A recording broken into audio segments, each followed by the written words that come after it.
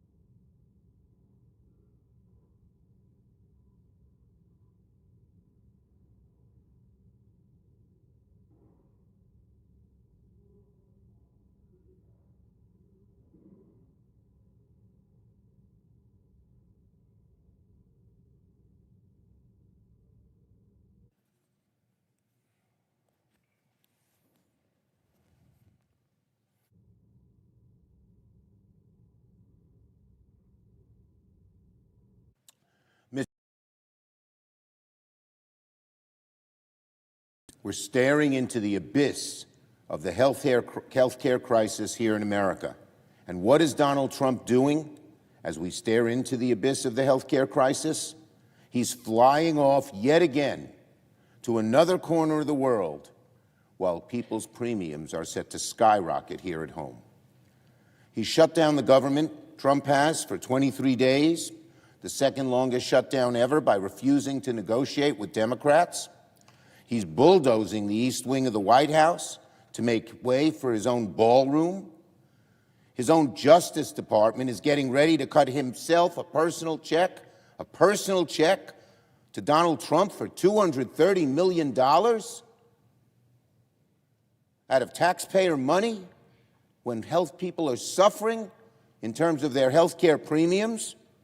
And then he caught trying to push a nominee with proud Nazi and racist views. And again, we're in the middle of a healthcare crisis that will decimate tens of millions of Americans. But Donald Trump doesn't seem to want to touch the topic with a 10-foot pole, and has decided to fly off to another country yet again without negotiating with Democrats.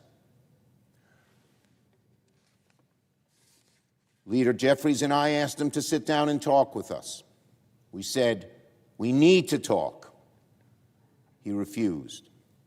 Donald Trump would literally rather fly to another country than meet with Democrats to negotiate on health care, because he knows the American people are on one side of the issue and his base, his right-wing MAGA base, is on the other. He's afraid to touch the issue. So he does his version of Johnson's shutting down the House. He flies away. It's hard to fathom someone more out of touch and oblivious to our nation's struggles than the current president. Let's take the ballroom, for instance.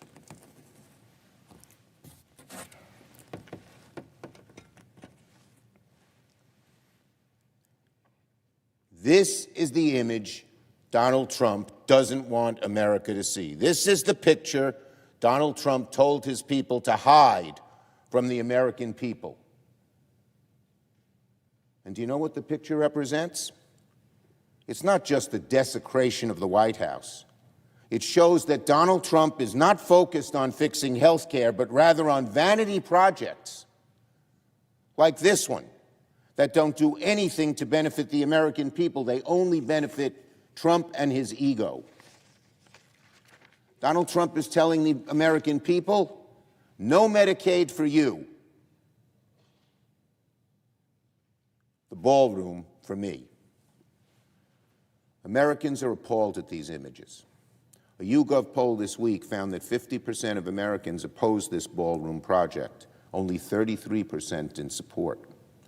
To Americans, the image of Donald Trump adding a wrecking ball to the White House is a symbol for what he is doing to the whole country. Yes, this image Americans are seeing, and they don't like it. They don't like it. I asked my Republican colleagues, where are you? But frankly, the East Wing teardown is not the only thing Donald Trump is focused on instead of fixing health care. He is also using the presidency to enrich himself. This week we learned that Trump is pushing his own DOJ to write him a $230 million check because his feelings got hurt after being investigated for criminal wrongdoing. While Americans are agonizing over health care, Donald Trump is using the presidency to reach into the taxpayer's till and put money in his own pocket. Imagine the gall of this president who tells the American people, no health care for you, but you pay me an additional $230 million. Again, I ask my Republican colleagues, where are you? And again, I don't expect Republicans to oppose Donald Trump very often, but they should be outraged by the way he's pillaging the DOJ to enrich himself. And finally, Americans are all getting awfully fed up with the Trump administration's incompetence, corruption, and chaos. And the data shows it. A few days ago, a Gallup poll showed movement you rarely see among the electorate in a short amount of time. Democrats' party ID is now 7 points higher since the start of the year. 7 points higher. It was even with Republicans. Are you a Democrat or Republican? When Trump took office, it's now +7 Democrat. You rarely see that kind of movement for that kind of number so quickly. It should be an immediate red light warning to my Republican colleagues. To quote the pollster Harry Enton, who works for CNN, I was shocked to see how Democrats have gained on party ID per Gallup. Democrats lead by 7 points versus a tie at the start of the year.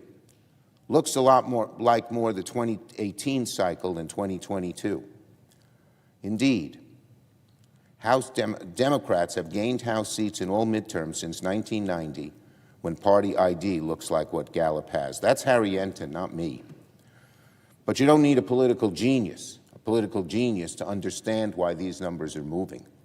People see what Donald Trump is making. People see that Donald Trump is making their lives worse on costs, on health care, and on their financial security. We spend so much time here in Washington focused on the day-to-day back and forth. But people back home don't care about the back and forth here in Washington. They care about how much they're paying for groceries. They care about their rising electricity bills. They care about the dramatic increase so many will pay in their health care premiums very soon. What has Donald Trump done while all this is happening, while people are just sitting down at the dinner table on Friday nights and wondering how the heck am I going to pay the bills? He's enacted the biggest health care cuts in American history. He's closing rural hospitals. Americans can see with their own eyes what Trump is doing. And so I say to my Republican colleagues, beware. This Gallup poll is a warning that Americans are fed up with the high costs that go up each week and the Trump administration's incompetence, corruption, and chaos. And it's only going to get worse the more Donald Trump doubles down on this shutdown and on his failed policies. Now, the Johnson bill. That is Ron Johnson, Senator Johnson. Right now, on day 23 of the longest total government shutdown in American history, millions of American families are wondering how they'll make rent, pay their bills, or put food on the table. And what's the Republican response? To hand Donald Trump and his right-hand man, Russ Vought, the originator of the evil, awful Project 2025, to hand Russell Vought even more power to decide who gets paid and who gets punished. Let me make one point very clear. The shutdown is on Donald Trump's back, and the American people know it. They know that Republicans have the presidency, the House, and the Senate, and the shutdown is on them. So, Senator Ron Johnson and Republicans, feeling the heat, have come up with this proposal. Johnson and Republicans know, because they're feeling the heat, that the American people know exactly who's in charge: Donald Trump and Republicans. When workers are laid off, when they're furloughed, when they miss a paycheck, America knows who's to blame. It's on Donald Trump's back, and that's why Donald Trump and his allies are pushing this bill. The bill would not reopen the government, which is the only permanent solution to this crisis. And Democrats want to reopen the government as quickly as we can. We want to sit down with Thune, with Johnson, with Trump, and negotiate a way to address this horrible health care crisis. We also want to make sure every last federal worker who has suffered during the Trump shutdown is taken care of. So that's why Democrats are offering two solutions that actually include all of our federal employees, not just the ones the president picks and chooses. Oh, I'll lay you off, I'll furlough you, I won't do you, I like you, I don't like you. That's not the way you govern, but that's how Trump seems to govern. Our bill is an antidote to that awful way that Trump uses when he picks and chooses winners and losers that he likes and hates. The Republican bill is a ruse. It's nothing more than another tool for Trump to hurt federal workers and American families and to keep this shutdown going for as long as he wants. We will not give Donald Trump a license to play politics with people's livelihoods. That's why we oppose this bill, the Johnson bill, because it doesn't end the pain of the shutdown, it extends it. The only way to pay every federal worker is for Republicans to get serious, sit down with Democrats, avert their health care crisis, and reopen the government. I yield the floor.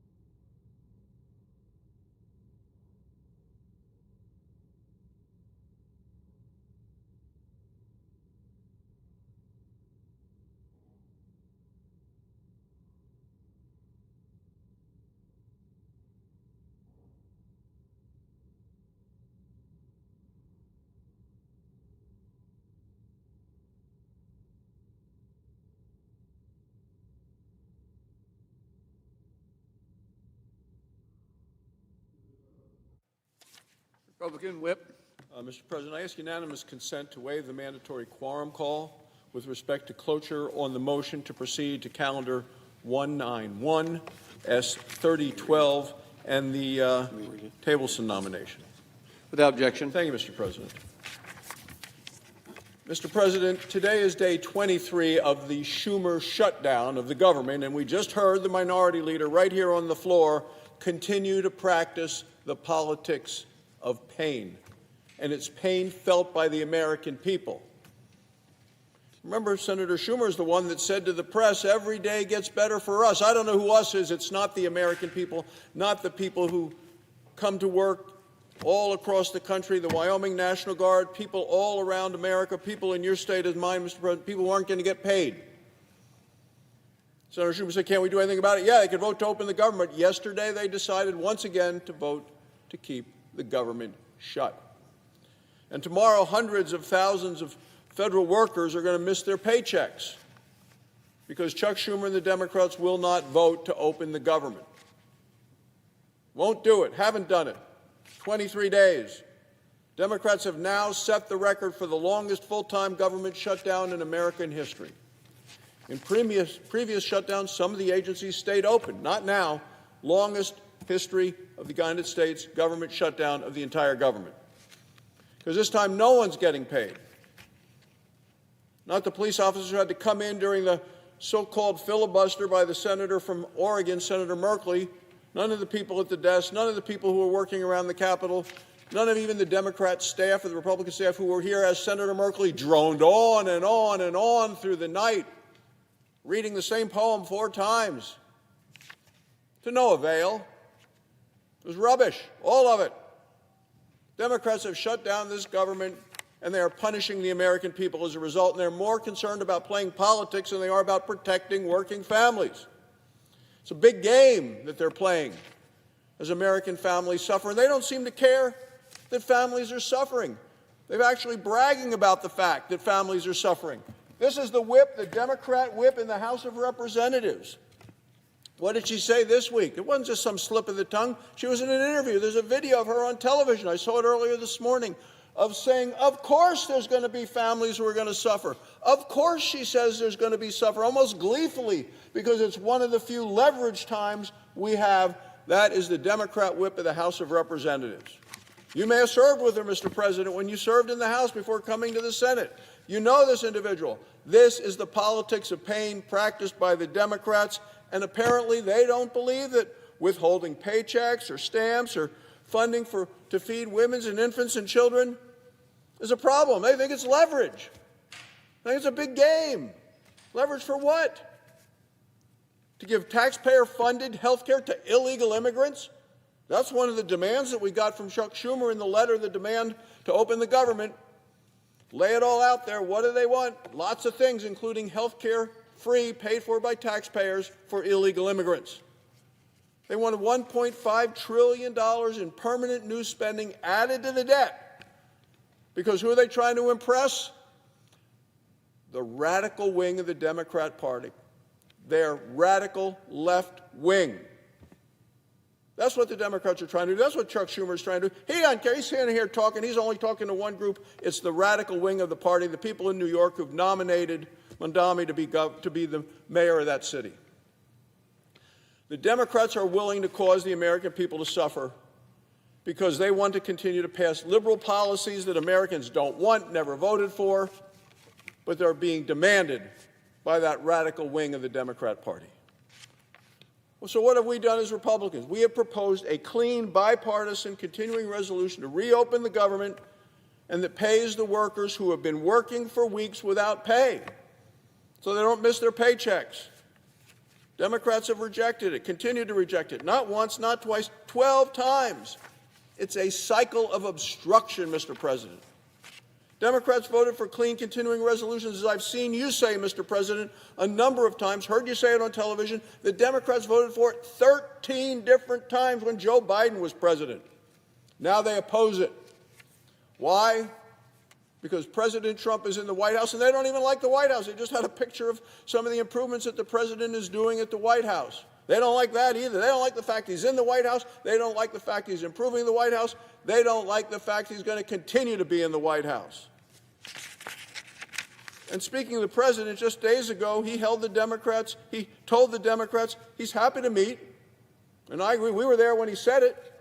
He says happy to meet once they reopen the government. But since the Democrats continue to refuse to reopen the government, the Senate's going to try to do the next best thing. So today, this body is going to move to begin debate on Senator Johnson's Shutdown Fairness Act. So let's talk about it. It's There is not a single good argument that I have heard against passing it immediately, because this bill ensures that the men and women who keep our nation safe, that they receive their pay during this Schumer Democrat-caused shutdown as they play politics. We got to pay the people who are keeping our nations safe. It pays our troops. They're protecting our nation at home and abroad. It pays the Coast Guard as they continue to patrol our waters. It pays Border Patrol as they defend our southern border. It pays members of Immigration Customs Enforcement as they round up and deport illegal immigrant criminals. It pays the air traffic controllers who guide flights safely to their destination. It pays the TSA agents who screen the passengers at every airport in America. It pays the Capitol Police officers that have worked for weeks here without pay. It applies back to the very first day of the Schumer shutdown, and that means employees will get their full pay. It applies to this shutdown, and it applies to future shutdowns, and I think that's very important, Mr. President. We cannot allow the Democrats to continue to painfully treat the people and use the American people as what the whip calls in the Democrats' House leverage. Hurting American people for leverage. No. So not just this shutdown, future shutdowns to provide stability and predictability to those who keep us safe. So would I prefer a clean continuing resolution that fully reopens government today, immediately? Absolutely. But Democrats have blocked a clean bipartisan continuing resolution every single time we have offered them. And it's been reported that Democrats are going to filibuster this bill today, too. So when Democrats stand up here today and criticize the bill, remember this, the Democrats have a choice. Pay the essential workers who are working right now when they're working here without a paycheck, or send them into the weekend with empty bank accounts and bills they cannot pay. If Democrats vote no, it won't be about fairness. It's all going to be about politics, a dangerous game of politics they're playing. Because remember what the House Democrat whip told the press. She said, of course families are going to suffer. This is a Democrat. Of course, she says, families are going to suffer. And this is one of the few times, the few leverage times we have. It's not about helping the American people. It's about taking advantage and using the American people. Maliciously, terribly, disgustingly, disgracefully. Democrats vote no. It's all going to be about leverage for the pain the American people have. Mr. President, it's time to reopen the government. It truly is. Mr. President, on a separate matter, on Saturday, the annual Border War football game comes to Laramie, Wyoming. For the 117th time, the Wyoming Cowboys will play Colorado State University. The winner of the game gets something called the Bronze Boot. This year, the Pokes are going to play in special cowboy and coal jerseys. And uniformed coal miners from all around Wyoming will lead the Cowboys onto the field. This is a fantastic way to celebrate Wyoming's proud history and heritage. And in Wyoming, we have world-class coal. Wyoming's Powder River Basin provides nearly half of all the coal produced in America. It is clean coal. It is low-sulfur coal. We have enough coal to power America for at least the next 100 years. Here in the Senate, Republicans are also celebrating this vital industry. Senate Republicans introduced a resolution earlier this week to designate this week as National Coal Week. And I want to thank and congratulate Senator Cynthia Lummis for leading this important effort. No one knows better than our home state of Wyoming how important coal is to keep the lights on. Coal is the most affordable, available, reliable source of energy on the planet. And national security, of course, starts with energy security. Coal means freedom. That's why coal is such an important part of Republicans' agenda to unleash American energy. We're cutting red tape. We're opening up 13 million acres of federal land for mining. Coal production is up more than 6% since last year. The coal renaissance that we are seeing today is part of the broader American energy revival. It was even reported this week that the price of gasoline has fallen to below $3 for the first time in 4 years. You didn't see this when Joe Biden was in the White House and they were fighting American energy and making us desperate for energy. Oh no, we're now heading into an energy-dominant time for America. Across the country, families are feeling the financial relief that comes from returning to common-sense energy policies. Republicans know you can protect the environment without punishing the economy. Democrats never understood that. And in Wyoming, we know better than anyone else. America is an energy superpower. Wyoming is America's energy breadbasket. We have the resources, we have the workers, and now we are acting like it. So as we mark National Coal Week, Mr. President, I want to thank the great men and women of our coal industry in Wyoming and across the nation for helping make America energy dominant once again. Thank you, Mr. President. I yield the floor.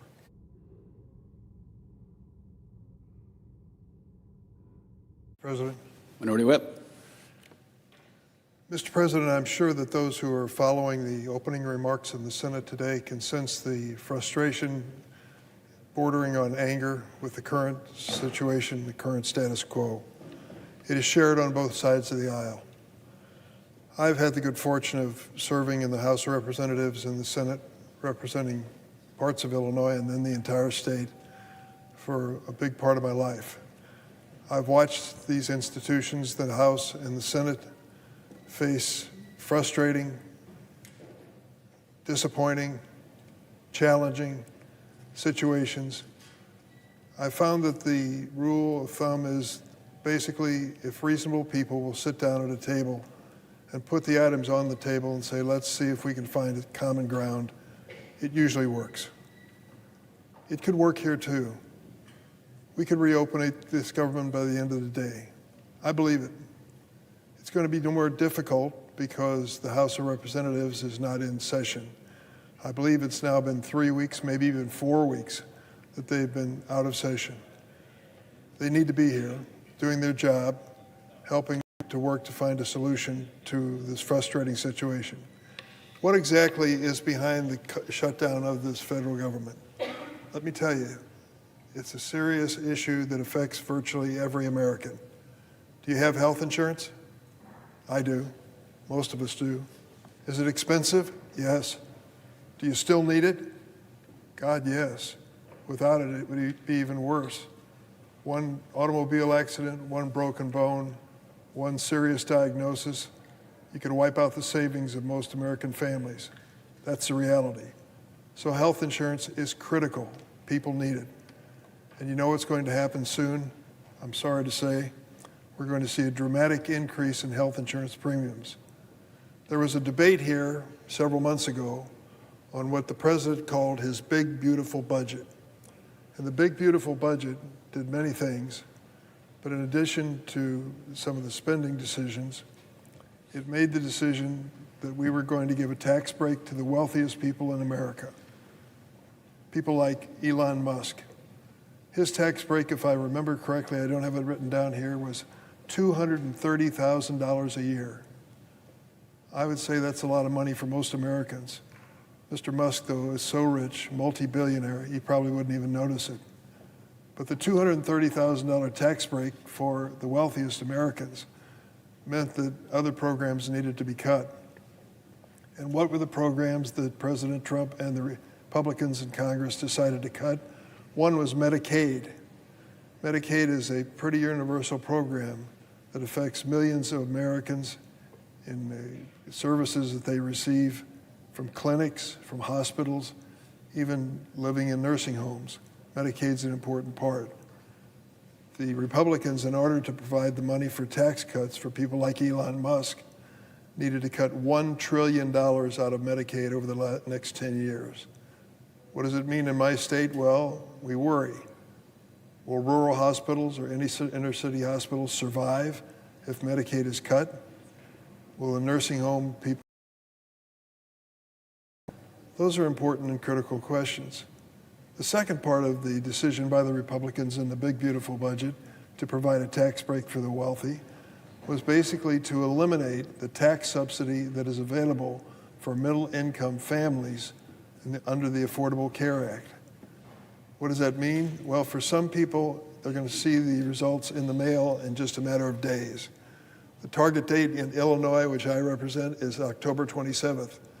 Watch for the mail then, because on October 27th, you'll receive a notice about what's going to happen to your health insurance premiums January 1st. They're going to go up an average of 114%. So take a look at what you're now paying for health insurance and anticipate that it's going to go up. How much, I'm not sure, but it could easily double.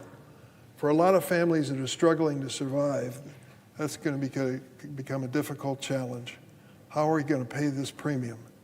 These are the same families that come back from the grocery store every Saturday and Sunday and say, I can't believe what's happened to the price of beef. I can't believe what's happened to the price of produce.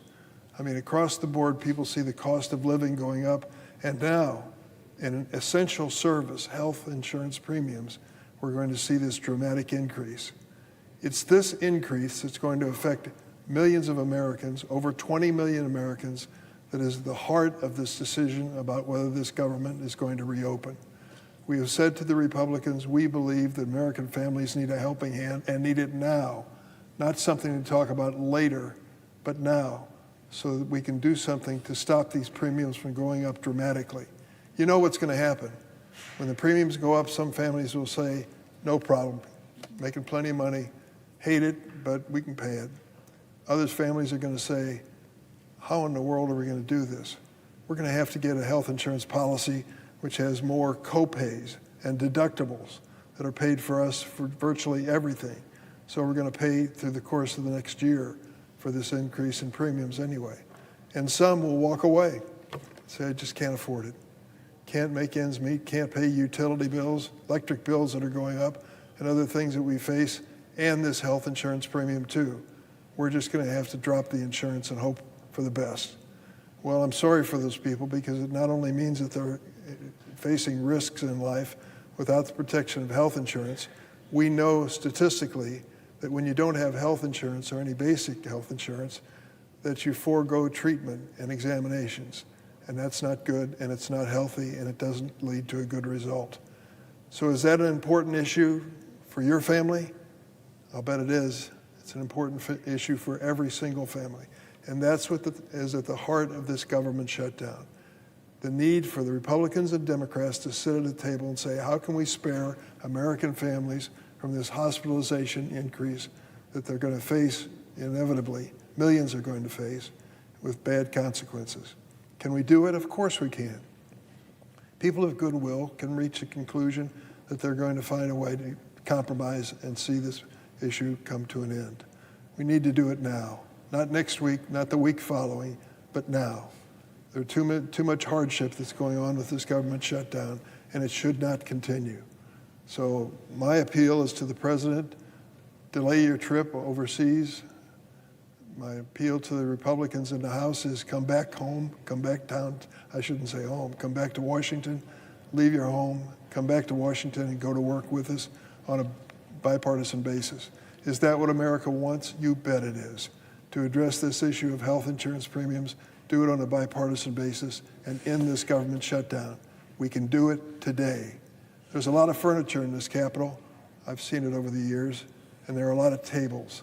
There are many tables big enough for the leaders in Congress and the President to sit down and reach an agreement. That sit down ought to happen sooner rather than later. Mr. President, on another issue unrelated. Last Friday, the Trump administration asked the Supreme Court to greenlight the deployment of National Guard troops in my home state of Illinois after the lower courts had temporarily blocked the deployment. In her decision, District Court Judge April Perry said the Trump administration has produced, and I quote, no credible evidence that there is a danger of rebellion in Illinois. Rather, Judge Perry found that, quote, the unnecessary deployment of military troops untrained for local policing will escalate tension and undermine the ordinary law enforcement activities of state and local entities.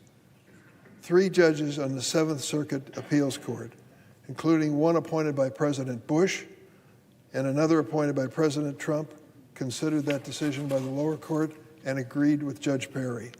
They found, and I quote, the facts do not justify the president's actions in Illinois. Political opposition is not rebellion. That panel is right. No Kings demonstration. We estimate there were 100,000 people in Grant Park, the Petrollo Band Show. It was nonviolent. It was orderly. Oh, they were allowed once in a while, but no one was involved in any sort of rebellion. They were exercising their constitutional rights to express their opinion about the policies of this government. I've been honored to represent the great state of Illinois for over 40 years in the Senate and the House. And yes, like every state, Illinois has its challenges, such as addressing crime. But for the last 2 decades, the murder rate in Illinois has been lower than the murder rates in Republican-led states like Missouri, Louisiana, and Alabama. And violent crime is down dramatically in the city of Chicago. We should work together to build on this success and reduce the crime rate even more. But the president's actions in sending in National Guard troops, even from the state of Texas to Illinois, is not about public safety, it's about politics. And his unjustified and unlawful attempts to deploy troops to Chicago and other American cities are a threat to our basic democratic institutions. The Supreme Court should reject the president's petition to use these troops in America. There is no emergency that justifies bypassing the regular appeals process and resolving this issue on the court's shadow docket without the full public scrutiny this issue deserves. Just last week, I received a heartbreaking message from one of my constituents, Petty Officer Second Class Jessica Windland, a hardworking provider at Lake County Health Department in Waukegan, Illinois. In her letter, Officer Windland mentioned that some of her patients have stopped showing up for their appointments because ICE officers are camping out in front of the facility. Picture it, if you will. People, families taking their children in for a doctor's appointment, afraid to go, leave their car, and walk the short distance to the clinic because ICE officials in their combat uniforms and masked in unmarked vehicles were lurking outside the clinic. She said, in what she wrote to me, "My patients have not been able to come to their medical appointments out of fear of being taken." These raids are impacting the ability of medical providers to provide basic family treatment. Jessica also mentioned she was treating a mother at the health center when the mother, quote, received several phone calls and messages that ICE agents had raided the apartment buildings right behind the facility. The patient was so distraught and in tears that treatment could not be completed that day because she needed to run. Imagine for a moment the fear that a mother must have felt receiving a call from her kids, scared and screaming that masked men are trying to break into their home. Is this America? Can you imagine the confusion and fear those children must have felt seeing those men at their door, wondering who they were and if they were there to hurt them or help them? And it's not just at health centers in Illinois. ICE is camping out in front of city halls, schools, churches, regularly outside of Home Depot, where they detained a father who is the sole provider for his 2 children, including a daughter with stage 4 cancer. Do you remember what led us into this situation? You heard it over and over at President Trump's rallies. Rapists, terrorists, murderers, criminally insane, sexual predators were coming across our border. Well, let me tell you, I'll sign up with the president. We don't want those people coming into this country, and if they commit a crime while they're here, they should be gone, period. Now let's talk about the others, the 11 million who've been in America, working jobs, raising families, going to church, paying their taxes. They're the ones that they've targeted. 70% of the people who've been stopped by ICE in the state of Illinois, 70% of them have no criminal record whatsoever. They're not rapists and murderers and terrorists. They're people who overstayed a visa. And they may be American citizens. The ICE officers obviously don't distinguish any difference there. When will my colleagues on the other side of the aisle decide the cruelty and fear tactics of this administration must stop? This is America. When will they choose to put an end to the racial profiling which is going on and detention of even American citizens, including veterans and children? And this is all supposed to be about violent crime. It's not. Enough. If this was actually about reducing crime, President Trump would not be slashing programs that actually help local law enforcement. This cruelty is all for show. While Americans continue to pay inflated prices at the grocery store and face the prospect of skyrocketing health care premiums, This is what the president is focused on. Tearing families apart and separating kids from their parents. Our country is better than this. It is better than this cruelty and lawlessness. Now is the time for us to stand up for the rule of law and our Constitution.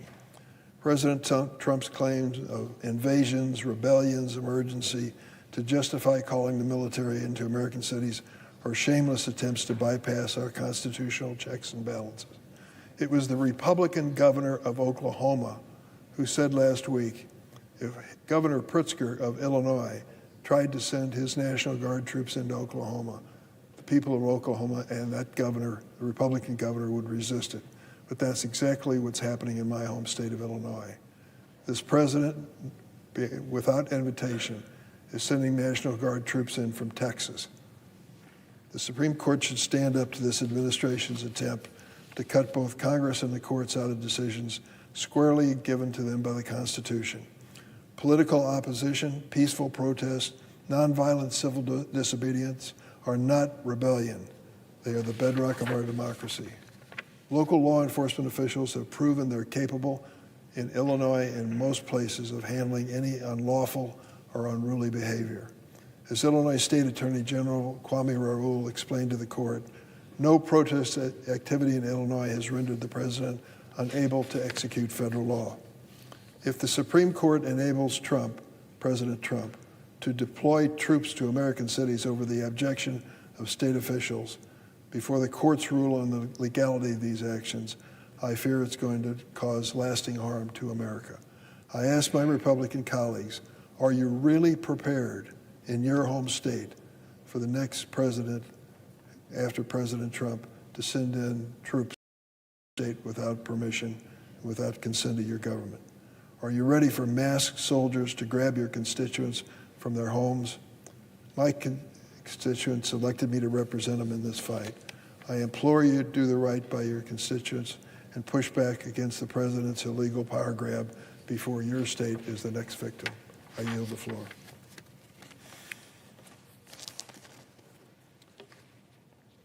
Mr. President, Senator from Oklahoma. I'd love to introduce this Senate to a couple that I know. Husband, wife, both work for the federal government. Young couple, expecting their first child. This week they will miss a paycheck, both of them. You tell me how many people in their early days of marriage, both spouses could miss a paycheck while they're preparing for their first child. But that's the reality that's being faced by that couple, and I'm sure a lot of other folks that stepped up to serve their nation, serving in a federal agency, but because of a government shutdown, they're not going to get paid. I'd love to introduce this body to a single mom that just a couple of weeks ago got the invitation to go to the FAA Academy and to become an air traffic controller. Very difficult to get into that school, but is in the process, has been accepted, is in the process, has quit her job, has canceled her lease, and as a single mom is taking the risk to be able to step out in a new great career. But right in the process of stepping out to do that new great career, there's a government shutdown, and now she has no idea what's about to happen. She's quit her job already. She's canceled her lease already. She was preparing to move to get to the academy. Now what does she do? For all the folks out there that say this government shutdown is no big deal, or as my Democratic colleagues in the House have said, some families are going to have to suffer to give us leverage, here are the families that are actually suffering to give my Democratic colleagues leverage so they can discuss health care. But let me not just talk about health care they want to discuss. Their focus seems to be on a COVID-era subsidy that they created for the Affordable Care Act to try to make it more affordable, because here's the problem in my state. In my state in Oklahoma, the Affordable Care Act, the cost for it has increased 200% in 6 years, while commercial insurance has increased 29% in those same 6 years. So the quote-unquote Affordable Care Act is only affordable if there's just one subsidy on top of another, on top of another, on top of another, because the structure of the Affordable Care Act is not affordable. It's only affordable if there's more and more and more and more tax dollars sent to insurance companies to try to cover more and more and more on it. And my Democratic colleagues say we're going to keep the government closed until we even get more money on that, and we don't want to discuss anything. Well, here's the problem. We've got 200% increase for one area, 29% increase in the other, and they to it. We absolutely know, and my Democratic colleagues have told me privately, we know there's a lot of fraud, that there's money being sent to insurance companies, that they're then covering people that actually don't even know they have coverage just because it's cheap for the insurance companies. Everybody knows that exists in it, but they don't want to discuss that. They just want to add more money into it. We have people making $250,000 a year that are getting subsidies with these additional subsidies they created several years ago. And we've said, what in the world that people making $250,000 a year are getting these subsidies? We also know the way that my Democratic colleagues created these subsidies, they went around the Hyde Amendment, which has been very clear. Federal tax dollars do not go to pay for abortions, but they created this very creative system of tax credits so they could send money to insurance companies to pay for elective abortions. They're asking every Republican now to jump on board and to be able to vote for that. Listen, there are big issues with this. My Democratic colleagues say, well, just fund more health care, just take care of it. We know there's fraud. We know there's people making $500,000. We know there's abortion funding going. We know all these aspects. So no, we're not just going to dump more money into it. We've said something pretty straightforward. Let's keep the government open at its current status quo. And let's keep debating all these issues. But why should next week SNAP recipients no longer get SNAP benefits? Because there's a fight over all these healthcare issues on this that we have very strong actual policy issues with. Why are they cutting off SNAP benefits? Why are they telling this young couple with an infant child on the way, no, neither of you are going to get paid? Why is that happening?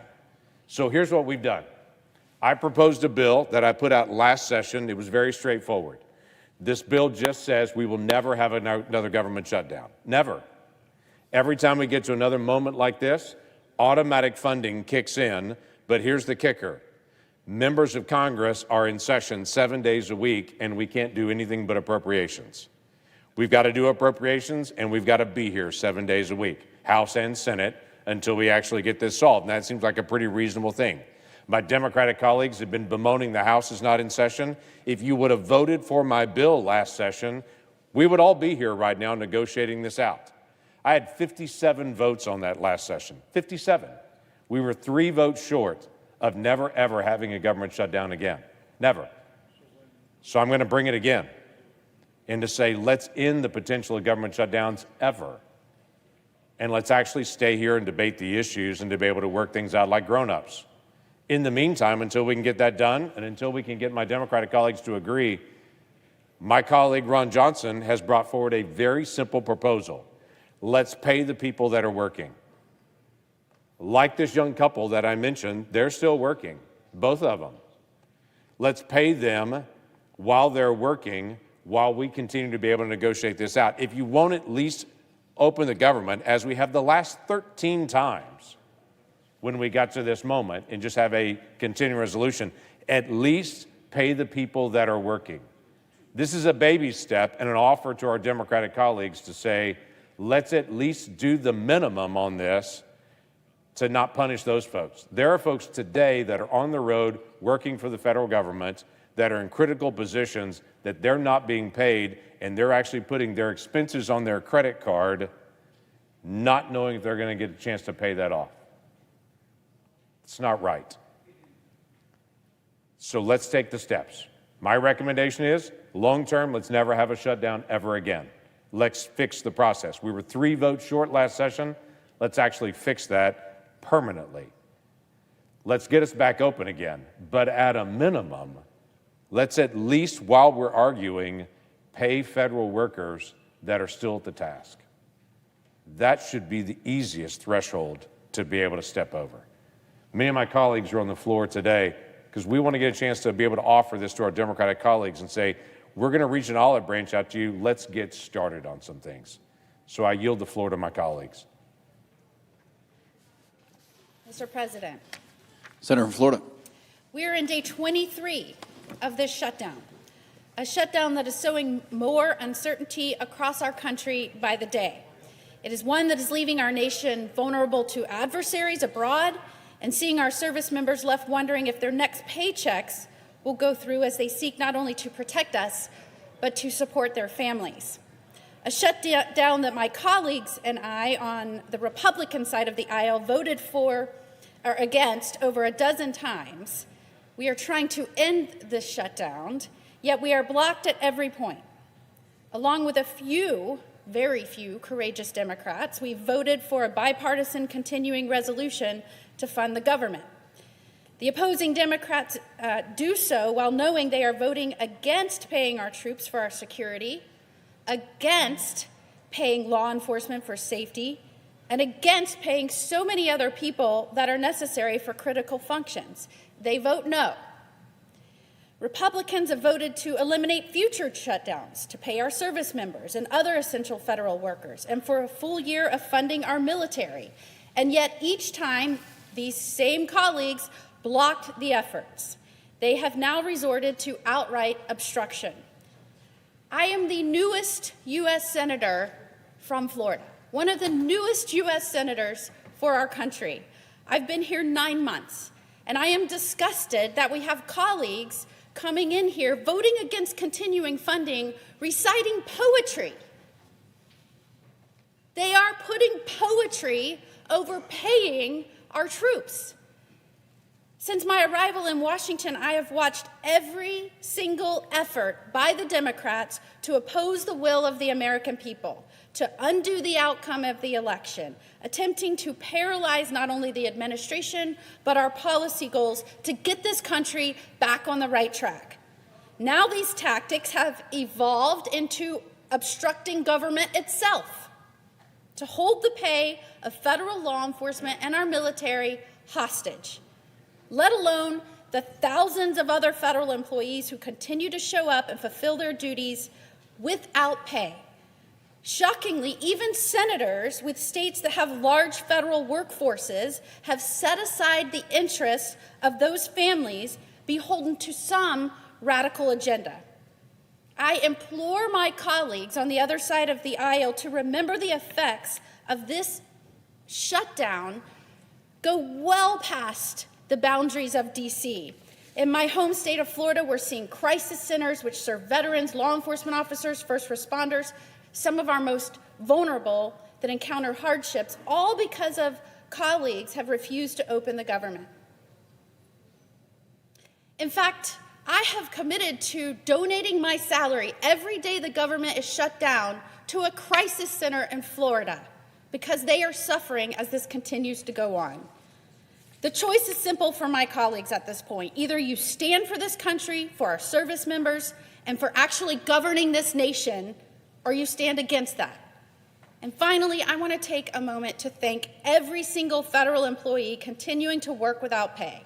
Our service members, federal law enforcement officers, Coast Guard members, air traffic controllers, so many others, including our own staff, including the staff on the Senate floor that show up and stay up all night as the Democrats recite poetry.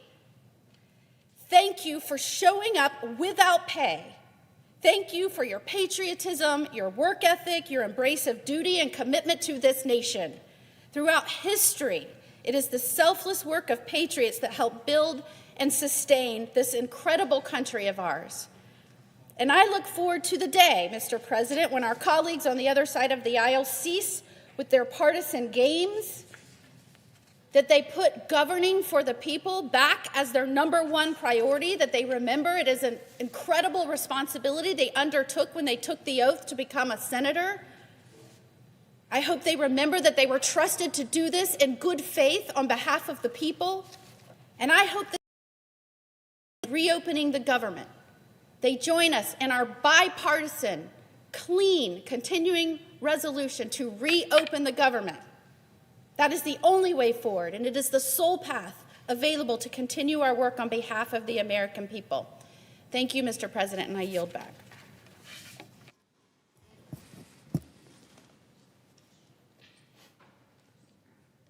Mr. President. Senator from Kansas. Mr. President, good morning. Good morning to you. Good morning to all my colleagues here today.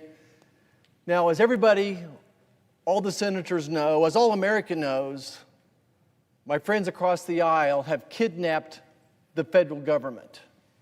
In fact, they've now voted a dozen times not to reopen the government. And even surprising to most of us, twice they voted against funding the military during these challenging times.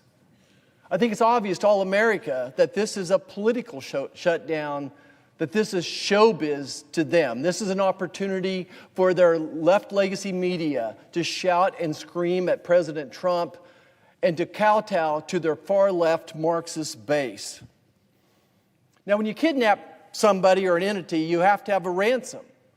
Now, the opening ransom from the Democrats was an additional $1.5 trillion added to our national debt, borrowed from my grandchildren, $1.5 trillion.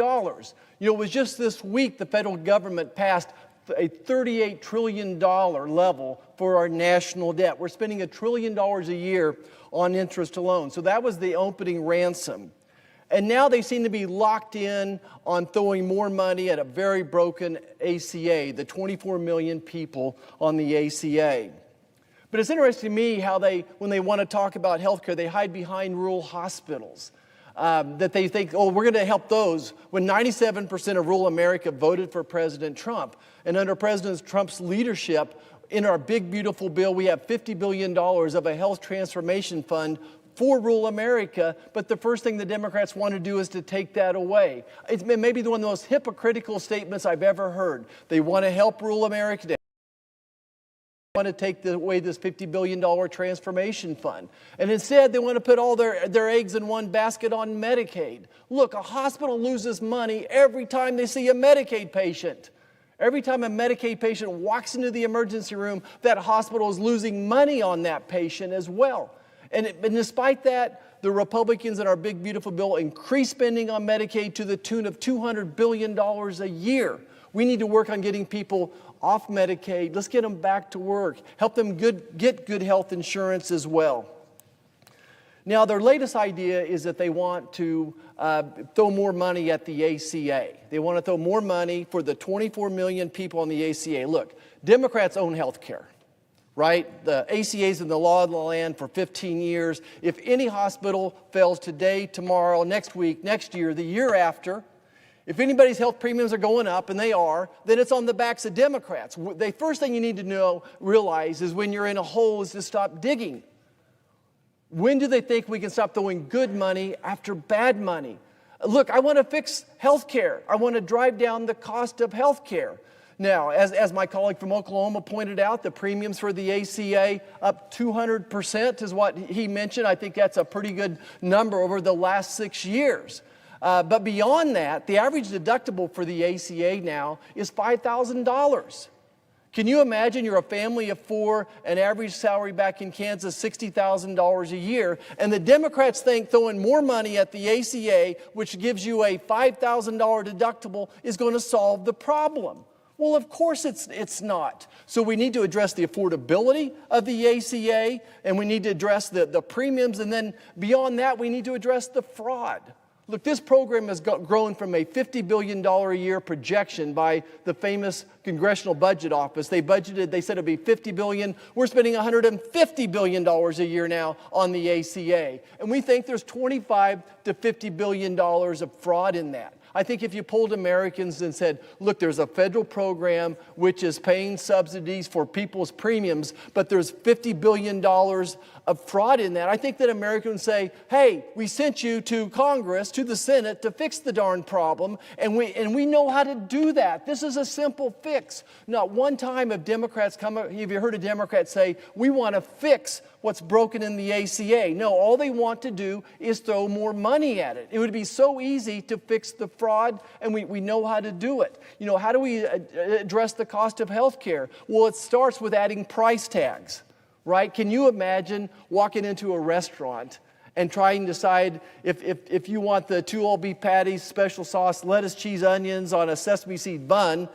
versus the 2 quarter-pounders and didn't know the price difference? Well, of course you not. But that's what we're asking Americans to do when they have a procedure done. They have no idea what it's going to cost. They have no idea what outcomes are. Americans need to realize that you could have a surgery done in one facility for, let's say it's a hip replacement. Maybe one hospital gets replaced $10,000, but another one they're reimbursing at $50,000. I'm not making those numbers up. I ran a hospital. Those were the exact numbers just 6 or 7 years ago. And by the way, the hospital that was getting reimbursed the lower amount had better outcomes, less infections, less blood clots. Look, the Democrats own health care right now. These are their policies. When they're ready to do something more than just throw money at one of the most broken systems in the history of America, then we're here to talk to you. But first of all, we need to open the federal government. Thanks, Mr. President. I yield the floor. President. Senator from North Dakota. Thank you, Mr. President. And I'm pleased to join my colleagues today. Mr. President, today marks the 23rd day of the government shutdown, the 23rd day, now the second longest in our nation's history. Yet despite the mounting consequences, our colleagues across the aisle continue to block a clean, nonpartisan, continuing resolution, one that would simply keep the government open and allow us to continue our work on the appropriations process. To be clear, there are no Republican priorities included in the CR. Let me repeat again. There are no Republican priorities included in the CR. It simply keeps the government funded. It is the same kind of CR that Democrats passed 13 times under President Biden, yet now they refuse to vote for it. Let's just take a minute.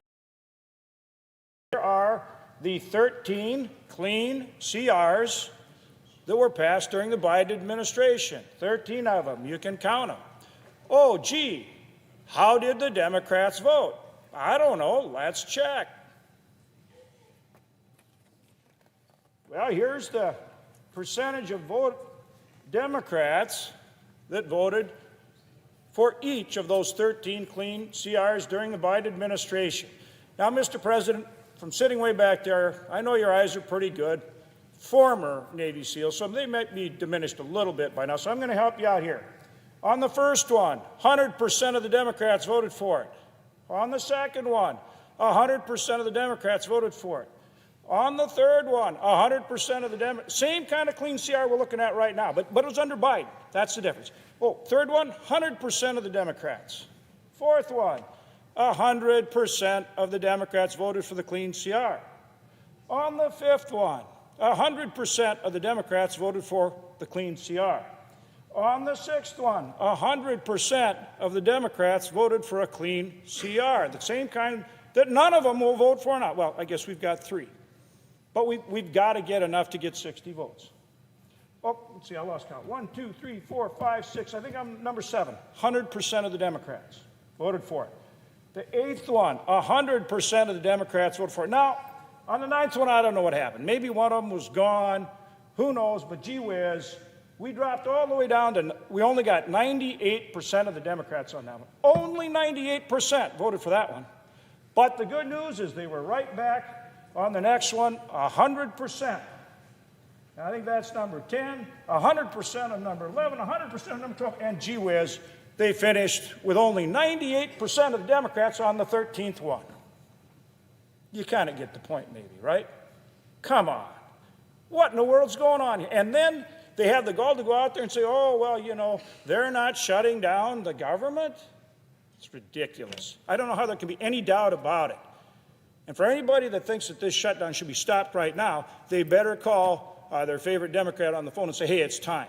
It's way, way, way past time. But right now, instead, our colleagues across the aisle have chosen the different paths. They've taken our government hostage, demanding more than $1 trillion in new spending just to keep the lights on. $1 trillion just to keep the lights on. And to pay people, federal employees, military, everybody else that's working. That is not compromise, Mr. President. That's called coercion. That is not compromise. That is coercion. That's holding our government hostage. And while this political stalemate drags on, American families are paying the price. Vital programs that hardworking families rely on, programs they've paid into and depend on, have been shuttered or are dangerously close to running out of money. Several states are now warning that they will be forced to shut down SNAP, the Supplemental Nutrition Assistance Program benefits, as soon as November 1st if the shutdown continues. That means millions of Americans could lose access to the assistance that helps them put food on the table. Meanwhile, our economy is losing $15 billion in GDP each week as long as this shutdown persists. Many federal employees, including critical air traffic controllers, they're working, they're not getting paid. How about our Border Patrol agents? It can be a pretty dangerous job. They're not getting paid, they're working, they're not getting paid. Or how about this group? Our troops. Mr. President, you were a Navy SEAL. You were in harm's way. We've got people in harm's way, and they're not getting paid because now the Democrats want to say somehow this clean CR shouldn't be voted for, and that somehow they're cooperating, they're trying to collaborate, when instead they're holding our government hostage. In rural America, our farmers, ranchers get left behind. Many of them are out in the field right now, harvesting, working on bringing in their crops, getting ready for next year. Programs, services they depend on with USDA they can't access. That means more uncertainty at a time when they can least afford it. Look, the list goes on and on. It goes on and on and on and on. But the bottom line is this. We need to get government. We have offered over and over again, as my colleague said, to work on any and all issues. But you do it once you get the government open. This has gone on, I'd say long enough, but actually way too long. And I don't know at what point Democrats are going to decide to come back and start doing their job, which is governing. But we are eagerly awaiting it. And for the American people are the ones that pay the price when the Democrats take our government hostage. And as I've made very clear here, there is no doubt, but that is exactly what they are doing. Mr. President, I yield the floor. Senator Virginia. Thank you, Mr. President. I do want to thank my friend from North Dakota. We see things slightly different, but one thing I think we'd probably agree on. You know who is getting paid? The House of Representatives, who's been on vacation since the middle of September. And gosh, wouldn't it be great if they were actually on the floor debating this issue as well, as opposed to getting a taxpayer-paid vacation for over a month? But, you know, Mr. President, I think one of the things we would all kind of agree on, our nation's public servants are not political pawns. I say with due respect to my friend from Wisconsin, you know, the so-called Shutdown Fairness Act, in my view, is anything but fair. And frankly, this entire year has been anything but fair for all of our federal employees who show up every single day to serve the American people. Because remember, before Russ Vought even set foot in the Office of Management and Budget, he bragged that he wanted federal workers, his words, not mine, increasingly be viewed as villains and put them in trauma. Think about that. This wasn't some political misstatement or slip of the tongue. It's frankly a mission statement.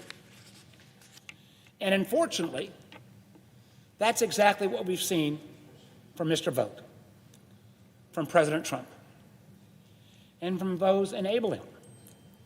In just 9 months, they've forced out or driven into early retirement more than 148,000 federal employees.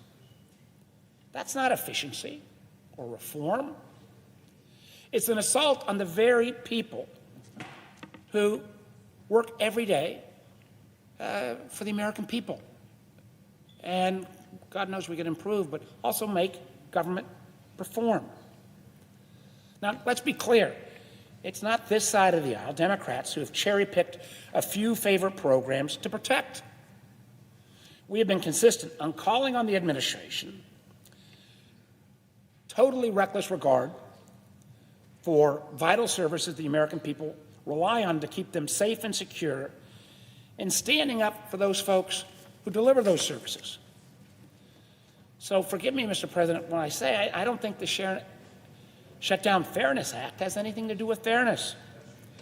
Once again, federal employees are being treated not as partners serving the American people, but as punching bags for vote and the president's political agenda. Right now, the president is trying to riff another 4,000 federal employees. Not just, I believe, unfairly, but actually illegally based upon a court's recent decision. And thank goodness the courts have stepped in. Matter of fact, many of us were at the OMB headquarters across next to the White House just last week, meeting with federal employees, demanding Mr. Vogt and his team listen, not to us, you don't have to listen to us, we're on political different sides, but listen to the very federal workers whose jobs, and make sure they would get the government reopened, not trying to leverage this for some kind of political win. We're talking about special education programs that support kids with disabilities. We're talking about the CDC, whose experts track outbreaks and try to keep us safe. We're talking about a program called the CDFI Fund at Treasury, a program which broad bipartisan support that helps invest and get access to capital in rural communities and urban communities. And again, on this one, I got to thank particularly Mike Crapo, but a whole lot of my Republican colleagues for being willing to push back. Let's be crystal clear. These actions are not some accident. This is a deliberate choice, a deliberate effort to hold federal workers hostage in order to jam through an agenda that at the end of the day is going to drive up health care costs for millions of Americans. Instead of sitting down with us and working to keep premiums affordable, they're using these very federal workers, and I got a ton of them in Virginia, as political pawns. It's wrong, it's cruel, and it's not going to work. That's why I'm proud to join both the ranking member, Peters, who will be here, I believe, shortly, and my good friend from Maryland, Senator Van Hollen, on legislation to ensure that not the Trump administration pick and choose who we ought to go ahead and pay, but legislation to ensure that all federal workers, and by the way, and the contractors who work side by side with them, get paid during this shutdown. I mean, at the end of the day, this is a moment for every senator to decide. Are you going to stand with the federal workers who keep the government running, or are you going to stand with those who want to traumatize them and make them all be viewed as villains? This is an actual chance. In a few minutes, we're going to have to make sure that those workers can feed their families, pay their mortgages, while this Republican shutdown drags on. I mean, a lot of language on this floor about who wants to support federal workers. Well, you're going to shortly have a chance. Every senator will have a chance to prove whether they're on the side of not selectively paying federal workers, but paying all federal workers as we try to bring this shutdown to an end. I urge my colleagues to do the right thing. Let's get it done. And I thank Senator Van Hollen for his leadership on this issue. With that, I yield the floor. Mr. President, Senator from Maryland. I want to thank my colleague from Virginia, Senator Warner, and other colleagues who are joining together to support the proposal that we are putting forward today. But I think we should all say that the best way to make sure that federal employees, all federal employees, get paid and that the American people get the benefit of their services is to reopen the federal government and do it now, which is why I and my Democratic colleagues have voted 7 times now to reopen the government without giving Donald Trump a blank check and while making sure that we prevent a health care crisis in this country when people's health care premiums and costs go through the roof. Because when big, beautiful bill They extended the tax breaks for billionaires and very wealthy people. The one tax cut they did not extend was the one that allows middle-class families to afford health insurance. And so they left in place a ticking time bomb that's going off now. We'd like to defuse that time bomb. Instead of negotiating on that, the president has been AWOL. He has been engaged in discussions overseas regarding the Middle East, been on the phone a lot with Vladimir Putin. That's all good, but you would think the President of the United States could carve out just a little time to help reopen the government, to have a negotiation on reopening the federal government. Instead, he's bringing down Republican members of the House and Senate to the White House and whining and dining them and patting them on the back and saying, good job for, keeping this government shut down and not entering into a negotiation to bring it to a close. And of course, our House colleagues, the Speaker of the House, Speaker Johnson, has essentially got the House on a 5-week now, I don't know if we're on 6 weeks, paid vacation. I mean, they are AWOL here in the middle of this shutdown. What is the president focused on? He's asking the Justice Department to pay him $230 million for legal bills, right, directly into his pocket. He's talking about giving his buddy in Argentina a $20 billion taxpayer bailout, while farmers across the country are getting hit hard because they can't sell their soybeans to China. And he's demolishing the East Wing of the White House, which is a metaphor for what he is doing to the country and people who worked for him to get him elected. I mean, he's betraying the very people he said he was going to stand up for when he said he was going to focus on prices and costs. And yet, when it comes to trying to just prevent this huge spike in healthcare costs that our people are experiencing, the president doesn't want to talk about it. So we should not be punishing federal employees for something they had nothing to do with. They're not responsible. They're innocent bystanders. They all want to get back on the job and provide services to the American people. And I'll be putting forth a proposal to say that they should not be punished and they should be paid. Now, we'll hear later today, we're going to be taking up here in the Senate a piece of legislation from Senator Johnson. And that proposal would pay federal employees who are currently working right now. Our proposal doesn't discriminate among federal employees. And here's the really dangerous part, I would argue, about Senator Johnson's proposal. We have a president, President Trump, who, along with Russ Vought, who's his guy in the cockpit at OMB, this is the guy who said publicly that he wanted to inflict trauma, that's his word, not mine, inflict trauma on the federal workforce. If you allow them to decide who they're going to keep on the job in the federal government and who they're going to pay, you're giving them also a blank check as to who they're going to send home and who they're going to punish by not paying. That's what they've been doing. Much of what they've been doing is illegal. In fact, we have a federal court in California that's already said that their layoffs of some of the federal employees and some of the agencies are illegal. But if you just let them decide who's going to get paid and who's not, you weaponize that illegality. You weaponize the federal government. And by the way, and I think we all know this, if President Trump gets to keep the folks he wants on the job and pay the folks that he wants who are on the job and nobody else, he'll have even less incentive to end the government shutdown. He'll have the government he wants, not the one that has been supported on a bipartisan basis by the United States Congress. So giving the president a blank check to decide which federal employees to punish and which ones not to punish is a very dangerous thing at this moment. That's why the proposal I'm putting forward, and Senator Peters will have an even narrower version that he will be put forward if our Republican colleagues don't support the one that I'm advancing along with Senator Warner, Senator Kaine, Senator Alsobrooks, and others. These proposals say that federal employees should not be punished. Now, we've already made that decision.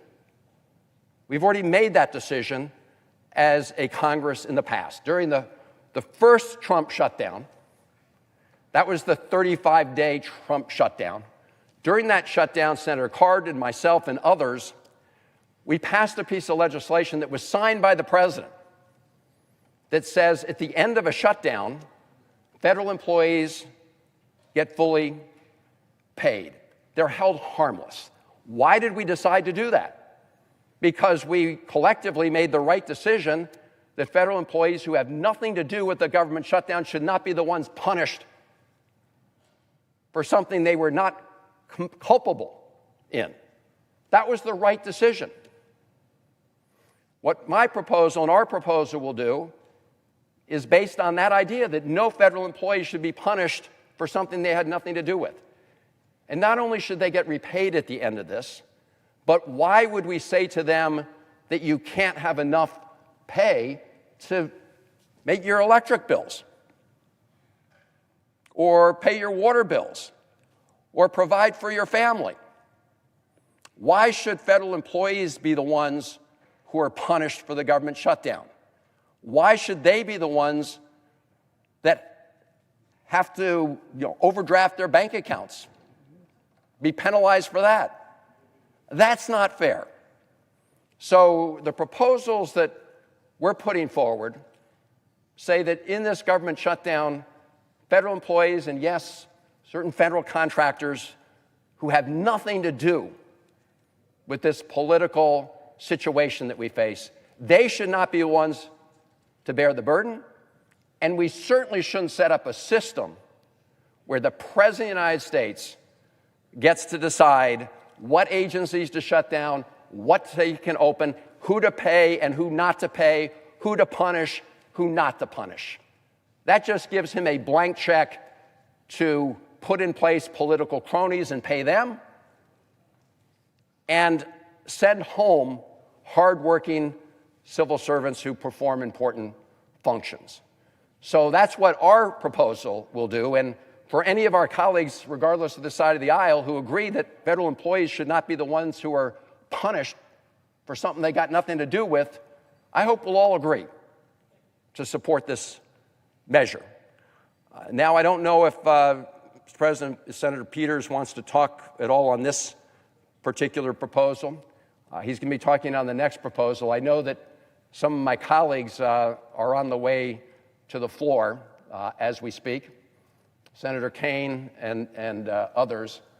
And I will, when they arrive, I will return the floor to them to have say their piece. But at this time, Mr. President, I ask unanimous consent that the Senate proceed to the immediate consideration of S-3039, introduced earlier today, that the bill be considered read a third time and passed, and the motion to reconsider be considered made and laid upon the table. Is there objection? Mr. President, Senator from Wisconsin. reserving the right to object. Mr. President, I've come here today on the floor in good faith. I've come here not to argue. I've come here trying to find agreement. And I've listened to the senator from Virginia, now the senator from Maryland, and I have to say, I don't know exactly what percentage, but probably 95, 98% of what they've said, I agree with. Now, I do have to point out, and this would be the most, I would say this is a partisan comment. We have voted now 12 times on a measure that would open up government. It's what the House passed as a clean CR, similar if not identical to what happened 13 times during the Biden administration, just a clean CR to open up the government at President Biden's levels, funding levels that Democrats voted for. By the way, House Republicans could have come with a table, a CR with $1.5 trillion of spending reductions to match the $1.5 trillion of spending increase the Democrats wanted, And now there'd be areas of compromise, but the House Republicans basically said, here's the deal. Let's not shut down government. But let's not make federal government workers pay for our dysfunction. So they passed a clean CR, the President Biden's funding levels. So again, that's been voted down 12 times, regrettably. But let me set that aside. I found out about the Senator from Maryland's proposal last night. Got the language this morning. I've got the bill here. And first of all, I kind of chuckled because the name of the bill is I've actually got the true Warren Buffett tax, and we ought to talk about that later on. You might find that interesting. But so he's taken my bill, the Shutdown Fairness Act. Now his bill is the true Shutdown Fairness Act. And again, I haven't done a word count comparison, but it's probably like 95+% of the Shutdown Fairness Act. That's a good thing. That shows there's a lot of areas of agreement. You know, I come from the private sector. You don't get a whole lot accomplished arguing all the time. It's all about finding areas of agreement. I got a product, you want to buy it, now we'll haggle over the price. Okay, so I got a product, you want to buy it, now we need to haggle over the price. Now, the three areas of the differences in these bills, I think I've got this right. I'd asked the Senator from Maryland to confirm that. Your bill is only for this fiscal year. My bill would just end this, punishing federal workers for our dysfunction forever. I mean, I think we should make it permanent. The Senator from Maryland's bill includes furloughed employees. Now, the fact of the matter is, when all this is said and done, when we finally end this dysfunction, we fund government through an appropriation, because the 2019 Government Fair Transparency or Fair Treatment Act, the Government Fair Treatment Act, they'll get paid anyway. My bill is obviously targeted to the people we're forcing to work, but I'm not necessarily opposed to paying furloughed workers as well. That's something we can talk about, okay? The last difference is it limits reduction in force. Now, I come from the private sector. Nobody likes to terminate employees. Nobody. But in the private sector, when a business is facing bankruptcy, sometimes business owners are forced to do that to preserve the other jobs. The federal government is $38 trillion in debt. I don't think we should limit the president's ability, the chief executive's ability to properly manage the federal government and make the tough decisions sometimes to reduce the workforce, cut out some government functions. But again, that's something we can talk about. So again, I think, in fairness of the more than 2 million in federal employees that are now being forced to work because they're termed accepted, but that means they're essential. They're protecting our nation. They're protecting our safety and security. They're writing Social Security checks. To see that they get their paycheck so they don't have to work DoorDash, so they don't have to go to food banks, so they're not under that stress. I am asking in good faith, let's figure out how to get that done.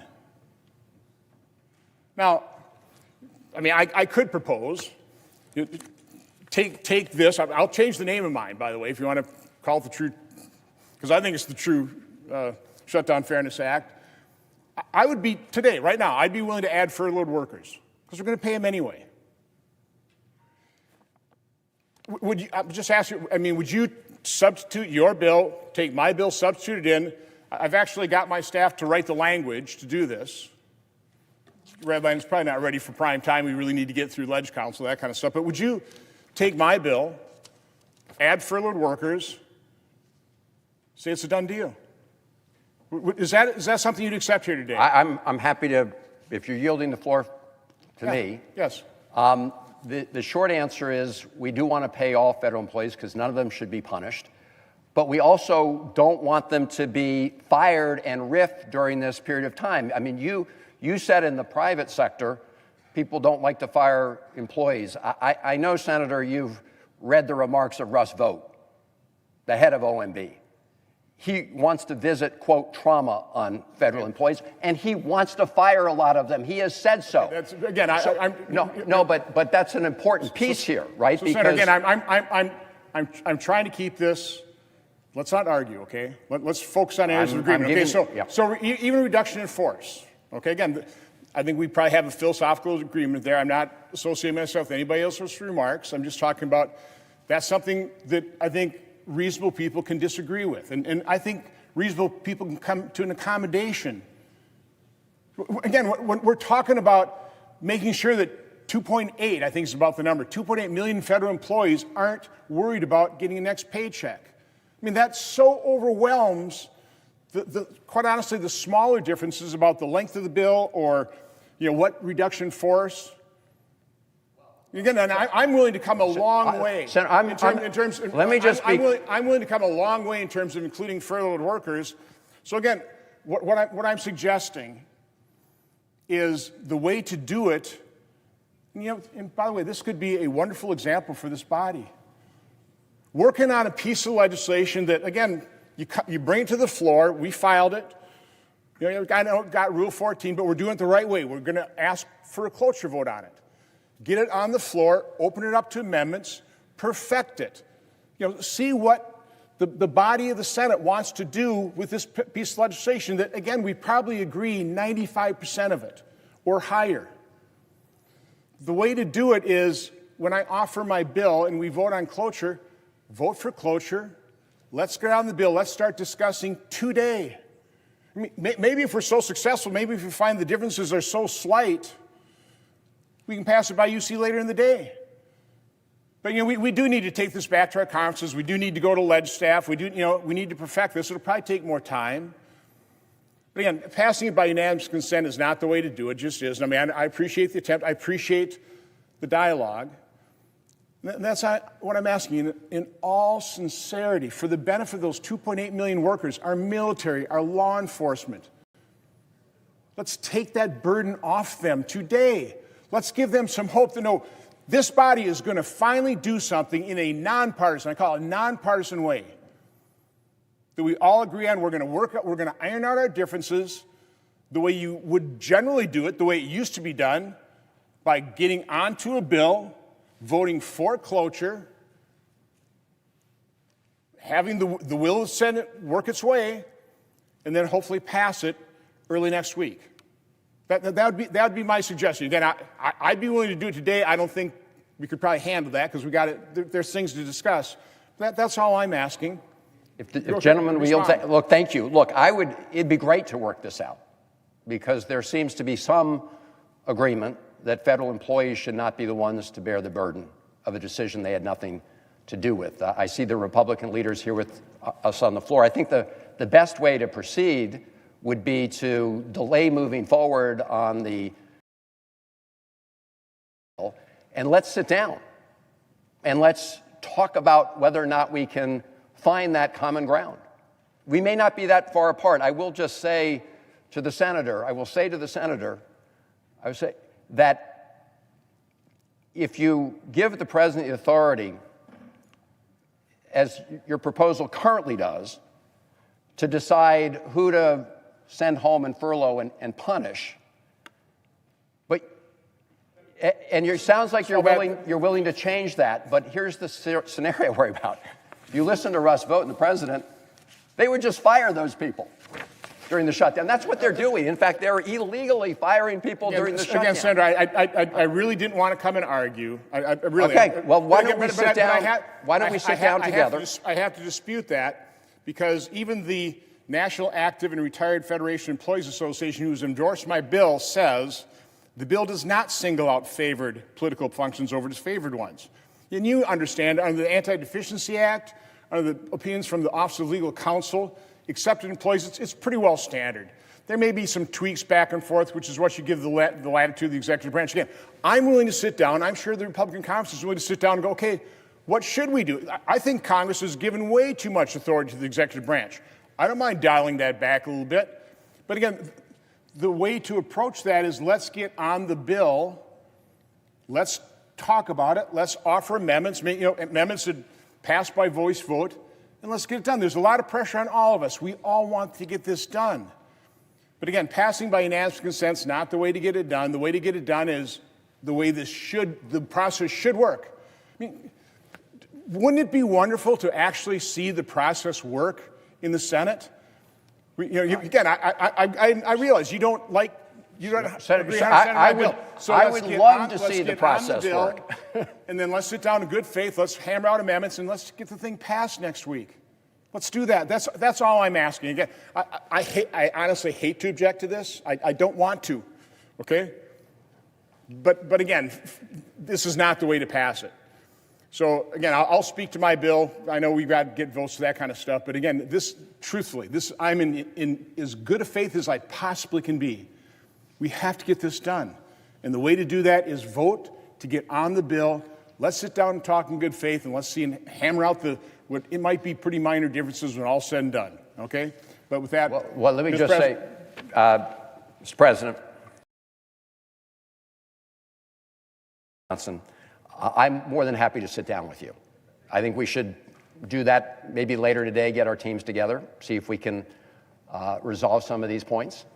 Because if we have the shared view that, number one, no federal employee should be punished for something they had nothing to do with, and that at least for the period of the shutdown, the president should not be able to fire additional people, which is, I think you well know, and this was partly considered by the federal court already.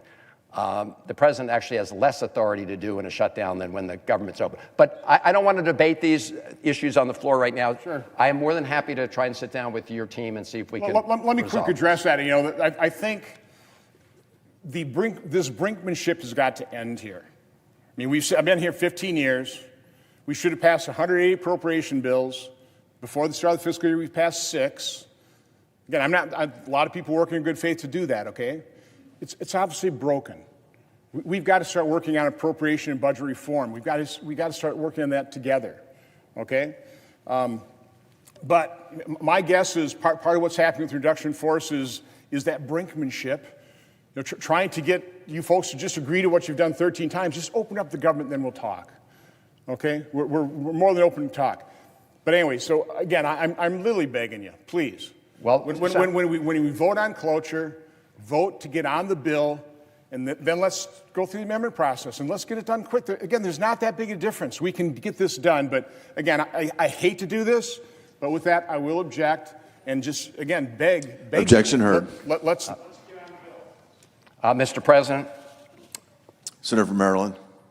as I said to the senator from Wisconsin, I'm happy to sit down with him and his team to see if we can put together a proposal based on the principle that no federal employee should have to bear the burden and the pain of a decision they had nothing to do with, as well as many of these federal contractors who are also involved. So I welcome the chance to sit down with Senator from Wisconsin. I also hope that the President of the United States will sit down with Democrats to resolve the overall issue and open the government. That way, we wouldn't even have to go through this exercise right now. With that, I want to yield the floor to my colleague from Maryland, Senator Alsobrooks. Senator from Maryland is recognized. Mr. Senator President, Alsobrooks. thank you, first of all, to my colleague, Senator Chris Van Hollen, for yielding. And I also want to thank the senior senator from Maryland for his work on this legislation, the True Shutdown Fairness Act. Senator Van Hollen is a tremendous partner on this critical issue and an advocate for the thousands of federal workers in our great state. Maryland is home to 494,000 federal workers and federal contractors and 34,000 uniformed military personnel. Many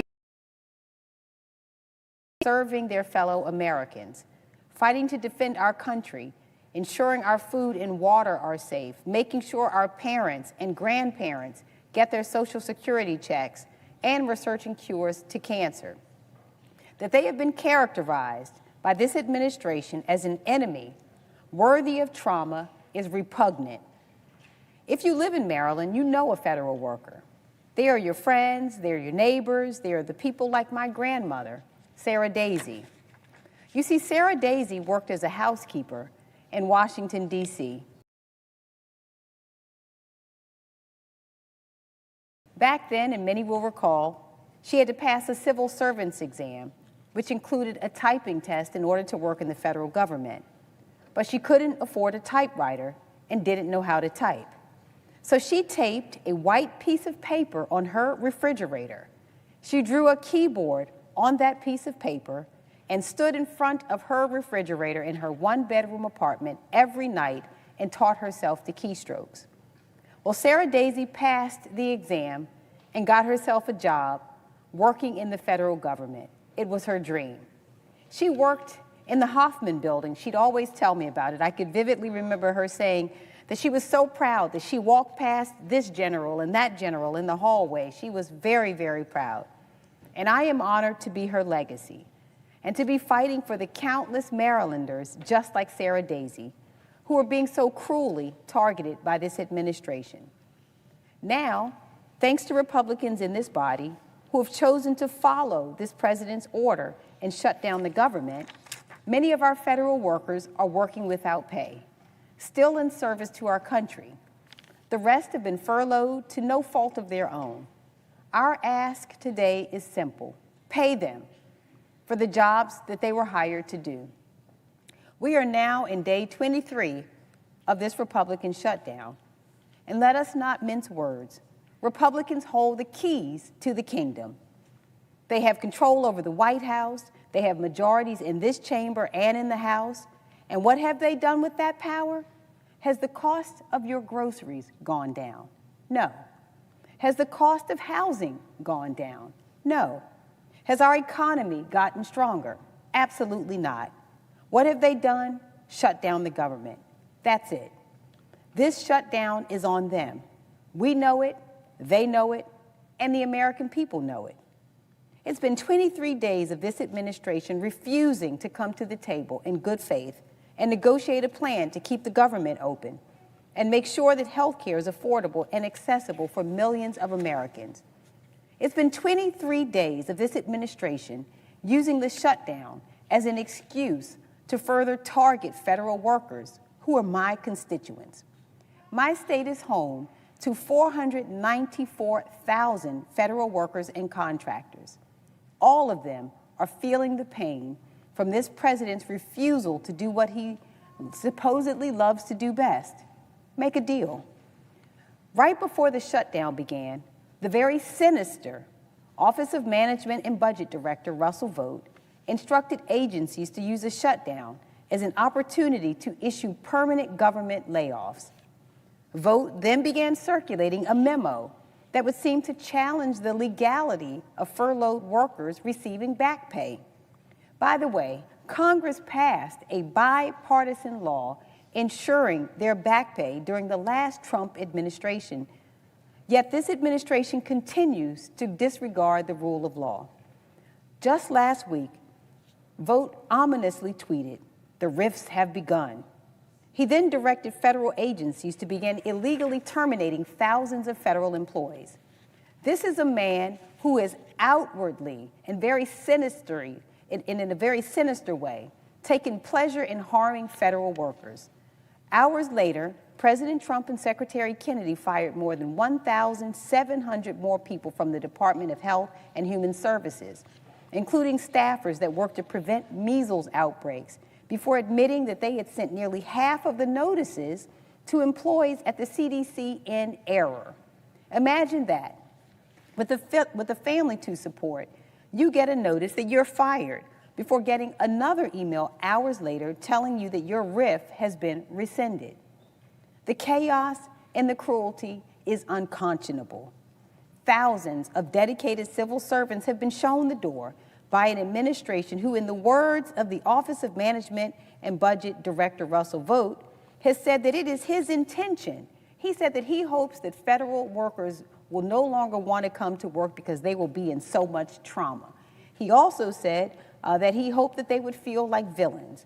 So there has been a systemic dismantling of our federal government, a witch hunt targeting patriotic people across this country who raised their hand to serve the American people. All of this chaos is needless. It is a manufactured crisis. So many Marylanders would like to show up to work today and serve the American people, but they have been left behind by this administration.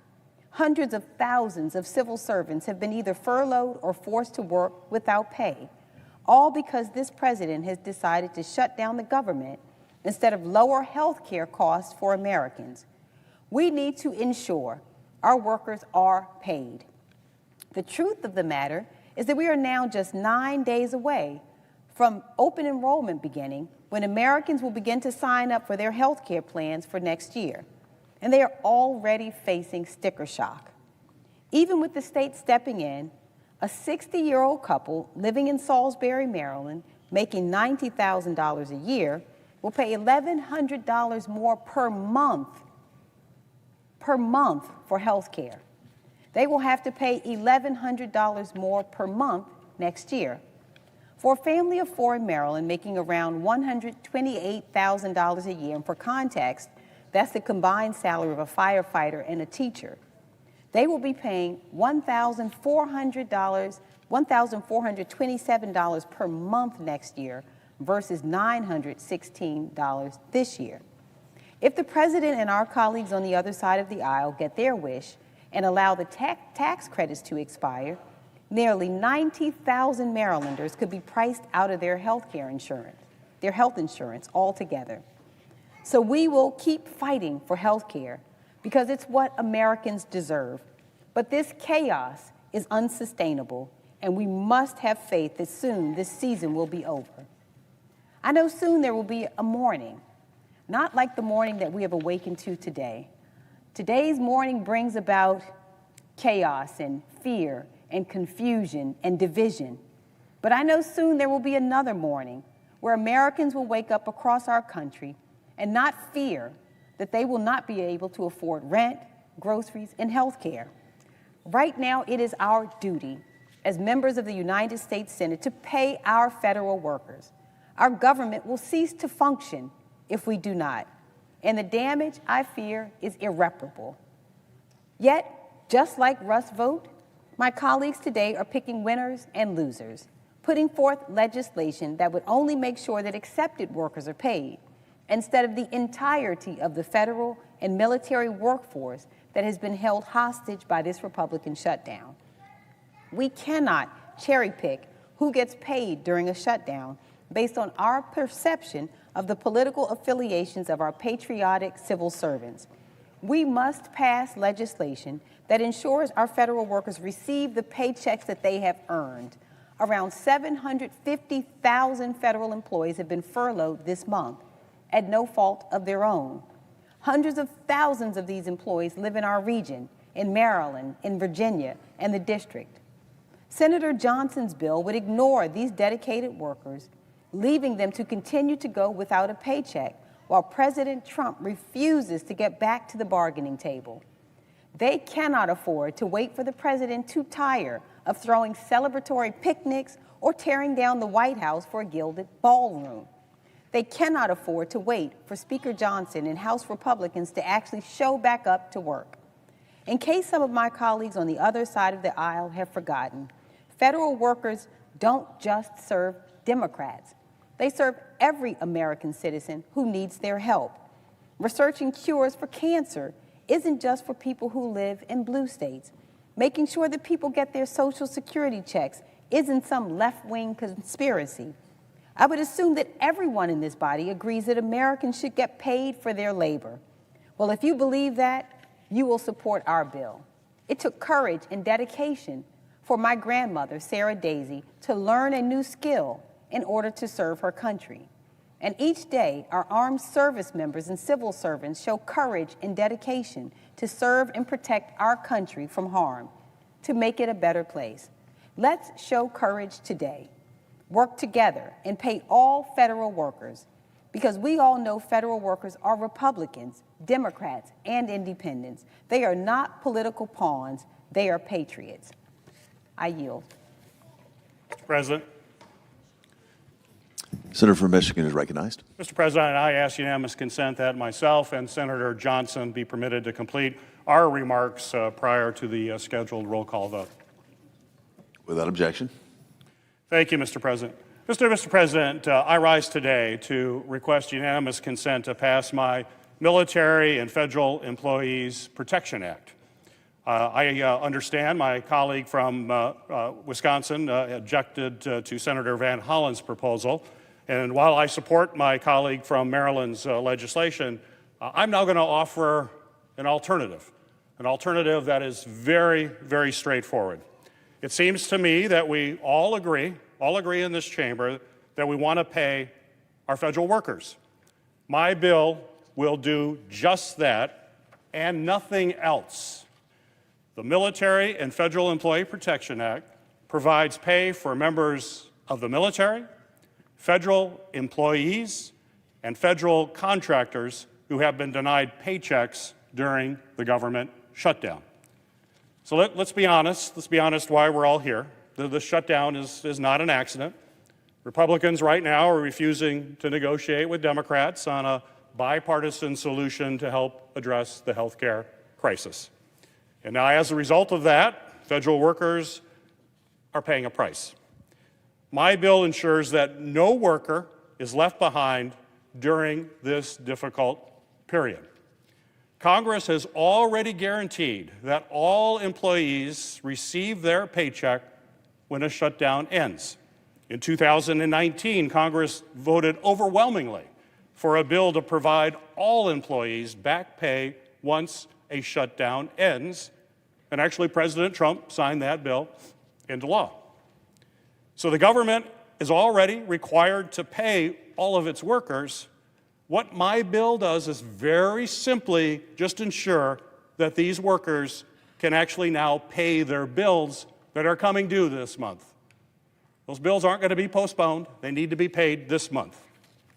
And while I appreciate my colleagues' interest to ensure that all workers are paid, I appreciated the comments that Senator Johnson made. My legislation will provide pay for all service members, federal employees, and contractors that have missed paychecks due to the shutdown.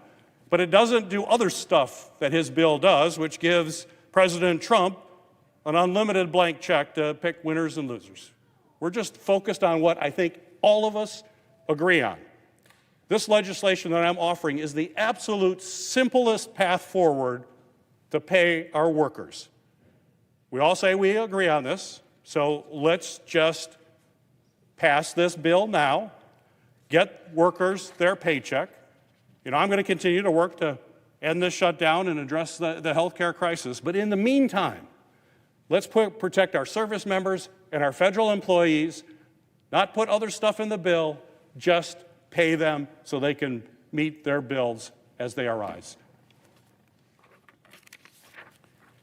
I ask unanimous consent that the Senate proceed to the immediate consideration of S3043, introduced earlier today, that the bill be considered read a third time and passed, and the motion to reconsider be considered made and laid upon the table. Is there objection? Reserving the right to object. The senator from Wisconsin is recognized. Mr. President, again, I'll condense my remarks because so much of what I want to say I already said to the senator from Maryland. I think it's interesting that the senator from Michigan supports the senator from Maryland's bill, which is a more comprehensive bill, I think, as I, again, only saw this now, but hopefully I get it right, but I think yours is just limited to the time period from the shutdown until the bill is passed, and then we're in the same situation. You know, if the shutdown continues, hopefully it won't. You know there's a way of doing it. Just vote for the clean CR. But again, I really don't want to object to these bills, but in this case, understand that the way to pass this into law, and as I was speaking to the senator from Maryland as he exited the chamber, wouldn't this be a wonderful demonstration for the Senate, for Congress, for America, of how you pass a piece of legislation? You take a bill, again, I realize you don't 100% agree with my Shutdown Fairness Act, fine, but I think we're probably 90+% agreement on it. So you vote for cloture to get on the bill, then you work in good faith on the areas of disagreement, let the Senate work its will through an amendment process. And again, this is a pretty small little piece of legislation. It's an incredibly important piece of legislation, incredibly important, because we all agree we don't want to make federal employees pay for the dysfunction of this body. So let's first can actually function the way it's intended to function, which is write a bill, get it filed, have the leader file cloture on it, have the body vote to proceed to the bill with 60 votes. So don't need all of you. We need about, we need 7 of you, 8 of you, okay? Have 8 of you agree to get on the bill, then we'll work in good faith, and we'll make sure that we don't make federal employees pay for our dysfunction. So again, I do have to object, but again, I'm urging, I'm begging colleagues from the other side of the aisle, vote for cloture, and let's iron out these differences, and let's make the federal employees, let's make them whole. But I object. The objection is heard. Mr. President. Senator from Michigan is recognized. So I appreciate the comments from my colleague from Wisconsin. We have worked together on a lot of bills together. We have come together to find common ground on some, at times, contentious issues. And I agree about the 90% comment that Senator Johnson mentioned. What I'm actually proposing right now is that 90%. It is really simple. This is as simple a bill as you can get. We can show the American people that we come together on a bill that's really straightforward, no gotchas, no language that might trip people up. It's simply pay folks, make sure that they're made whole as this passes so they can pay their bills, and then we can continue to deal with the other issues of the day. But I think this would be an example of bipartisan coming together unanimously to say that here is a bill that will pay service members and federal employees and contractors, make them whole so they can make their bills. We don't need to have a protracted process. This is a simple issue if we focus on the 90% we agree on, and that's what this bill is. It is the 90%, and I hope we could just pass it today and put the minds at ease of hundreds of thousands of folks all across the country. Senator from Wisconsin. So I think now we're going to proceed to the cloture vote on the Shutdown Fairness Act. Just in response real quick, it's unrealistic to expect almost any piece of legislation to pass by unanimous consent a bill that's just been introduced that exact morning. No matter how simple it is, there's going to be people that are going to object. So that's why the process is file a bill, file for cloture, to proceed to, get on the bill, have an amendment process, and go through that process. Now, it can go very quickly, but again, doing this by unanimous consent is just unreasonable. And so that's unfortunate. So again, the solution here is vote for cloture to get on the bill, the Shutdown Fairness Act. Now, I will try and keep my remarks reasonably short. I was allotted 20 minutes, but I know people are already here on the floor to vote, so I'm mindful of that. But just quick little history of my experience here since I got here in 2011. This is our 4th shutdown now. We're in the 23rd day. We've had 55 continuing resolutions. And most of them, again, I haven't voted for all of them. I've voted for many of them. Other colleagues on both sides have voted for those. I mean, generally, the fight is over, let's just have a clean CR.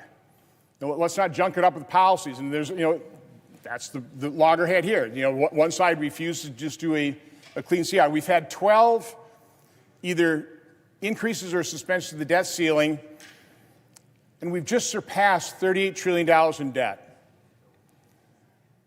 I realize people work in good faith on the budget process. I'm on the Budget Committee and the Appropriations Committee. I see the former chair and ranking member of the Appropriations Committee on the floor here.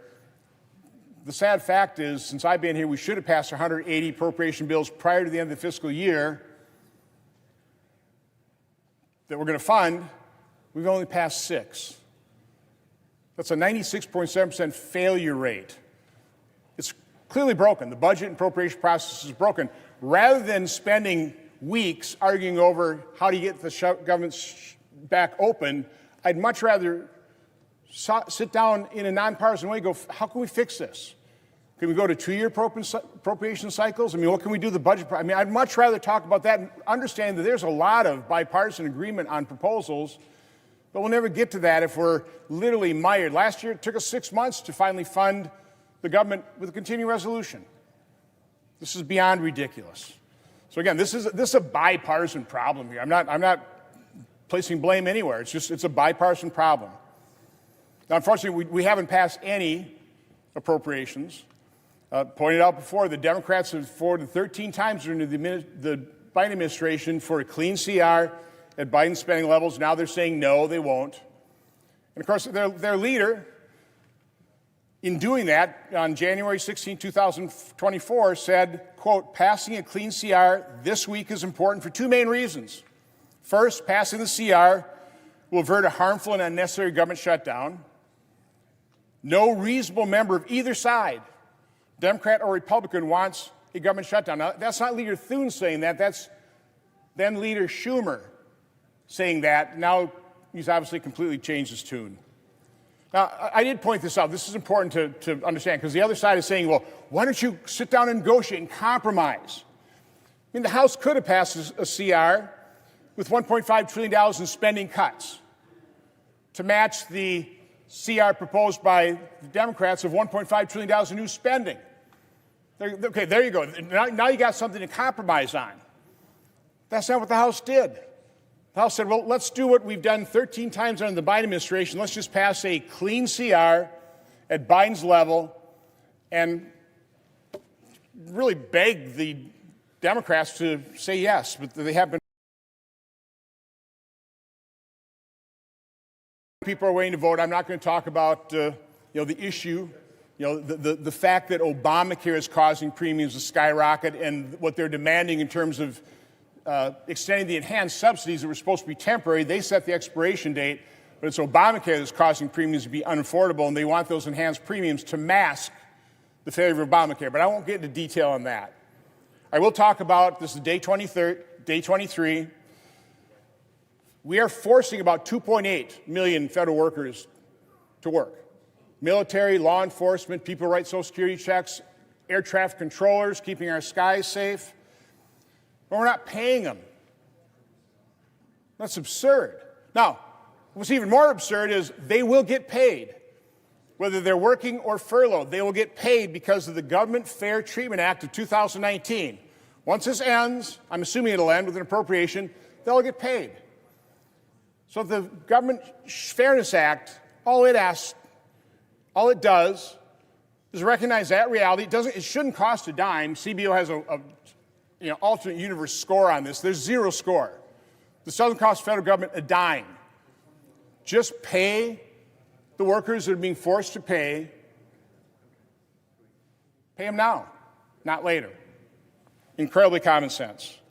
I'll end with a surprising support letter I got from the National Active and Retired Federal Employees Association. They pretty well bat down all the arguments against this bill. Doesn't change the government's obligation to pay furloughed employees. They'll get paid. It does not single out favored political functions over disfavored ones. Again, President Trump is by and large honoring the past opinions of Office of Legal Counsel, Anti-Discrepancy Act. They say they don't believe is empowering the administration to pick and choose what activities it carries out. And includes, say, the American public relies on the full scope of federal agency missions that are funded via appropriations, and political pressures that exist to advance appropriation bills in the first place will remain to encourage resolution. So no, we're not there yet, I'm sorry. I'll conclude quickly, okay? The bottom line is, as I talked to the senator from Maryland, the way to pass this law, the way to protect federal workers, isn't with the unanimous consent request on a bill nobody's ever seen. It's to vote for cloture on the Shutdown Fairness Act. Now, let's work out the differences. We agree on 95% of it. Let's work out those differences. Vote for cloture. We get this passed, I think, early next week. With that, I'll conclude my remarks on that. I should be speaking about 5 minutes on a wonderful nomination, Rebecca Tableson for the 7th Circuit, but I know everybody wants to vote. She did a wonderful job in the judiciary. She's a highly qualified lawyer. She'll make a wonderful judge for the 7th Circuit. I urge all my colleagues to vote for her cloture on her confirmation. With that, Mr. President, I yield the floor. The clerk will report the motion to invoke cloture. Cloture motion. We, the undersigned senators, in accordance with the provisions of Rule 22 of the Standing Rules of the Senate, do hereby move to bring to a close debate on the motion to proceed to Calendar 191 S3012, a bill to appropriate funds for pay and allowances of accepted federal employees for periods of work performed during a lapse in appropriations and for other purposes, signed by 17 senators. The question, by unanimous consent, the mandatory quorum call has been waived. The question is it the sense of the Senate that debate on the motion to proceed to Senate Bill 3012 to appropriate funds for pay and allowances of accepted federal employees for periods of work performed during a lapse in appropriations and for other purposes shall be brought to a close? The yeas and nays are mandatory under the rule. The clerk will call the roll. Ms. Alsobrooks, Ms. Baldwin, Mr. Banks, Mr. Barrasso.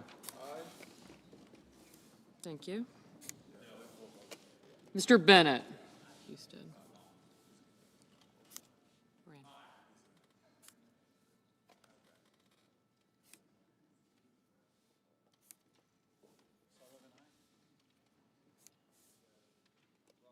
Mrs. Blackburn. Mr. Blumenthal. Ms. Blunt Rochester. Mr. Booker. Mr. Bozeman. Mrs. Britt. Mr. Budd. Ms. Cantwell. Mrs. Capito.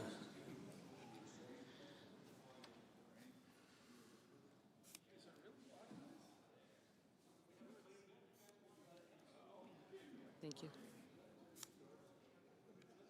Mr. Cassidy.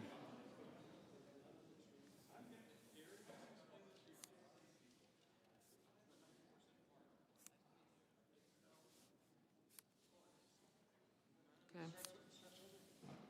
I got you. Thank you. Ms. Collins. Thank you. Mr. Coons.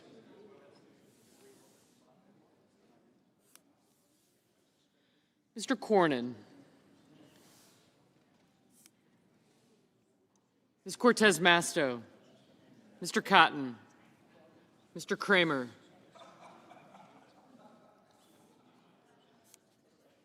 Mr. Crapo. Mr. Cruz. Thank you. Mr. Curtis. Mr. Daines. Ms. Duckworth. Mr. Durbin. Ms. Ernst. Mr. Fetterman. Mrs. Fisher. Mr. Gallego. Mrs. Gillibrand. Mr. Graham. Mr. Grassley. Mr. Haggerty. Ms. Hassan. Mr. Hawley. Mr. Heinrich. Mr. Hickenlooper. Ms. Hirono. Mr. Hoven. Mr. Husted. Mrs. Hyde-Smith. Mr. Johnson. Mr. Justice. Mr. Kane. Mr. Kelly. Mr. Kennedy. Mr. Kim. Mr. King. Ms. Klobuchar. Mr. Lankford. Mr. Lee. Mr. Lujan. Ms. Lummis. Mr. Markey. Mr. Marshall. Mr. McConnell. Mr. McCormick.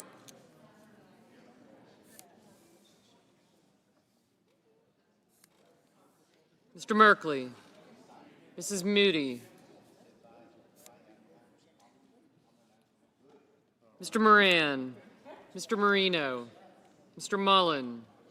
Ms. Murkowski. Mr. Murphy. Mrs. Murray. Mr. Ossoff. Mr. Padilla. Mr. Paul. Mr. Peters. Mr. Reed. Mr. Ricketts. Mr. Risch. Ms. Rosen. Mr. Rounds. Mr. Sanders.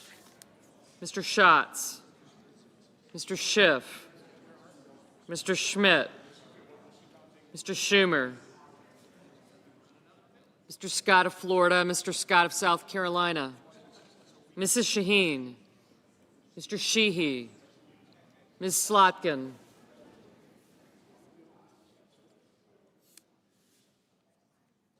Ms. Smith, yes, Mr. Sullivan, Mr. Thune, Mr. Tillis, Mr. Tuberville,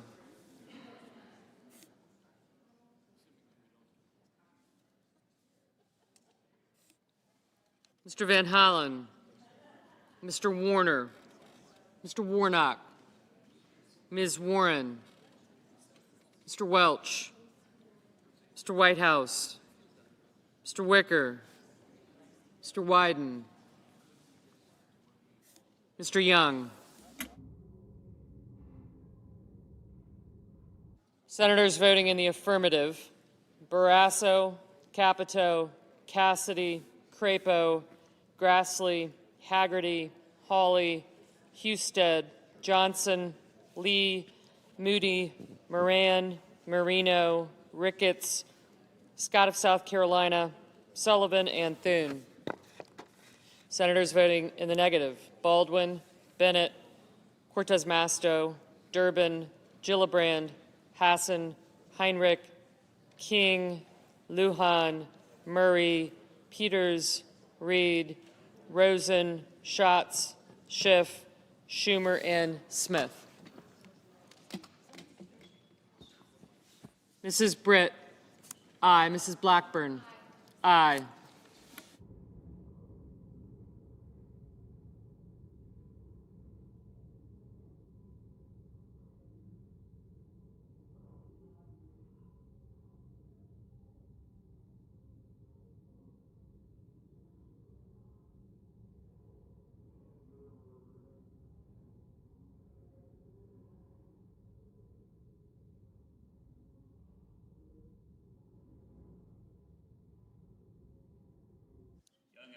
Mr. Young, aye.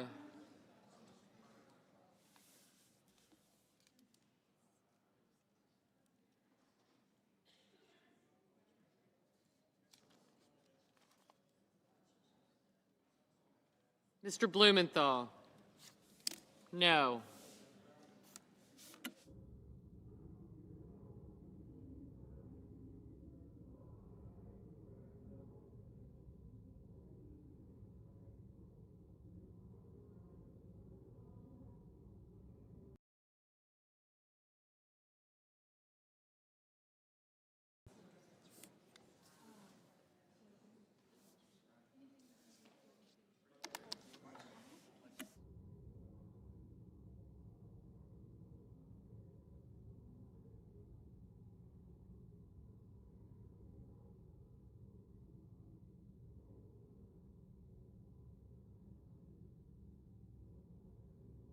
Mr. Kim, no.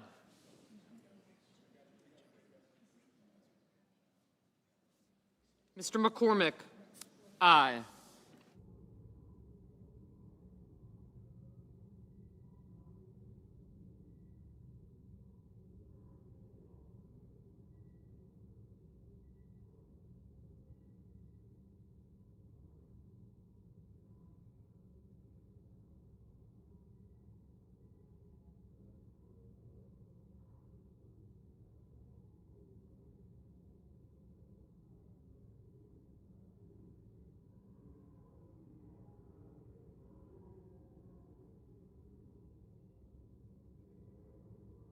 Mr. Markey, no.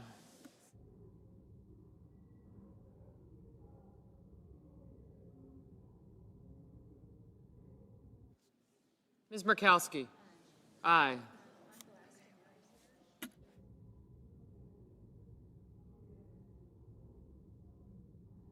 Mr. Sanders, no.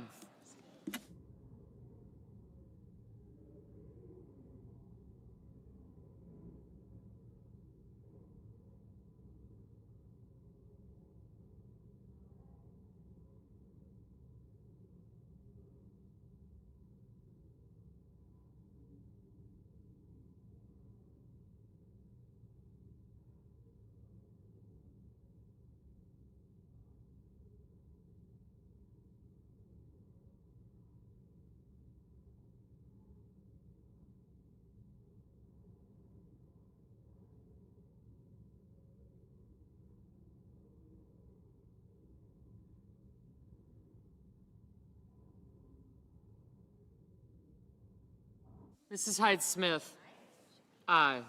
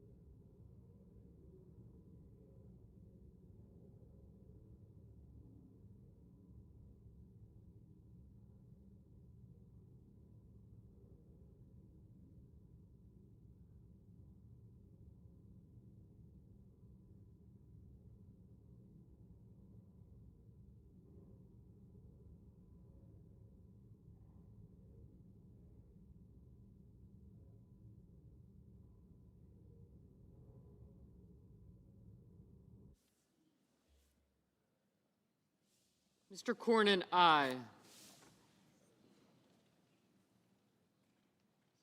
Mr. Scott of Florida, aye.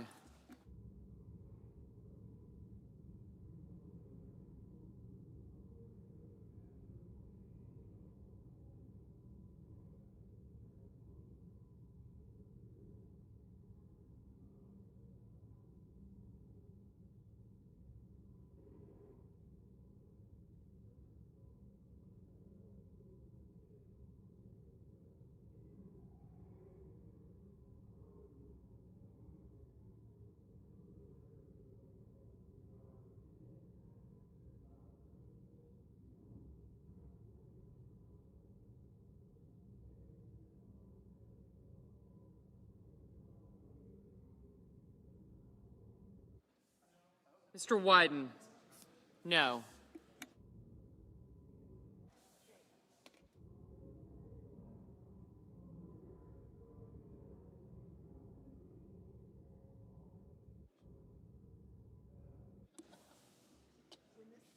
Mr. Kane, no. Mr. Warner,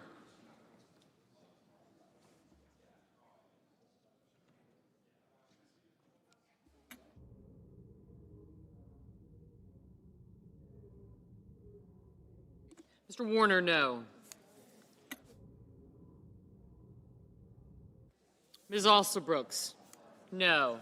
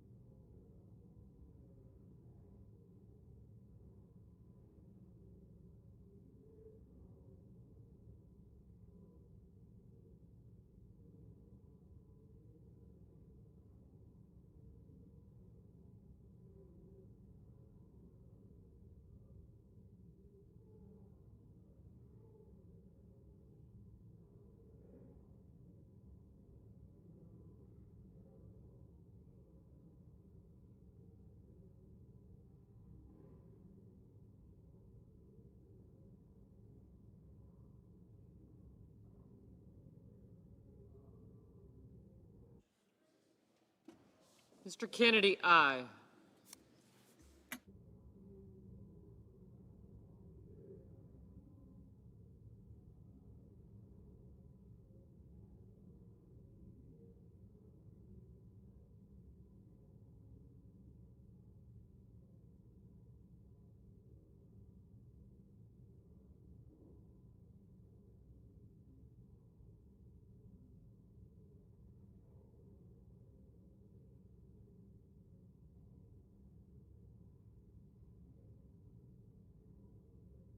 Ms. Ernst, aye.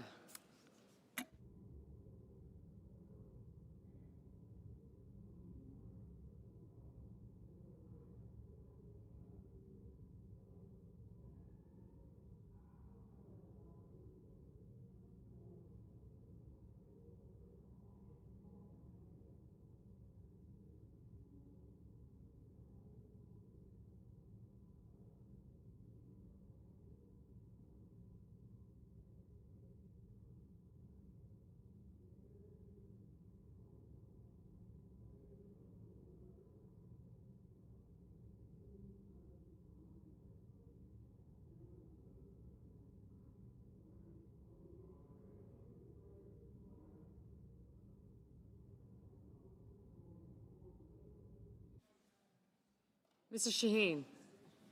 No.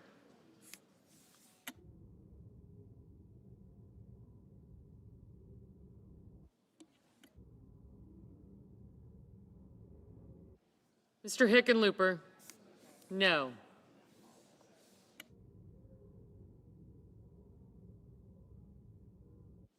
Mrs. Fisher, aye.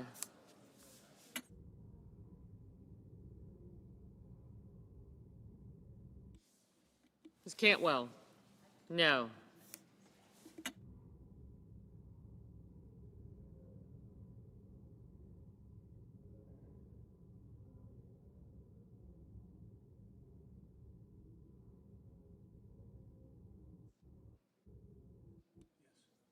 Mr. Paul, aye.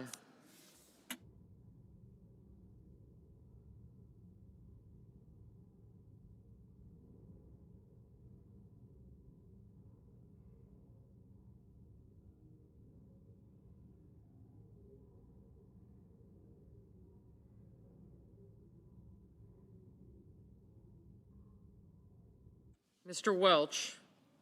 No.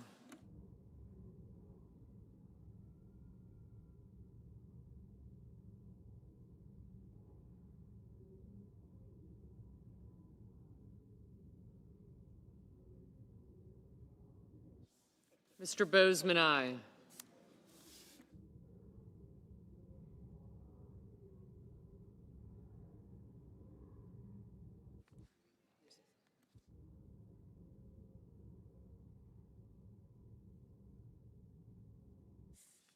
Mr. Langford, aye.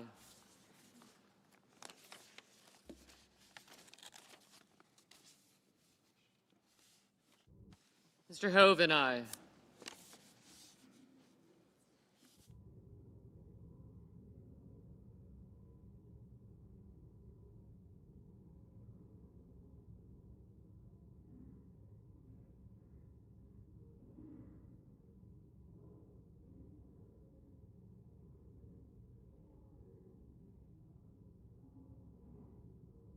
Mr. Marshall?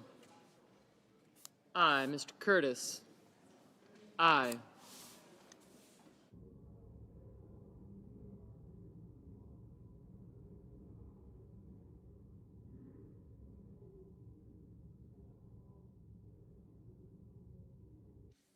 Mr. Murphy? No.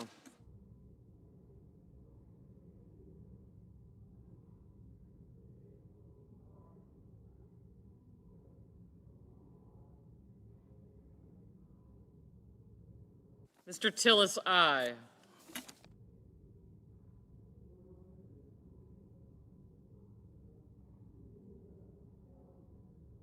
Mr. Merkley? No.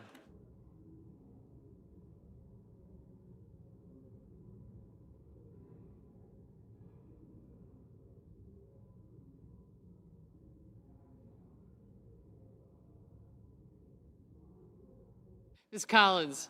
Aye.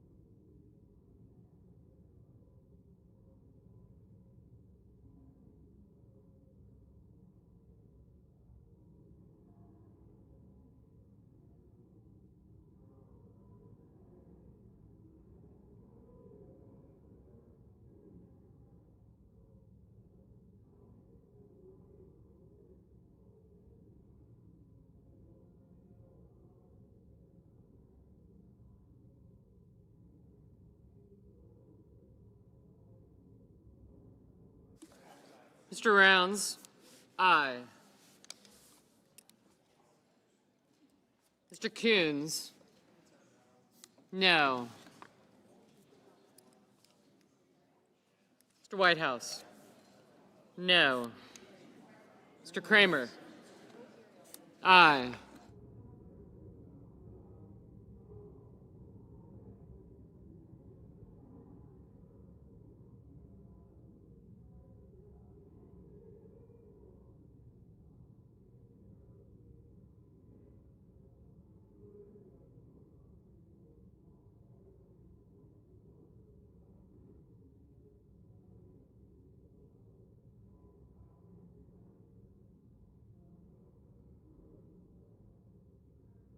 Mr. Kelly?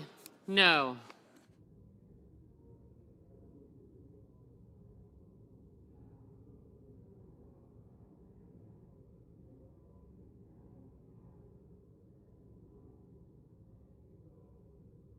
Ms. Blunt Rochester? No. Ms. Hirono? No.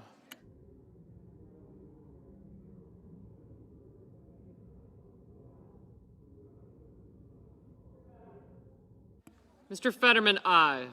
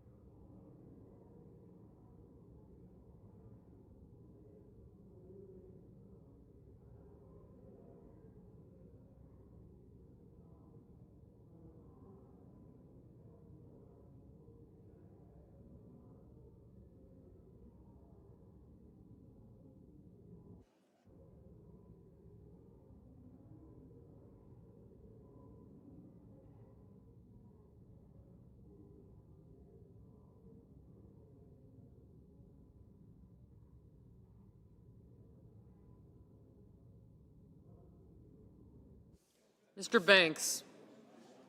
Aye.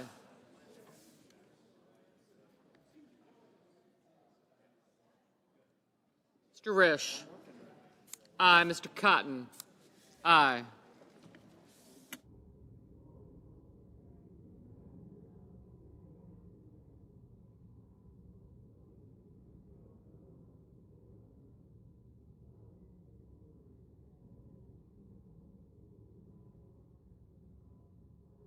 Ms. Slotkin? No.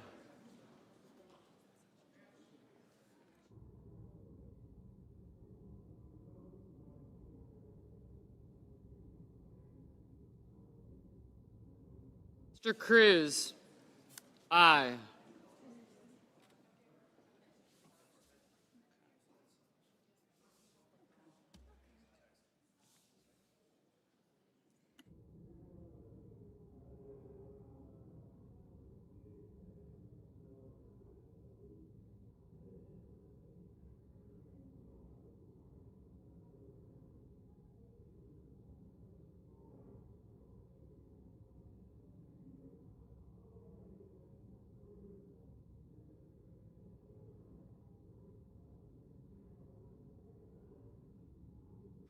Mr. Booker. Mr. Booker. No.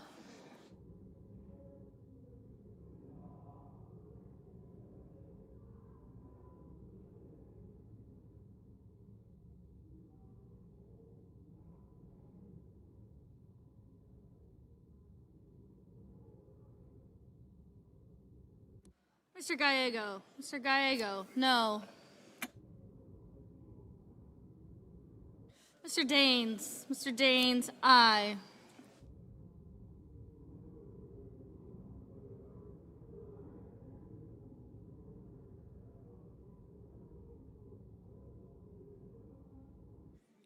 Mr. Van Hollen. Mr. Van Hollen, no. Mr. McConnell. Mr. McConnell, aye. Mr. Tuberville. Mr. Tuberville, aye.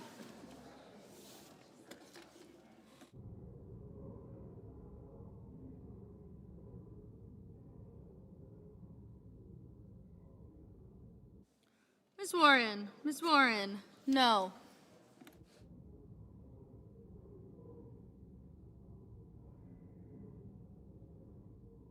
Ms. Duckworth. Ms. Duckworth, no.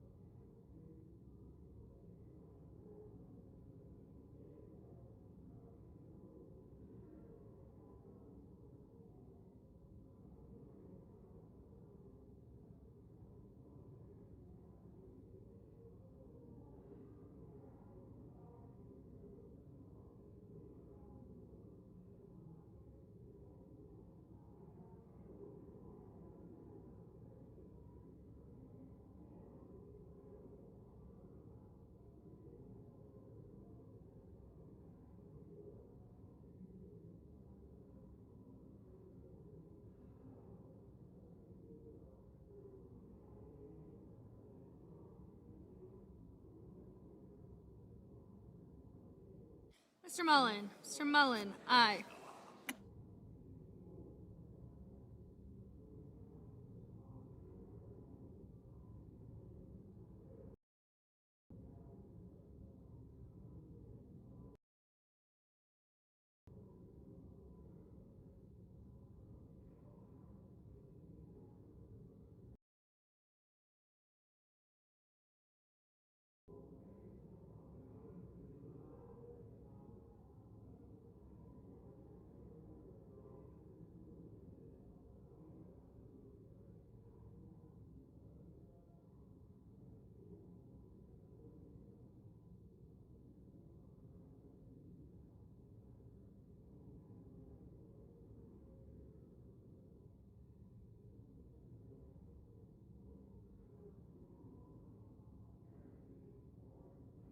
Mr. Graham. Mr. Graham, aye.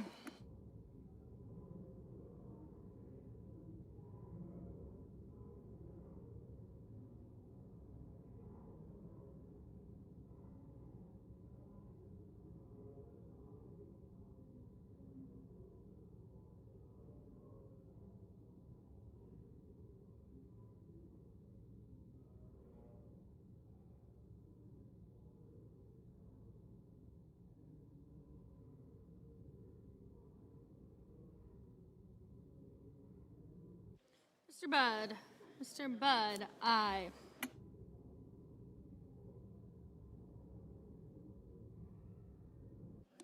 Mr. Warnock. Mr. Warnock, aye.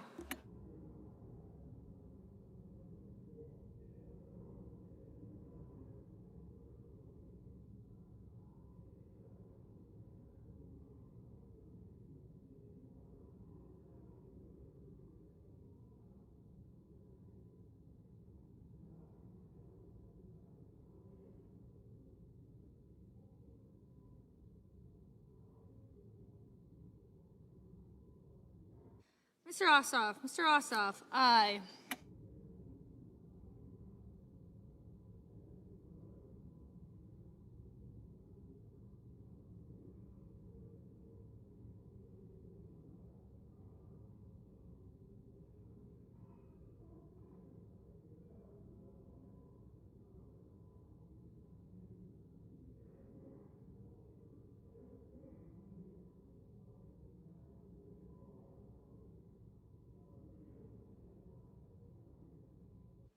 Mr. Reed.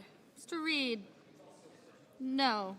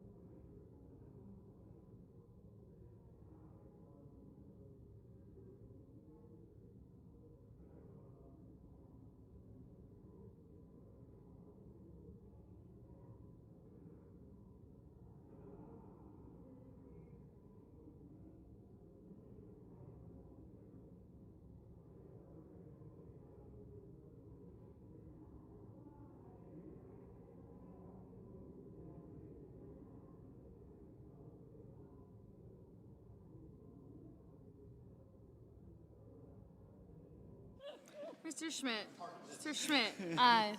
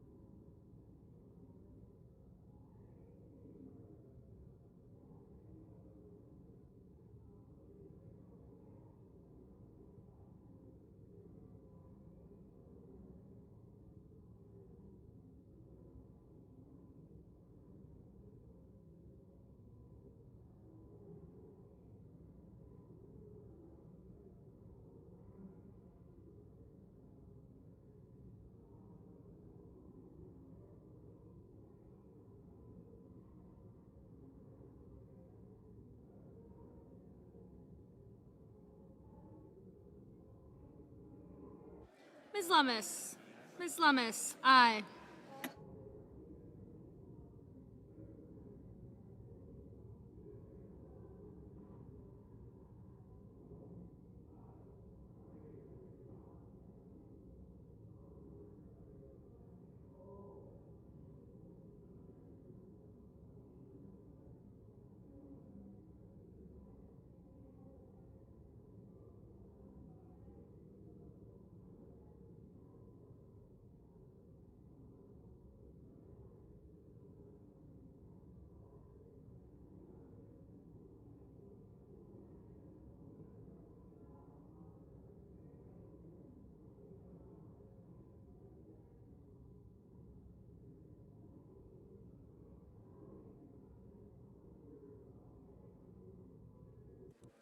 Mr. Justice.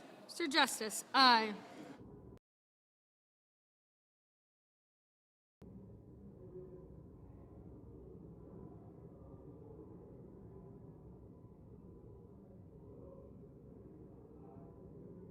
Mr. Wicker. Mr. Wicker, aye.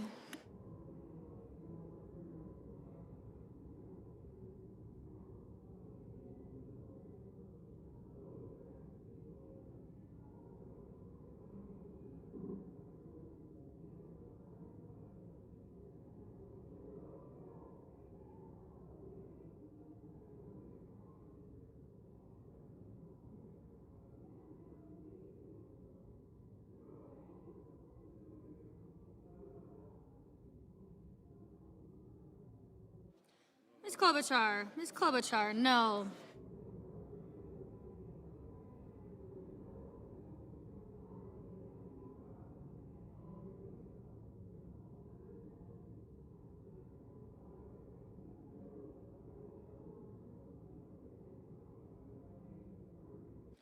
Mr. Thune. Mr. Thune, no.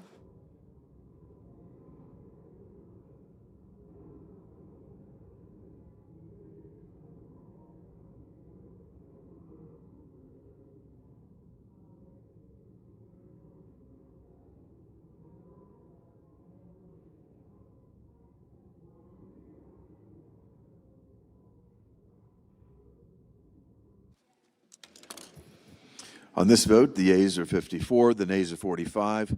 3/5 of the Senate duly chosen and sworn not having voted in the affirmative, the motion is not agreed to. President, The majority leader is President, recognized. I enter a motion to reconsider. The motion is entered.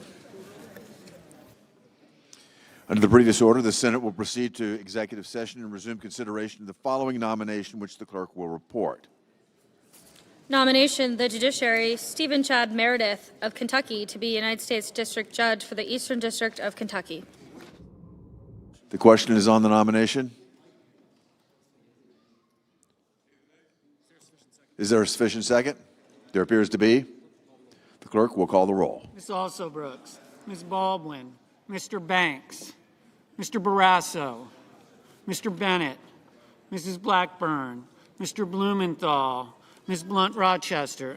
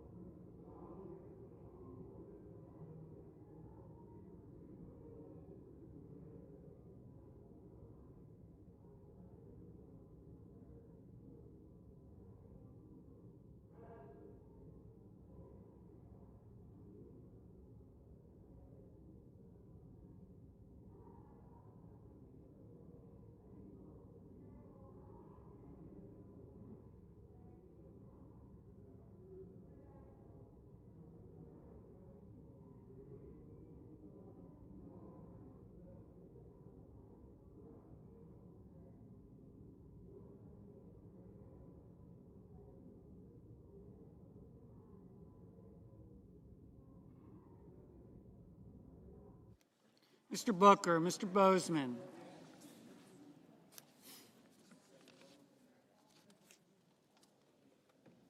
Mrs. Britt, Mr. Budd, Ms. Cantwell, Mrs. Capito, Mr. Cassidy, Ms. Collins, Mr. Coons, Mr. Cornyn, Ms. Cortez Masto, Mr. Cotton, Mr. Kramer.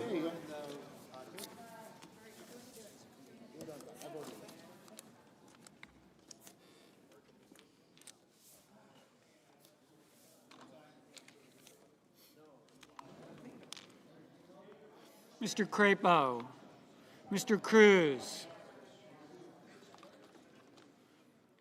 Mr. Curtis, Mr. Daines, Ms. Duckworth, Mr. Durbin, Ms. Ernst, Mr. Fetterman, Mrs. Fisher, Mr. Gallego, Mrs. Gillibrand, Mr. Graham, Mr. Grassley, Mr. Haggerty,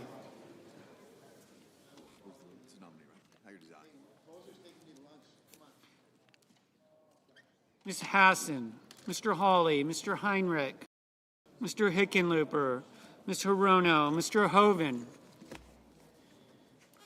Mr. Husted, Mrs. Hyde-Smith, Mr. Johnson, Mr. Justice, Mr. Kane, Mr. Kelly, Mr. Kennedy, Mr. Kim, Mr. King,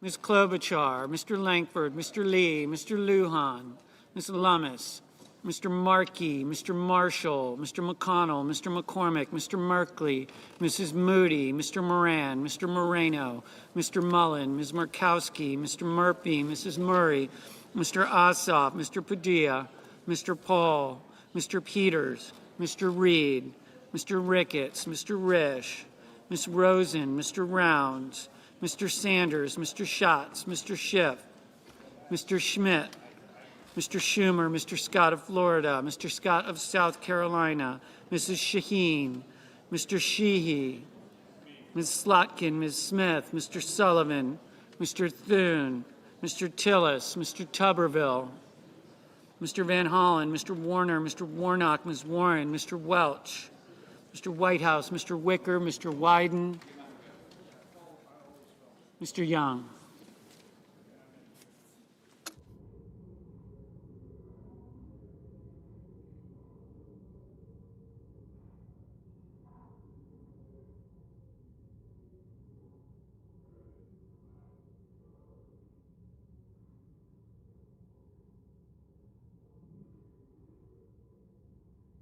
Senators voting in the affirmative: Banks, Barrasso, Bozeman, Britt, Budd, Cassidy, Collins, Kramer, Daines, Ernst, Graham, Grassley, Haggerty, Hoven, Langford, Lummis, McConnell, McCormick, Moreno, Mullen, Ricketts, Risch, Schmidt, Scott of Florida, Wicker. Senators voting in the negative: Alsobrooks, Blunt Rochester, Booker, Cantwell, King, Merkley, Murray, Ossoff, Reed, Schatz, Schumer, Shaheen, Slotkin, Smith, Warnock.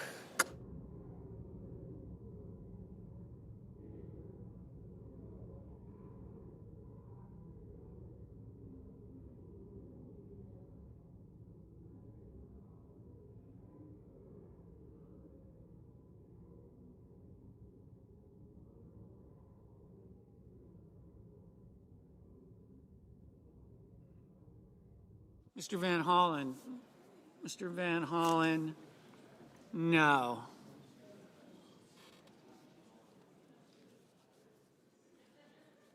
Ms. Hassan, no.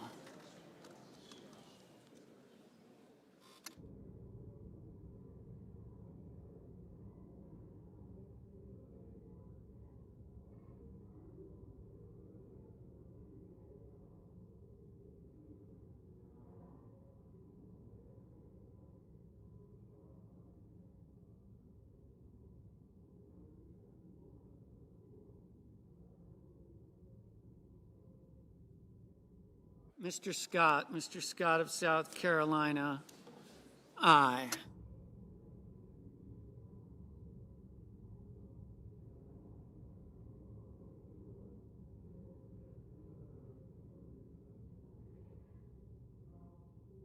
Mr. Wyden, no. Mr. Thune, aye.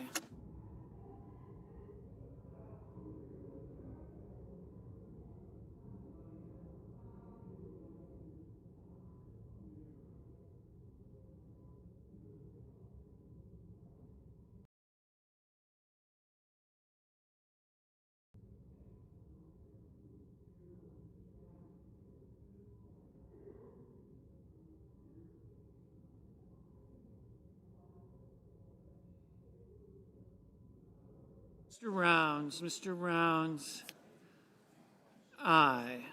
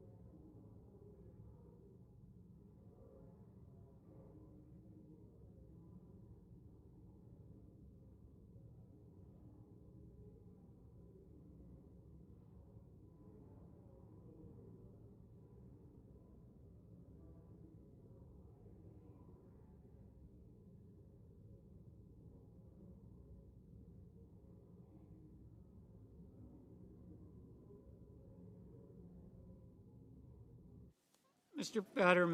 Fetterman, no.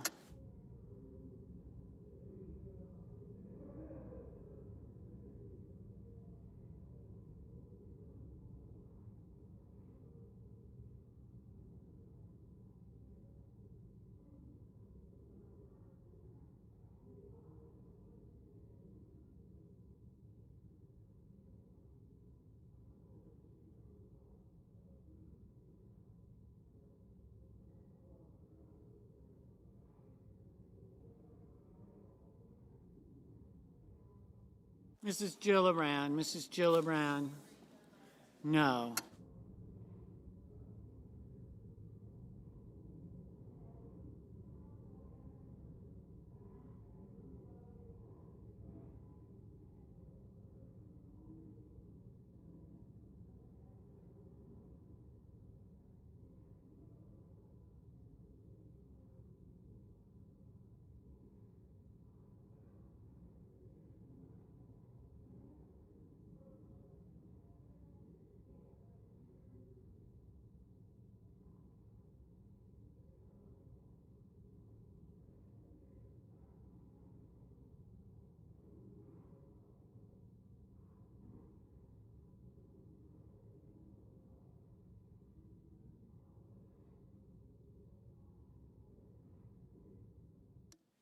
Mr. Curtis, aye.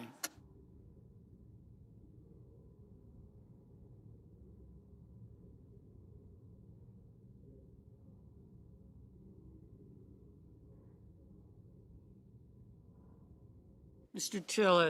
Tillis, aye.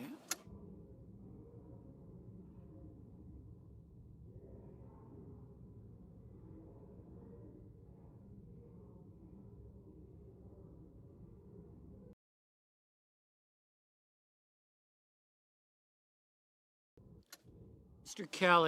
Kelly, no.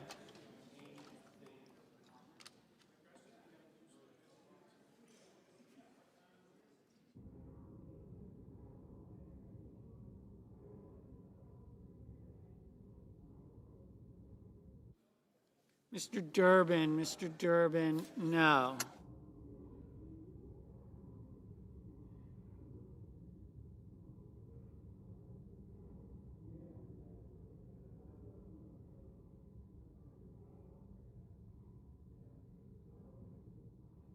Mr. Hawley, aye. Mr. Blumenthal, no.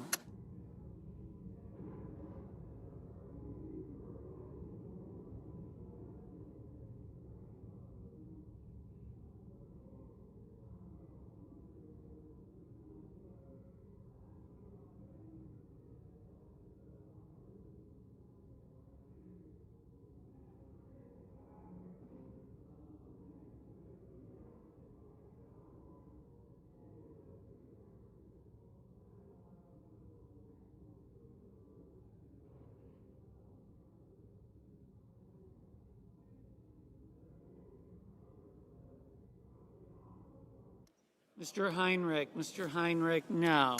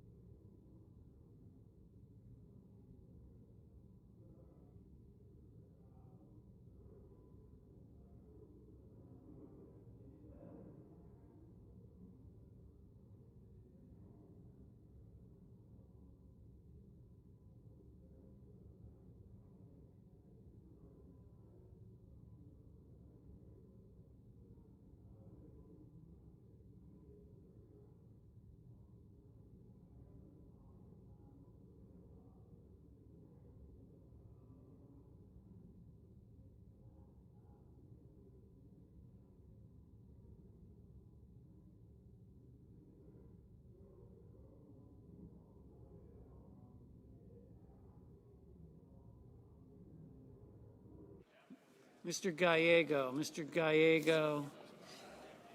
No. Mr. Young. Mr. Young. Aye. Mr. Crapo. Mr. Crapo. Aye. Mr. Cornyn. Mr. Cornyn. Aye.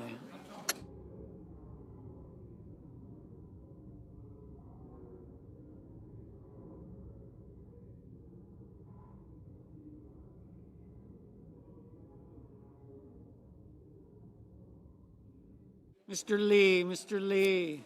Aye. Ms. Hirono. Ms. Hirono. No.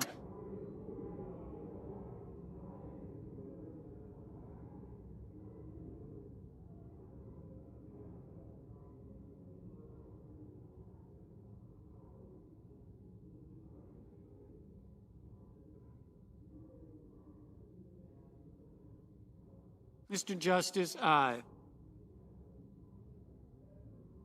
Mrs. Fisher, aye.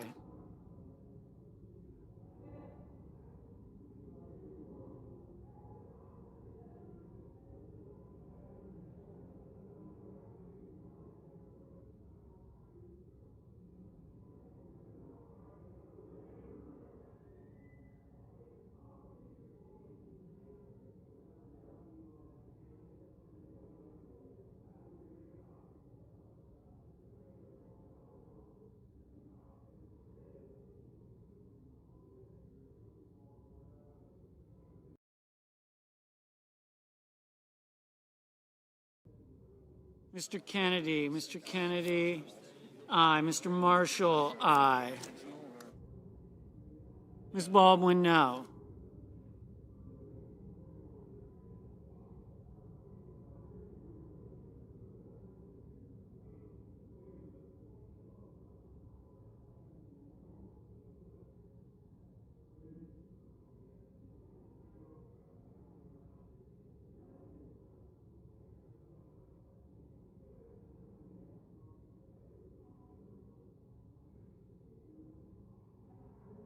Mr. Padilla, no.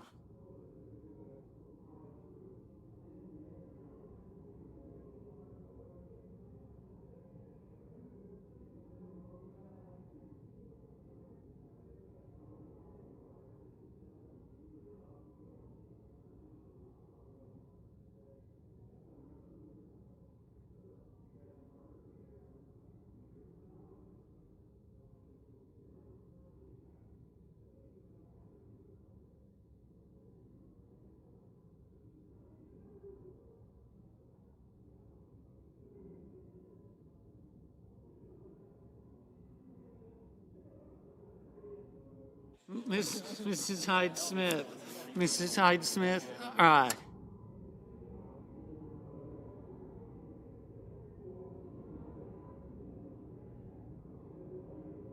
Cortez Masto, no.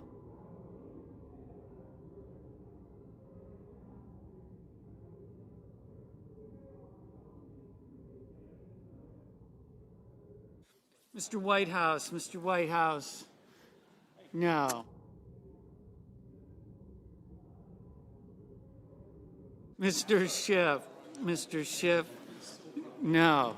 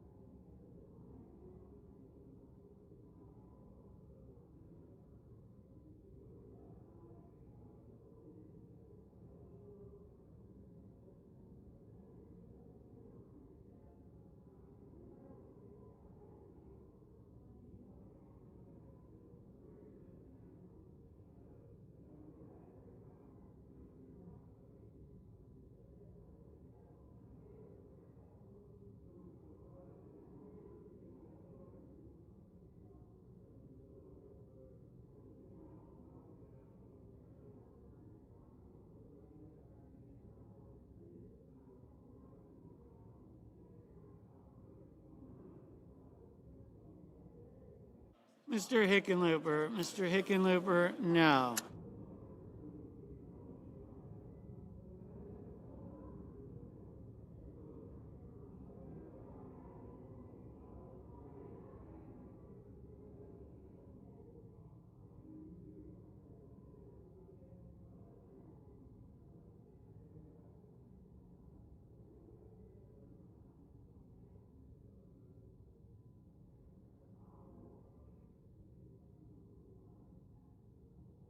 Ms. Duckworth, no.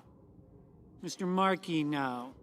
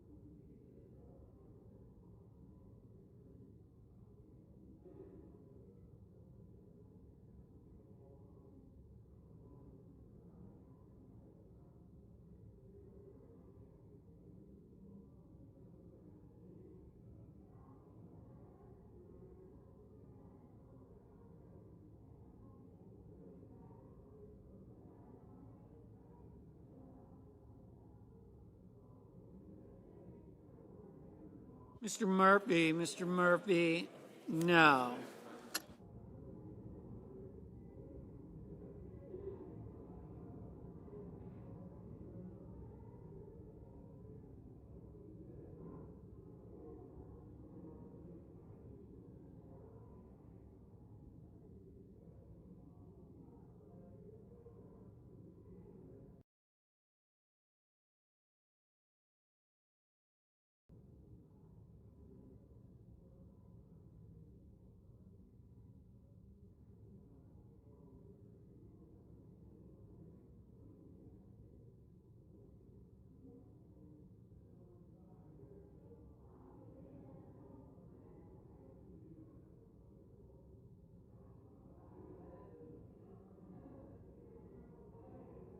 Mr. Welch, no.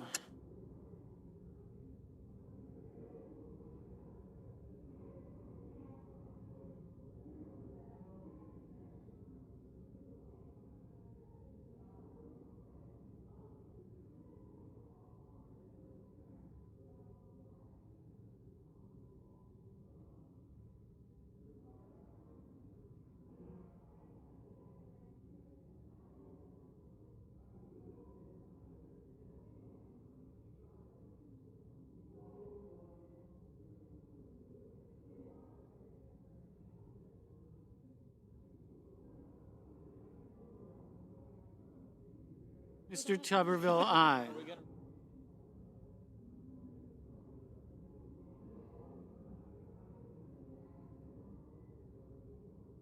Mr. Lujan, no.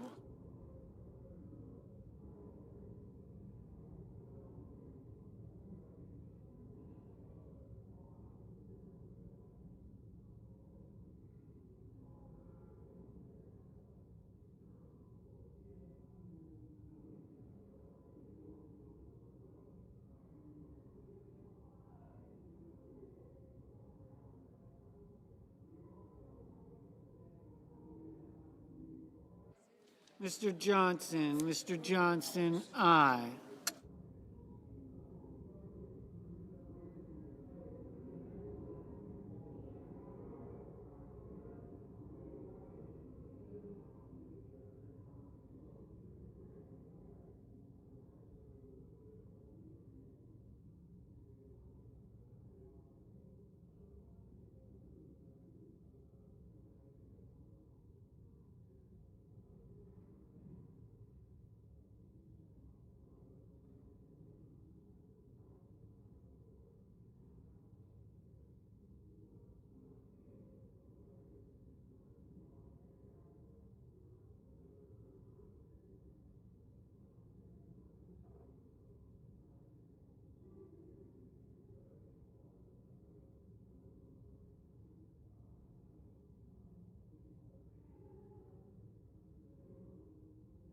Mr. Bennett, no. Mr.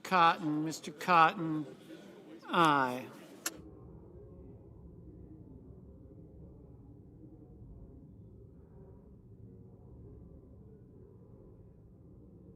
Mr. Cruz, aye.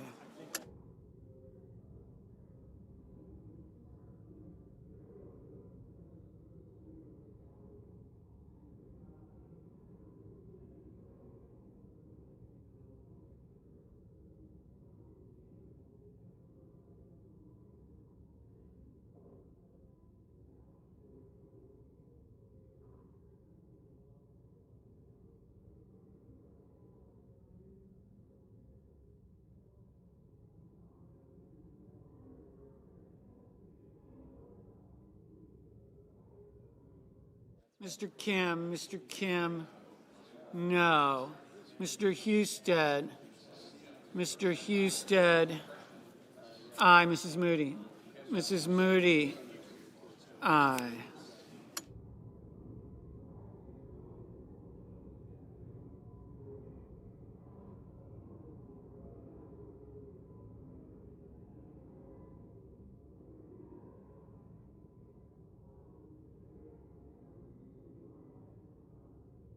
Ms. Warren, no. Mrs. Capito, aye.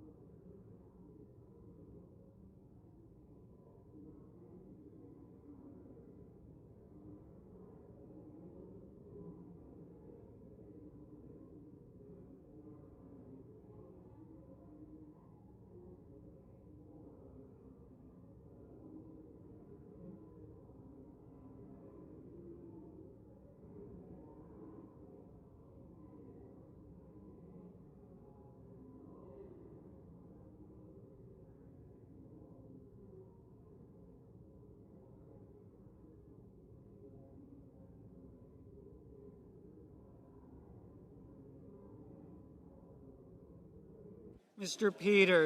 Peters, no.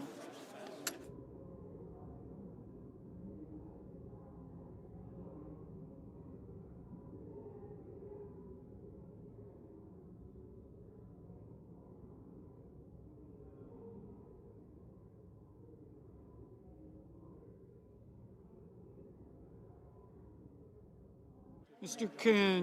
Coons, no.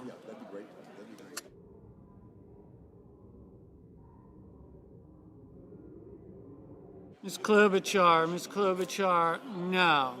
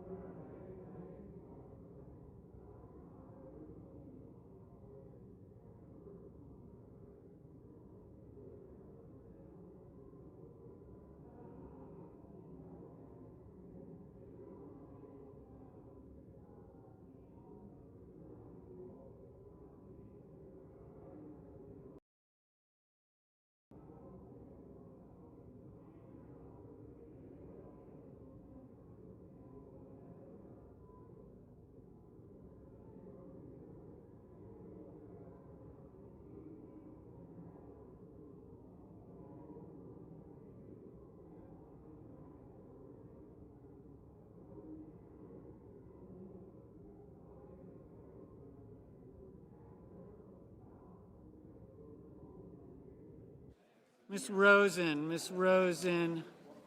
no.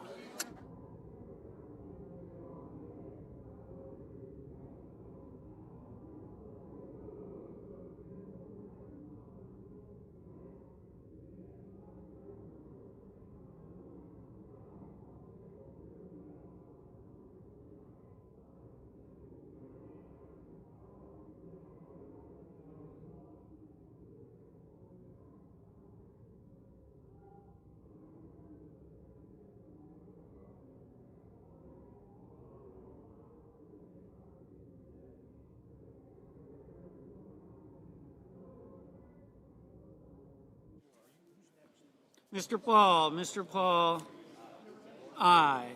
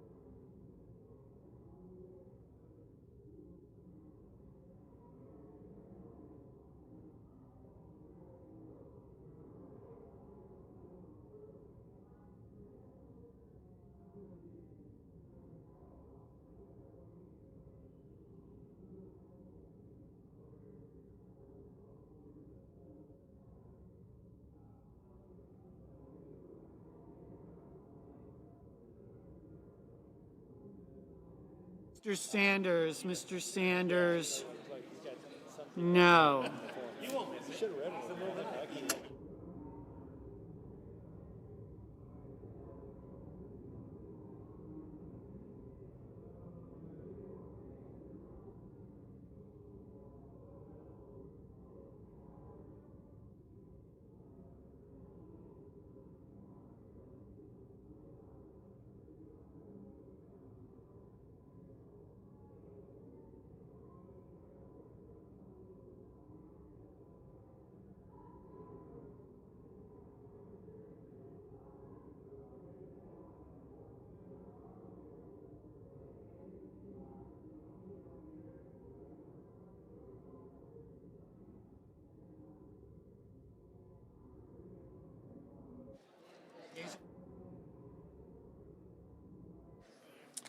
On this vote, the yeas are 48, the nays are 45, and the confirmation is confirmed. Under the previous order, the motion to reconsider is considered made and laid upon the table, and the President will be immediately notified of the Senate's actions. The clerk will report the motion to invoke cloture. Cloture motion. We, the undersigned senators, in accordance with the provisions of Rule 22 of the Standing Rules of the Senate, do hereby move to bring to a close debate on the nomination of Rebecca L. Tableson of Wisconsin to be United States Circuit Judge for the 7th Circuit, signed by 17 senators. By unanimous consent, the mandatory quorum call has been waived. The question is it the sense of the Senate that debate on the nomination of Rebecca L. Tableson of Wisconsin to be the United States Circuit Court Judge for the 7th Circuit shall be brought to a close? The yeas and nays are mandatory under the rule. The clerk will call the roll. Ms. Alsobrooks, Ms. Baldwin.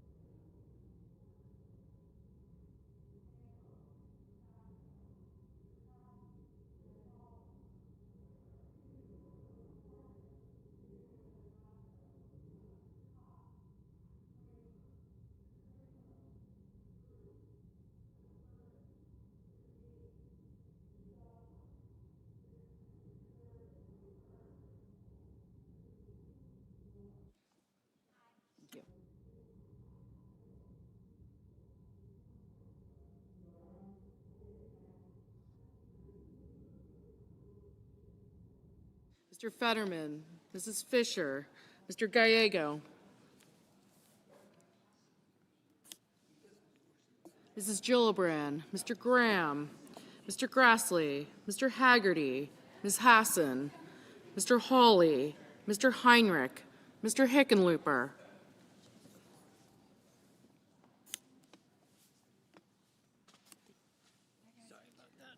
Ms. Hirono,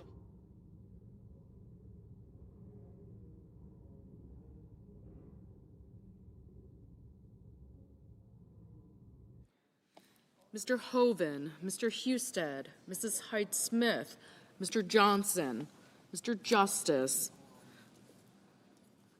Mr. Kane, Mr. Kelly, Mr. Kennedy, Mr. Kim, Mr. King, Ms. Klobuchar, Mr. Langford, Mr. Lee, Mr. Lujan, Ms. Lummis, Mr. Markey, Mr. Marshall, Mr. McConnell, Mr. McCormick, Mr. Merkley, Mrs. Moody,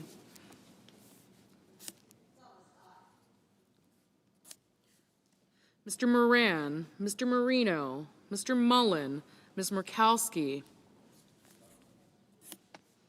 Mr. Murphy, Mrs. Murray, Mr. Ossoff, Mr. Padilla, Mr. Paul, Mr. Peters, Mr. Reed, Mr. Ricketts, Mr. Risch, Ms. Rosen, Mr. Rounds, Mr. Sanders, Mr. Schatz, Mr. Schiff, Mr. Schmidt, Mr. Schumer, Mr. Scott of Florida, Mr. Scott of South Carolina, Mrs. Shaheen, Mr. Sheehy, Ms. Slotkin, Ms. Smith, Mr. Sullivan, Mr. Thune, Mr. Tillis, Mr. Tuberville, Mr. Van Hollen, Mr. Warner, Mr. Warnock, Ms. Warren,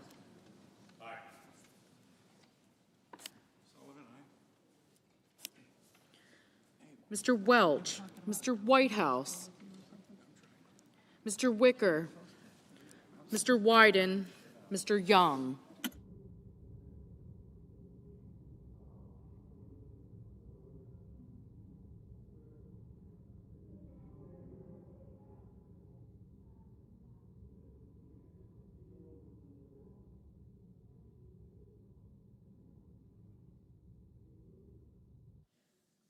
Senators voting in the affirmative: Banks, Barrasso, Blackburn, Britt, Capito, Cassidy, Collins, Cornyn, Cotton, Crapo, Cruz, Curtis, Daines, Fisher, Graham, Grassley, Haggerty, Hoven, Husted, Hyde-Smith, Johnson, Justice, Kennedy, Langford, Lee, Lummis, Marshall, McConnell, Moody, Marino, Mullen, Murkowski, Paul, Risch, Schmidt, Scott of Florida, Scott of South Carolina, Sullivan, Thune, Tillis, Tuberville, and Wicker.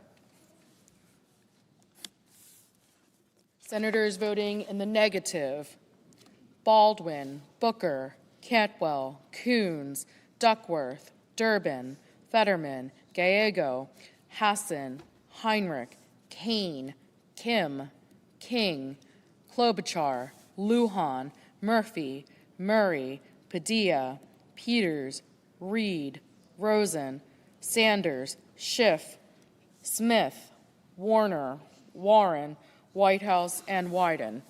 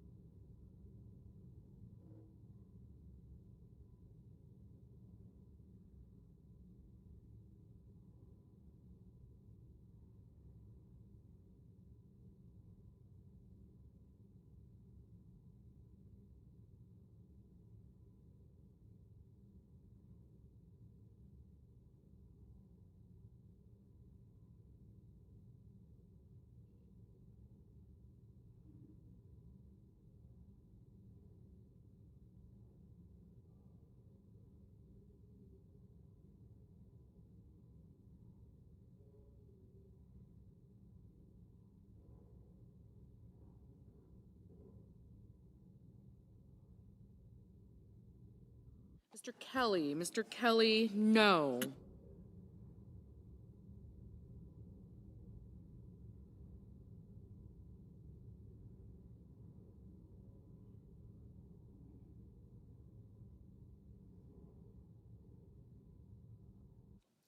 Mr. Markey. Mr. Markey, no.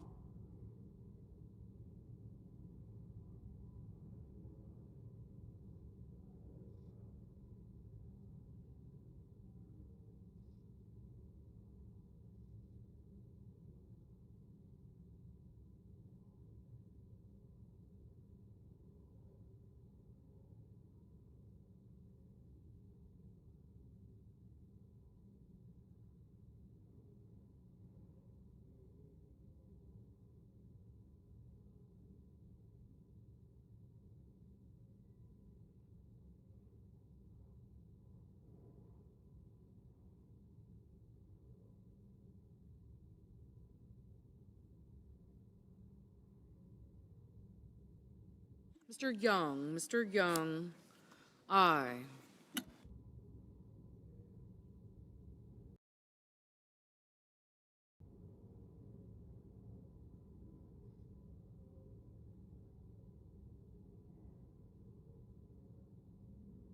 Mr. Welch. Mr. Welch, no.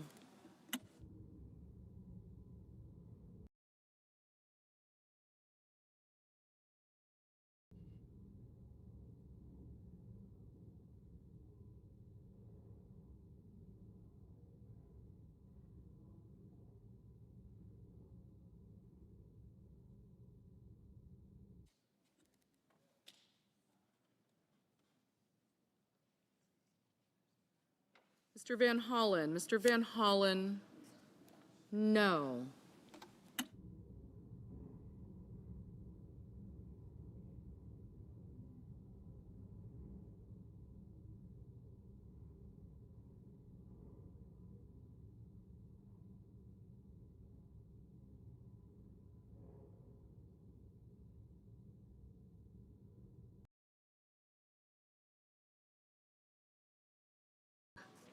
No.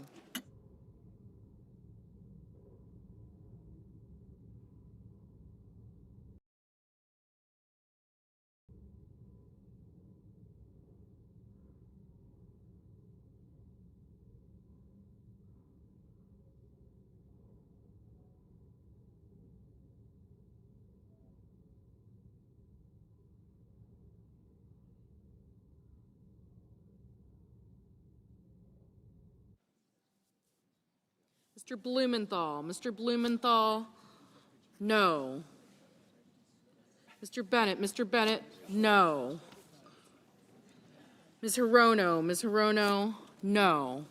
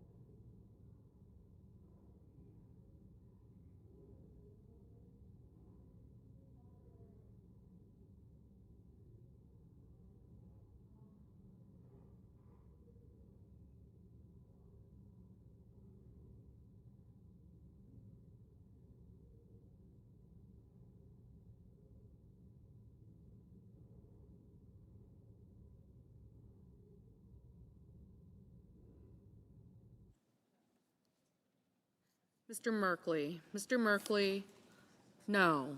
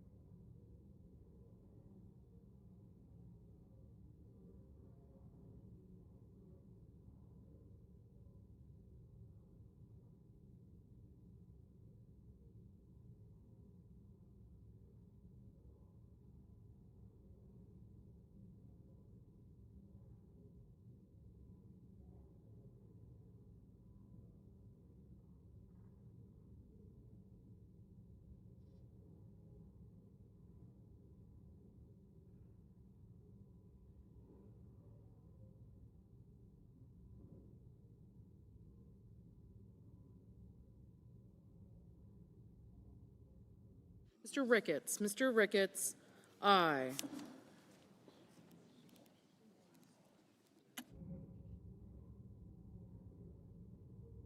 Ms. Slotkin. Ms. Slotkin, no.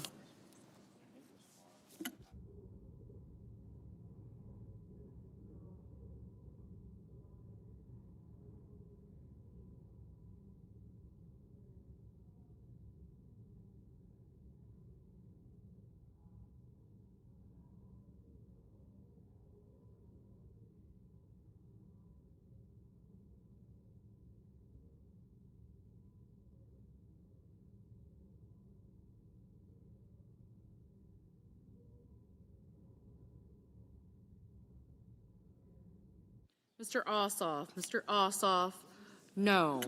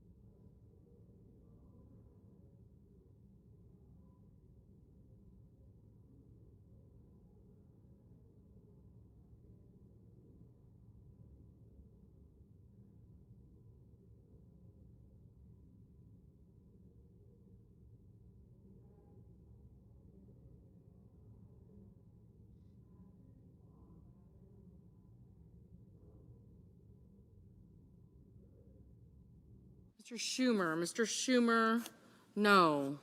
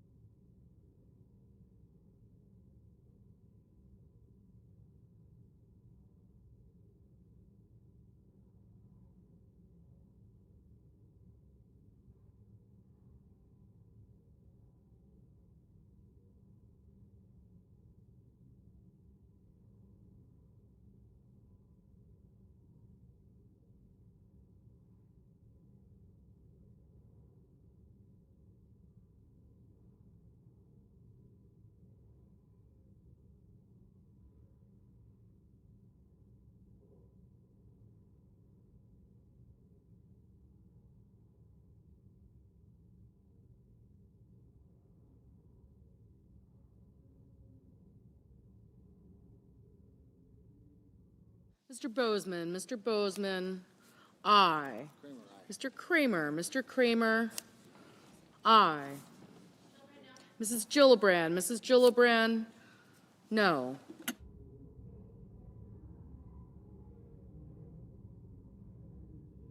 Ms. Also Brooks, no.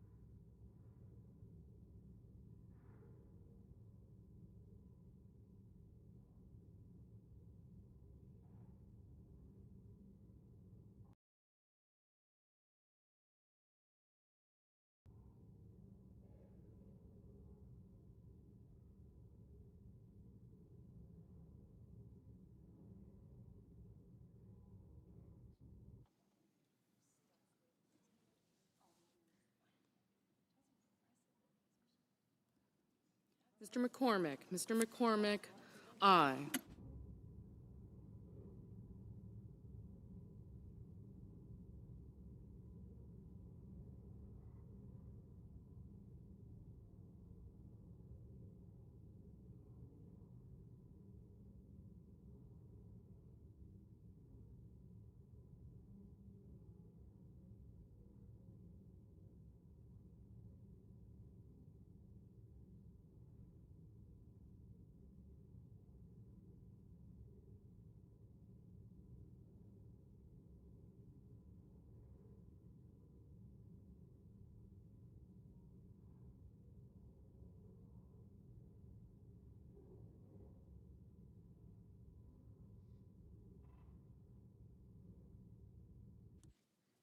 Ms. Blunt Rochester, no.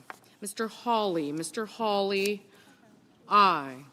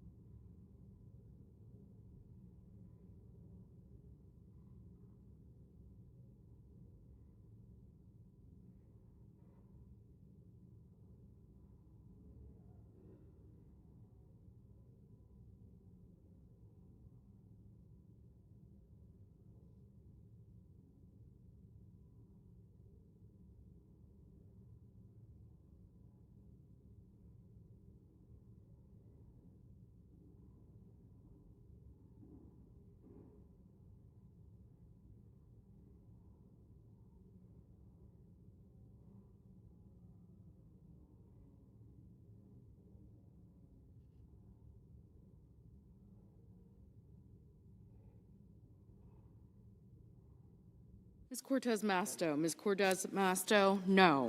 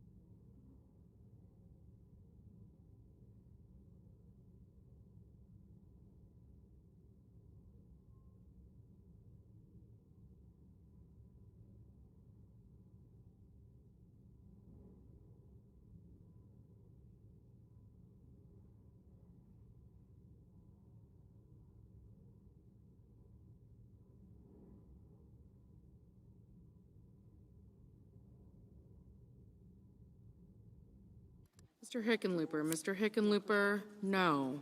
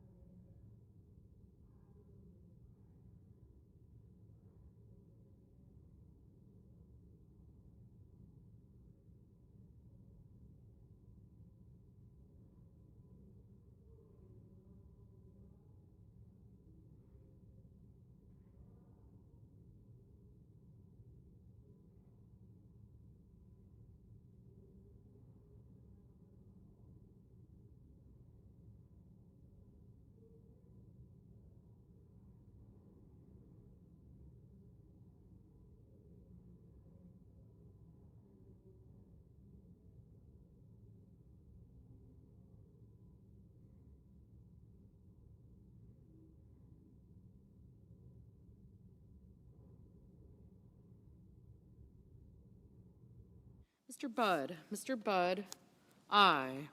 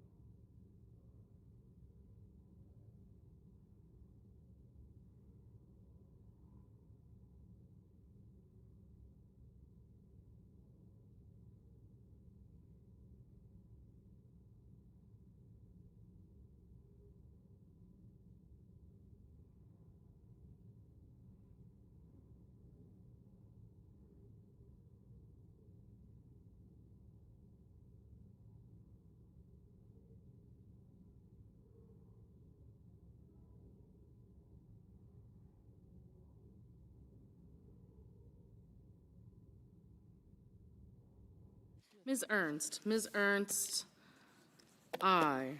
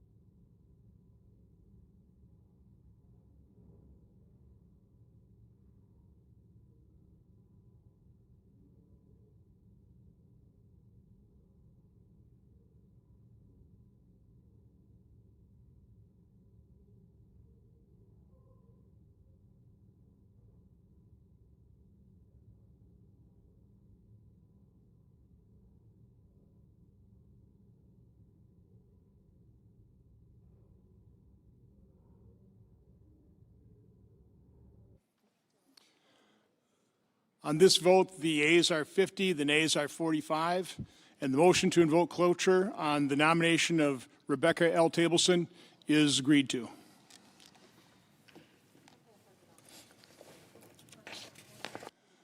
The clerk will report the nomination.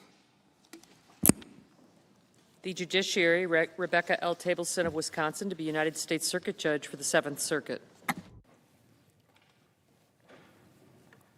Mr. President. Majority Leader.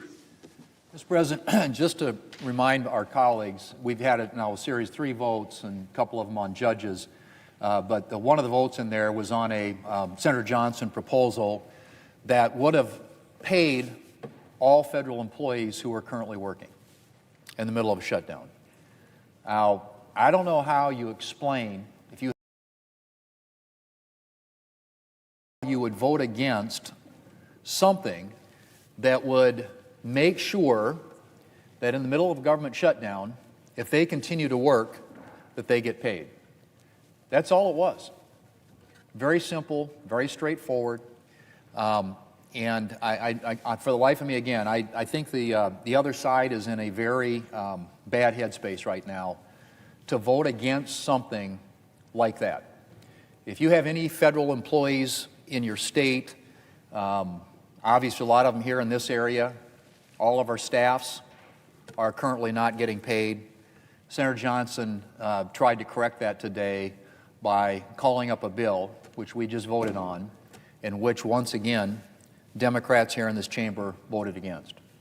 We've had in front of us, we've had a dozen votes now on a continuing resolution that would open up the government. It's been sitting at the desk now for some time. The House has passed it. We need 5 Democrats to join us. Send it to the President. He will sign it into law. The government opens up. It's clean. It's nonpartisan.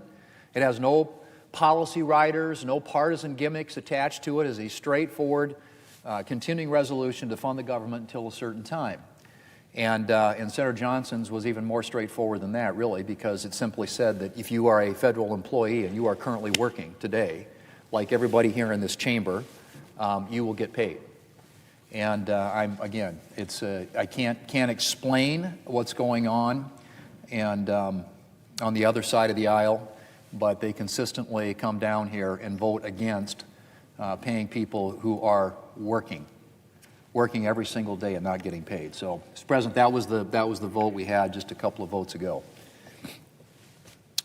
Mr. President, I ask unanimous consent that the post-cloture time with respect to the Tableson nomination be expired and the Senate vote on confirmation of the nomination at a time to be determined by the Majority Leader in consultation with the Democratic Leader no earlier than Monday, October the 27th. Further, if confirmed, the motion to reconsider be considered made and laid upon the table, and the President be immediately notified of the Senate's action.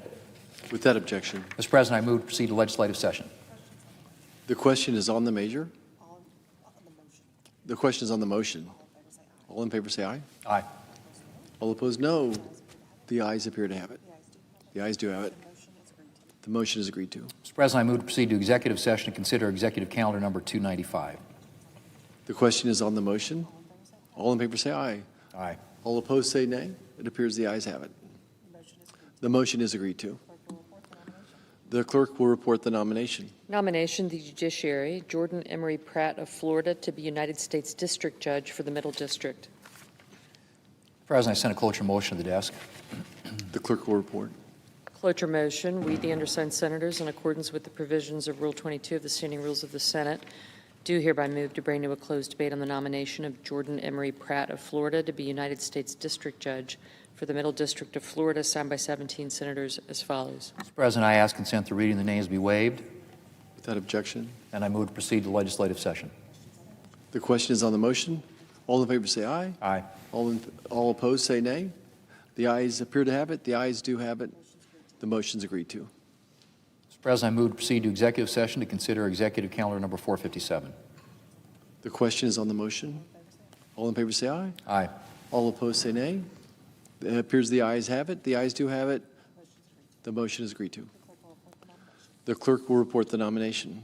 Nomination, the judiciary, Edmund G. LaCour, Jr. of Alabama to be United States District Judge for the Northern District of Alabama. Mr. President, I send a cloture motion to the desk.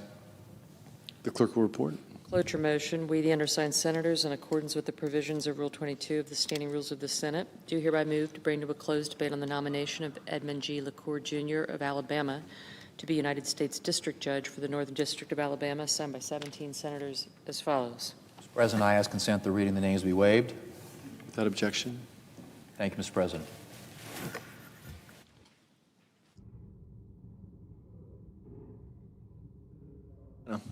Thank you very much. A couple of topics I'd like to talk about. First, the government shutdown. I don't know what my friends on the other side expect.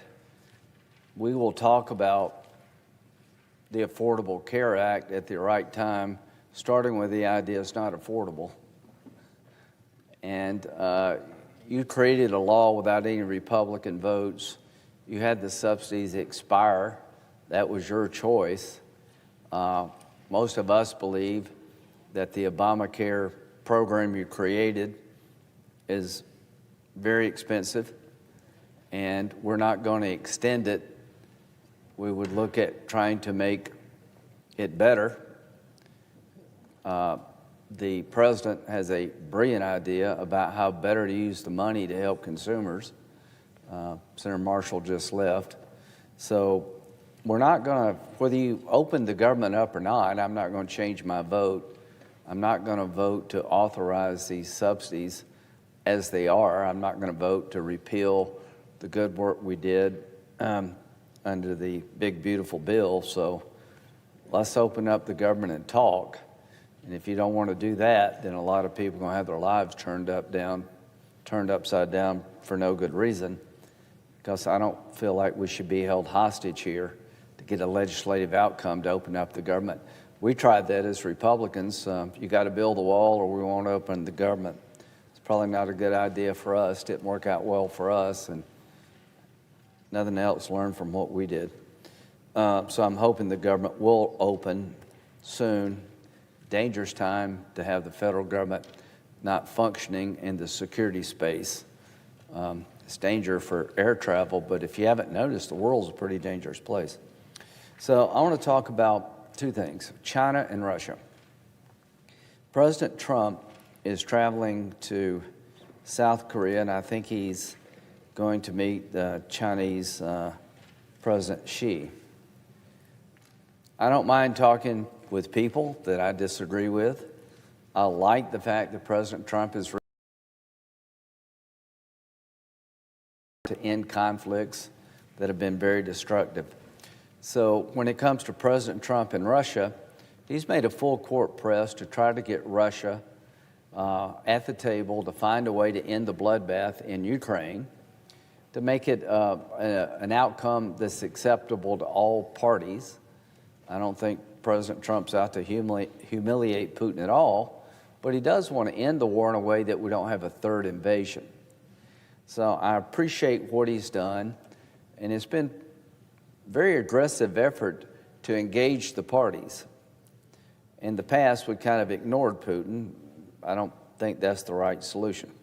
But we've come to a point now where every time President Trump talks about a proposal to end the bloodbath, Putin has a reason not to get there. The latest proposal by President Trump is to have a ceasefire in place. Stop the fighting, stop the killing at the line of contact, go back to your respective sides, and we'll sit down and find a way forward to get a comprehensive deal. That's the best proposal I've heard from anybody. Ukraine said yes, Europe said yes, Putin says no. Putin continues to attack Ukraine.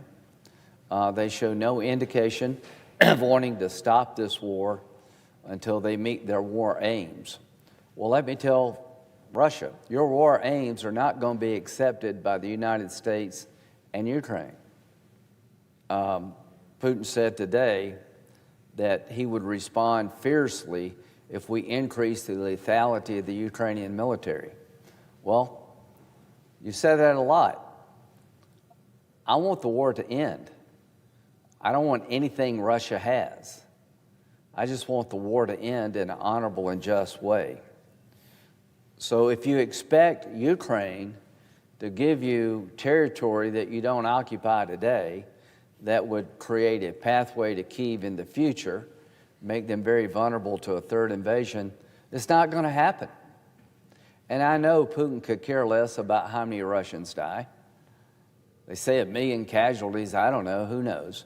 I know this. His respect for life is pretty low. North Koreans, people from all over the Russian provinces have been thrown into a meat grinder, and he could really care less. He does care about his own lifestyle. Beyond that, I don't think he cares less. Could care less. His economy is selling cheap oil and gas to fuel his war machine. So he's selling gas and oil well below market prices, Putin, to get the money to continue the attack on Ukraine. So President Trump and myself and many of us here are suggesting to those who buy cheap Russian oil and gas, stop it so we can find a way to get Putin to the peace table. The largest 3 customers buying Russian oil and gas that do not help Ukraine are China, India, and Brazil. If those 3 customers told Putin it's time to wind this war down, then I think the war would be over pretty quickly, because without oil and gas money, he can't prosecute the war. I understand wanting to buy cheap Russian oil, but I don't understand a country that buys cheap Russian oil knowing that it's going to be used to kill innocent people and acquire land from others by force of arms. I've been told that our friends in India are very proud. You have a lot to be proud of. I've been told that our friends in India are trying to find a way to be less dependent on Russian oil. To our friends in India, well done. Before the invasion by Putin, India was buying 3% of their oil from Russia. After the invasion, it went up to almost 30%. Why? They were buying it below market prices from Russia, refining it in India and selling it at a profit. That's not something to be proud of. I'm hopeful that you're going to abandon that practice to get us to a place where we can end the war in Russia and stop the killing. So there's some progress there. As to China, if President Xi called Putin tomorrow and said, it's now time to wind this conflict down, you need to get to the peace table, I think Putin would not have much of a choice. China is the #1 customer of Russian oil. If they made a decision tomorrow to change that practice, then I think Putin's ability to prosecute the war would hit a wall. Now, President Trump is going to talk to Xi, hopefully, here soon. And there'll be a lot of issues on the table. As to China, it's a communist dictatorship. I'm no fan of the Chinese Communist Party. To say otherwise would be misleading. Having said that, there's times that we can do business with China for the betterment of all of us. This is one of those times.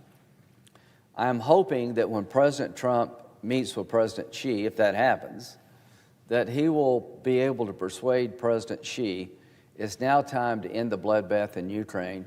I need your help to get Putin to the table. And to China, if you were able to do that, I think it would open up opportunities between you, the United States, China, the United States, and the Western world to have a better relationship. If China wants to be a meaningful member of the international community and wants to be treated better, then act better. If you want to be treated normally, act normal. So to China, you have the power to help end this war. I would urge you to work with President Trump to achieve that goal. It will make the world a better place, and I think it will inure to the benefit of China. Sanctions were put on the 2 largest oil companies in Russia yesterday by Secretary Bessent at the direction of President Trump. I think President Trump has come to believe that Putin doesn't want a ceasefire at the line of contact, and everybody but him does. And I hope President Trump's new policy will be, I'm not going to talk to Russia anymore until they agree to a ceasefire at the line of contact like Ukraine has. Once that agreement's reached, then we can sit down and try to end this war. I hope he'll tell President Xi that you have the chance to help me in this war, please do. I, along with the presiding officer of the Senate, many of us, 85 co-sponsors, we have legislation allowing President Trump, at his choice, to impose tariffs on countries that buy cheap Russian oil to prop up Putin's war machine that don't help Ukraine, and that would be China. So President Trump has used tariffs robustly, I think, to the benefit of our country. If he decides to go down the road of going after Putin's customers, he would have the blessing of the Congress, the House and the Senate. I can't think of an issue that's brought us to the Senate more than the desire to end this war in Ukraine and to use all the tools available to help President Trump get Putin's attention. The fact that Democratic colleagues, who are probably not a big fan of this president, are willing to empower the president to have tariff authority given to him by the Congress that would be bulletproof in court speaks well to them, and it speaks loudly to the idea that the Senate is united when it comes to standing up to Putin and those who prop him up to end this bloodbath. This bill has been around for a long time. People ask me all the time, what's going to happen? I think President Trump has made a decision that a ceasefire in place is the right way to start discussions about how to end the war, and I hope he will stick with that position. I will expect the Senate to move the legislation I just described, the Russian Sanctions Act, that allows secondary tariffs against countries that buy cheap Russian oil. I would expect us to move that fairly soon. The Senate also has passed legislation making Russia a state sponsor of terrorism under U.S. law. There are 4 countries that fall in that category. Russia would be the 5th, for kidnapping over 19,000 Ukrainian children in the occupied areas. This is a very big deal to many of us. We've gone to Ukraine, we've heard the stories that Russia has occupied about 20-something percent of Ukraine, and they've literally taken Ukrainian children from their families, sent them to Russia, in indoctrination camps to turn these Ukrainian children against their own country. It's despicable. And it's not 200. I do believe the number is closer to 20,000. We have a lot of evidence, and I'll have a hearing in the Foreign Operations Subcommittee about it. But the bill making Russia a state sponsor of terrorism for kidnapping the children went through the Foreign Relations Committee yesterday unanimously. It's ready to come to the floor. And I can't think of a better description of Putin's Russia than a state sponsor of terrorism. You've earned that distinction. Now, if you'll turn the children over, that goes away. But he denies really the fact that he's taken Ukrainian children away from their families to Russia. Well, he's lying. He's lying through his teeth. So that's coming. And there are $300 billion of frozen Russian assets overseas. And we have legislation here, Senator Kennedy and others, that would take that money for the benefit of Ukraine. All 3 of these pieces of legislation are ripe. They're ready to go. And after this last rebuff by Putin of President Trump, now's the time to act. There was supposed to be a meeting in Budapest between President Trump and President Putin. Well, that is off now because the goal was to have a ceasefire at the line of contact. Ukraine said yes immediately. Comes to find that Russia has not changed its position at all. So I don't think that meeting is going to occur, and that's a good thing. No more meeting Putin until he changes his behavior. I think now's the time to put pressure on Putin's war machine economically. Now's the time to make Ukraine more lethal when it comes to defending itself. The Tomahawks. President Trump is right. It's a complicated weapon system. But I would like to see some Tomahawks transferred to Europe and start a training program so that Ukrainians one day would be able to utilize these weapons. Now, why do we want that weapon? It could go deep into Russia and knock out factories that make drones that come from Iran, and to destroy missile factories that are used to terrorize the Ukrainian people at night. I think we have a moment here to act decisively with our European partners. I appreciate what President Trump has done to try to solve this conflict through diplomacy. I appreciate what he's done to make Ukraine more lethal, providing more weapons by selling to Europe weapons to the benefit of Ukraine. I appreciate the sanctions that were imposed yesterday, and I think they're having a beneficial effect already. But I think we need to do more. So as President Trump engages President Xi, it is my hope that the Chinese will change their position about this war and work with President Trump to get Putin's attention to find a way to end the bloodbath honorably and justly. Now, why do I keep talking about China? There is no way Putin can prosecute this war if China decided to isolate Russia and stop buying their oil. And we would find ways to help China with their oil needs so they wouldn't be at a loss. If that happened, then this war would end pretty quickly. So to President Trump, good luck. I'm glad you're talking to China about a bunch of things, including trade. I'm sure you'll talk about the recent efforts of the Chinese Communist Party to go after Christians in an unprecedented way in China. The Christian church is under assault. We have a lot of differences with China, but if China wants to change its relationship with the United States, you have a chance in the next few days to do it in a positive way. And to China, if I and others believed that you used your influence with Putin to end this bloodbath in Ukraine, it would be the benefit of you over time.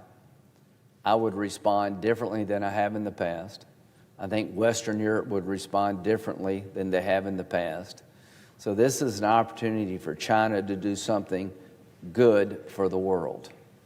You have it in your power to get Putin's attention unlike anybody else on the planet. I would urge you to use that power to end the bloodbath. And if you choose to continue to buy cheap Russian oil to fuel Putin's war machine, to benefit your economy, then you should not be surprised that we push back hard. It's your choice. But I am speaking for most everybody in this body, where we believe the time has come for China, India, and Brazil to stop, to end this bloodbath. And to China, India, and Brazil, you have the power, if you would use it, to get Putin's attention like no one else on the planet. To India, you're definitely moving in the right direction. China made some announcements today about maybe reducing their purchases of Russian oil. All of this is good. And the reason I keep talking about this is I've concluded that unlike anybody else on the planet, China can, if they choose to, help us end this war better than anybody. So I'm appealing to President Xi to help President Trump end a war that should have been ended a long time ago. And I'm very concerned if this war continues, then the relationship between the United States and China is going to get worse, not better, and I seek it to be better. So, Madam President, you've been involved in everything I've just said. You've been one of the leading champions of protecting the Ukrainian children kidnapped by the Russians. You're one of the first people that sponsored the legislation. You've been to Ukraine numerous times. I know you have a personal relationship with Ukraine. It goes back to a long time ago when you were actually involved with Ukraine and Ukrainian families spending some time there. You have been a strong, consistent voice that Russia needs to stop. We need to end the war, not continue the war. And to my Senate colleagues, you've been asking me a long time, when are we going to move your bill? It's not my bill, it's our bill. The time has come. I'm hoping, and I believe the majority leader agrees, that the time has come. We'll wait to see what happens in China, but if nothing changes in China, then we need to have a week, I believe, of where this body focuses on applying pressure against Russia to end this conflict for the betterment of the world. With that, I yield.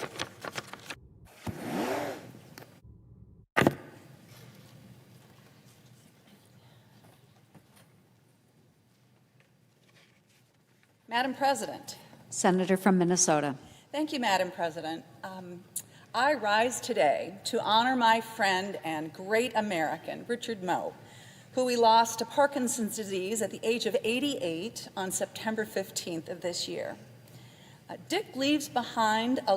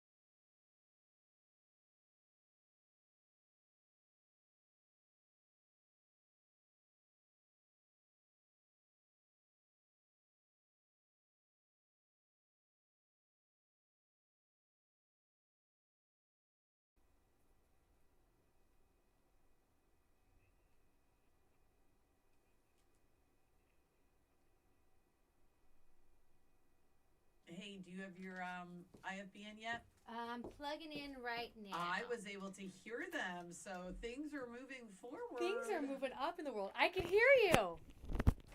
Oh my God. Everything's improving. Whoa.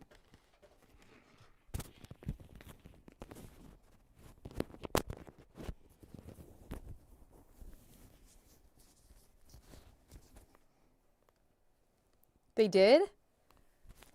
Oh, heck yeah.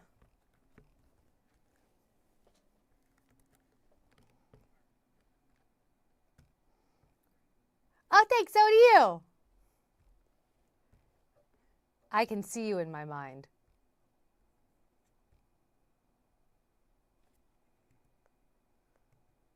Sounds good. Also, hey, Krista. Someone's running a marathon this weekend. Yeah, are impacting It's my far first more one. I'm people so than you nervous. realize. Thank you. And that the decisions that you're making are also affecting voters who will remember this when it comes around to election season. I got it. Yes.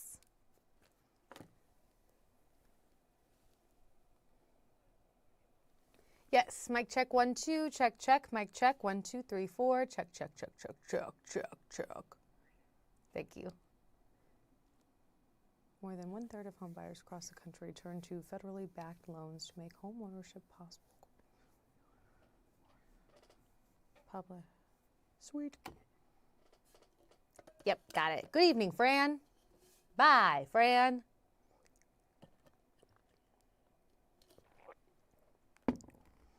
More than 1/3 of home buyers across the country turn to federally backed loans to make homeownership possible, according to a 2024 report by the National Association of Realtors. The shutdown is putting those home buying dreams in jeopardy.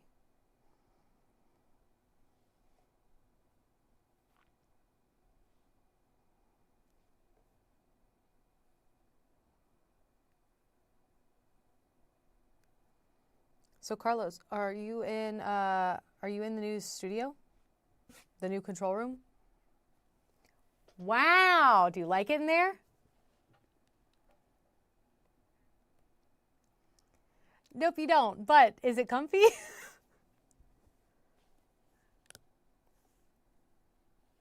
You're like, it'll do, I guess.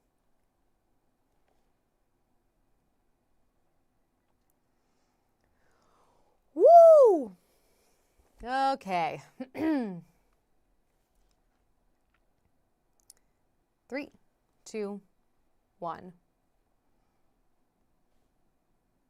Good evening, Fran. More than 1/3 of home buyers across the country turn to federal loans to make their home ownership possible. That's according to a 2024 report by the National Association of Realtors. This shutdown is putting those home buying dreams in jeopardy.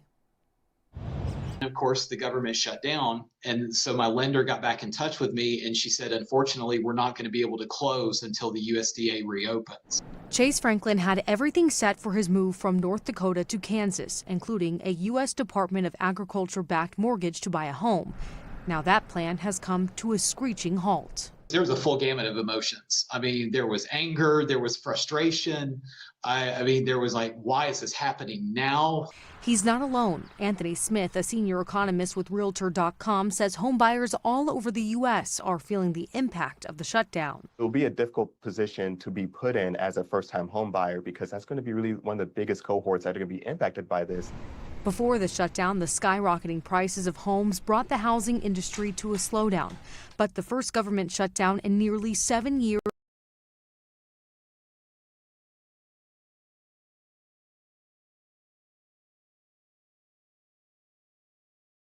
Not actually far away from where my dad grew up in Ely, so there was a lot of good stock up there. He was the son of Russell and Virginia Moe, and he grew up surrounded by the values that define our state: hard work and service to others, and especially northern Minnesota. So he then goes on to the University of Minnesota and gets his start in a big way by running the Democratic Farmer Labor Party and helped to lead that party to victory time and time again. Because like I said, he was grounded in doing the right thing, but he also was a mastermind of how to win.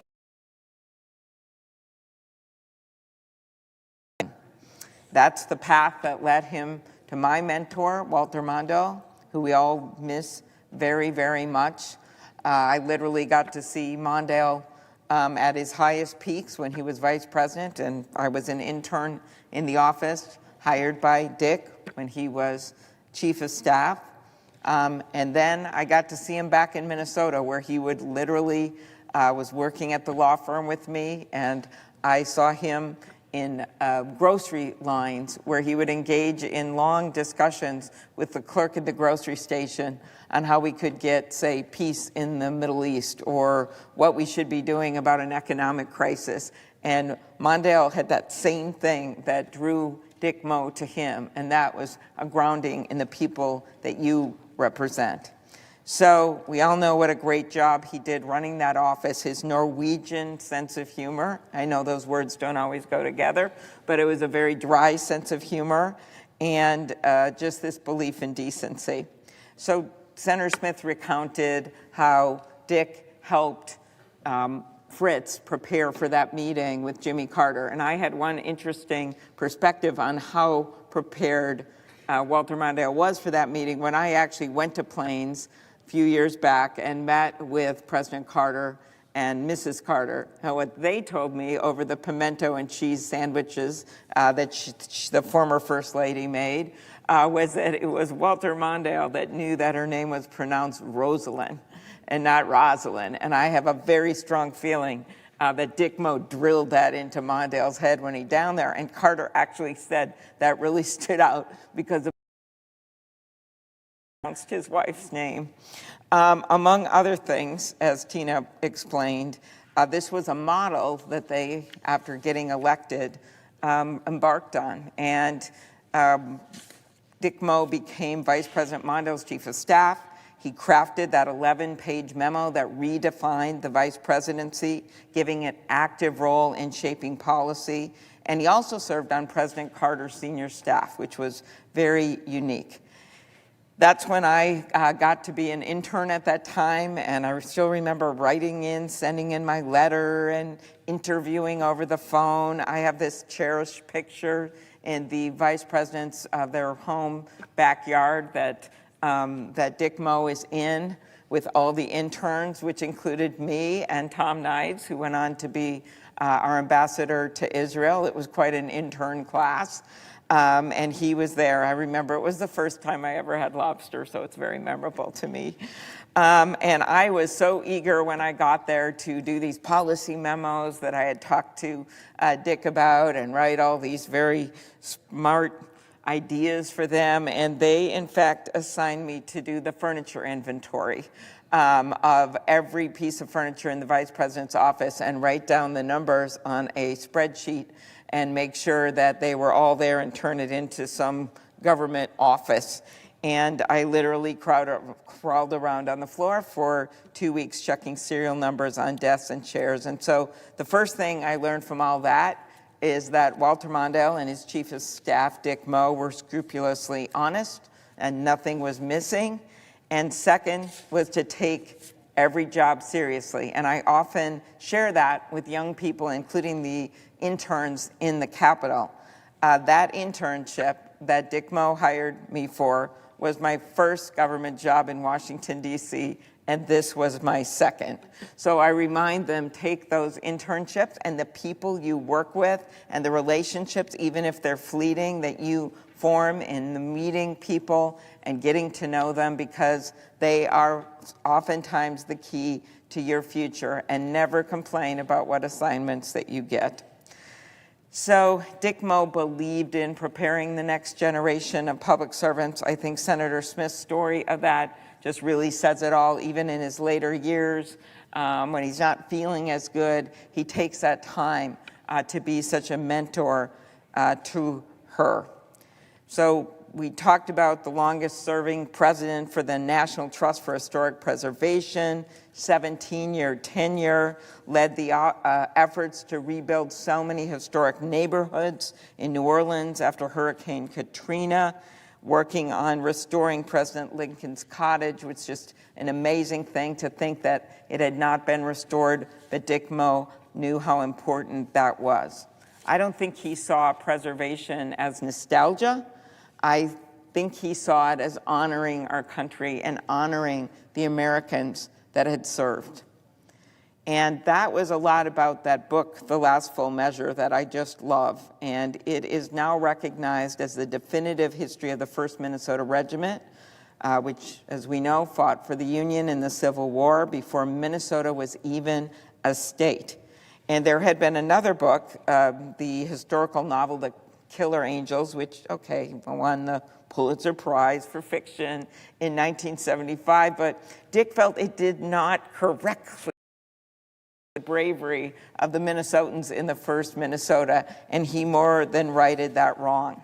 So that story that I have often quoted around our state about the 262-member 1st Minnesota Regiment, which held the line against 1,600 Confederate troops while desperately needed reinforcements were brought in on the Union side, is truly worthy of the book that Dick wrote. I went with a number of senators, including Senator King and a number of Republican senators, to take a one-day deep dive on the Gettysburg battlefield site one day. And it was led by the head of the War College and another veteran member of that War College.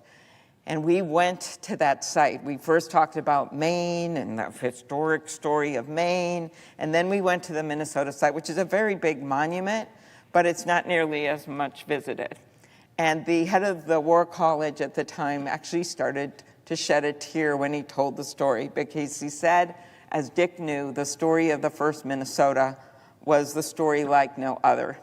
They asked them to hold the line, 262 men, 200, and they didn't pause. They went and did it, and we saw that open field, and they did it.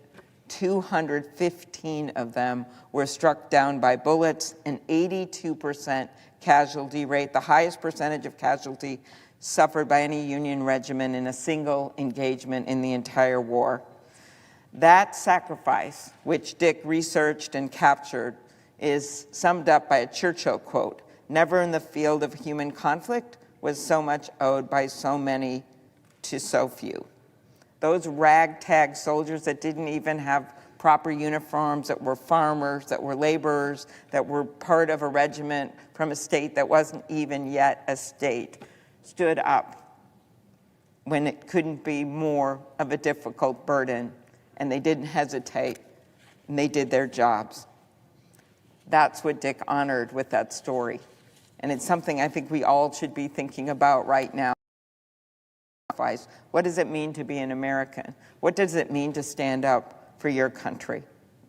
So to Dick's wife, Julia, and his kids, Alexandra and Andrew, the granddaughters, we send our love and gratitude. Our state is so much better and our country is so much better because of Dick Moe. He showed us, and clearly Senator Smith, that public service is worth it. That this devotion to history is not just some ancient thing in a dusty. He showed us that the ties that bind us, whether it's small towns and historic preservation of buildings like Lincoln's Cottage, mean something in the now. That history matters. And I think we all need to remember that today. Thank you, Mr. President. I yield the floor.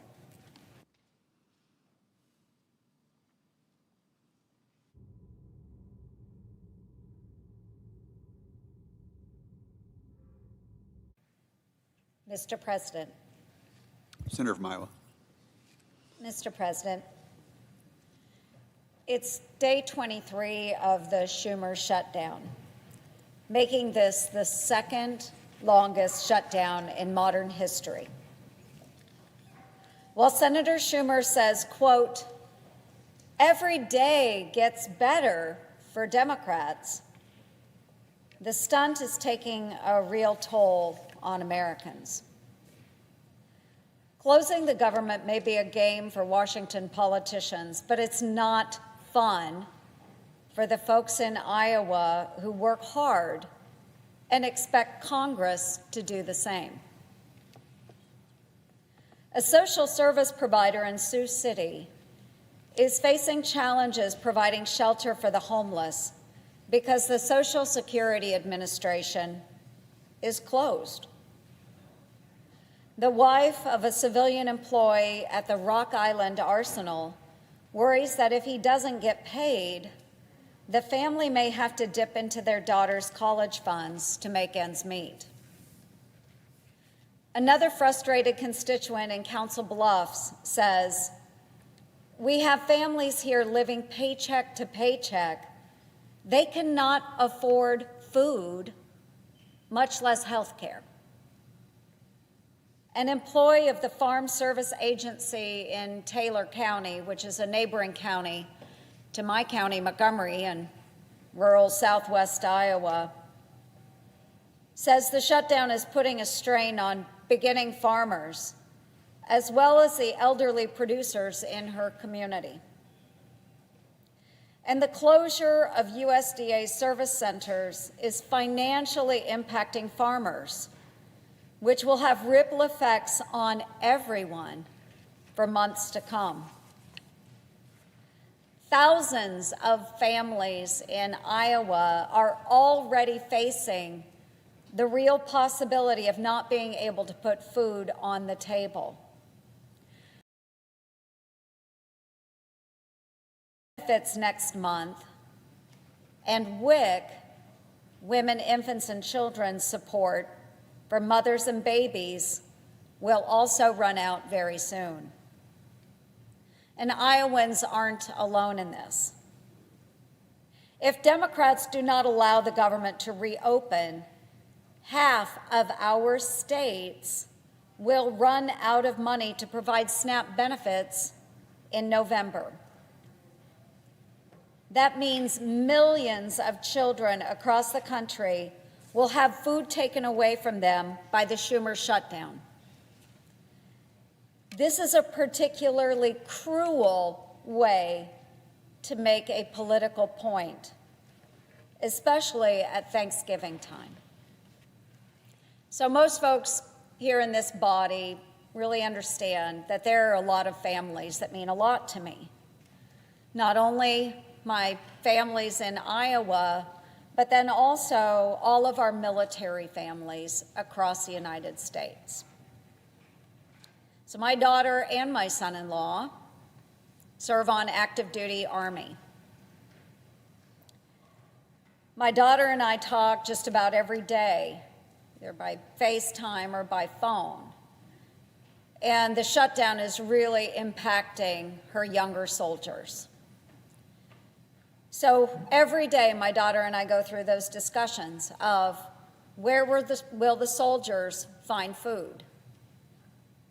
Her discussion with me today centered around a talk she had with their military chaplain yesterday.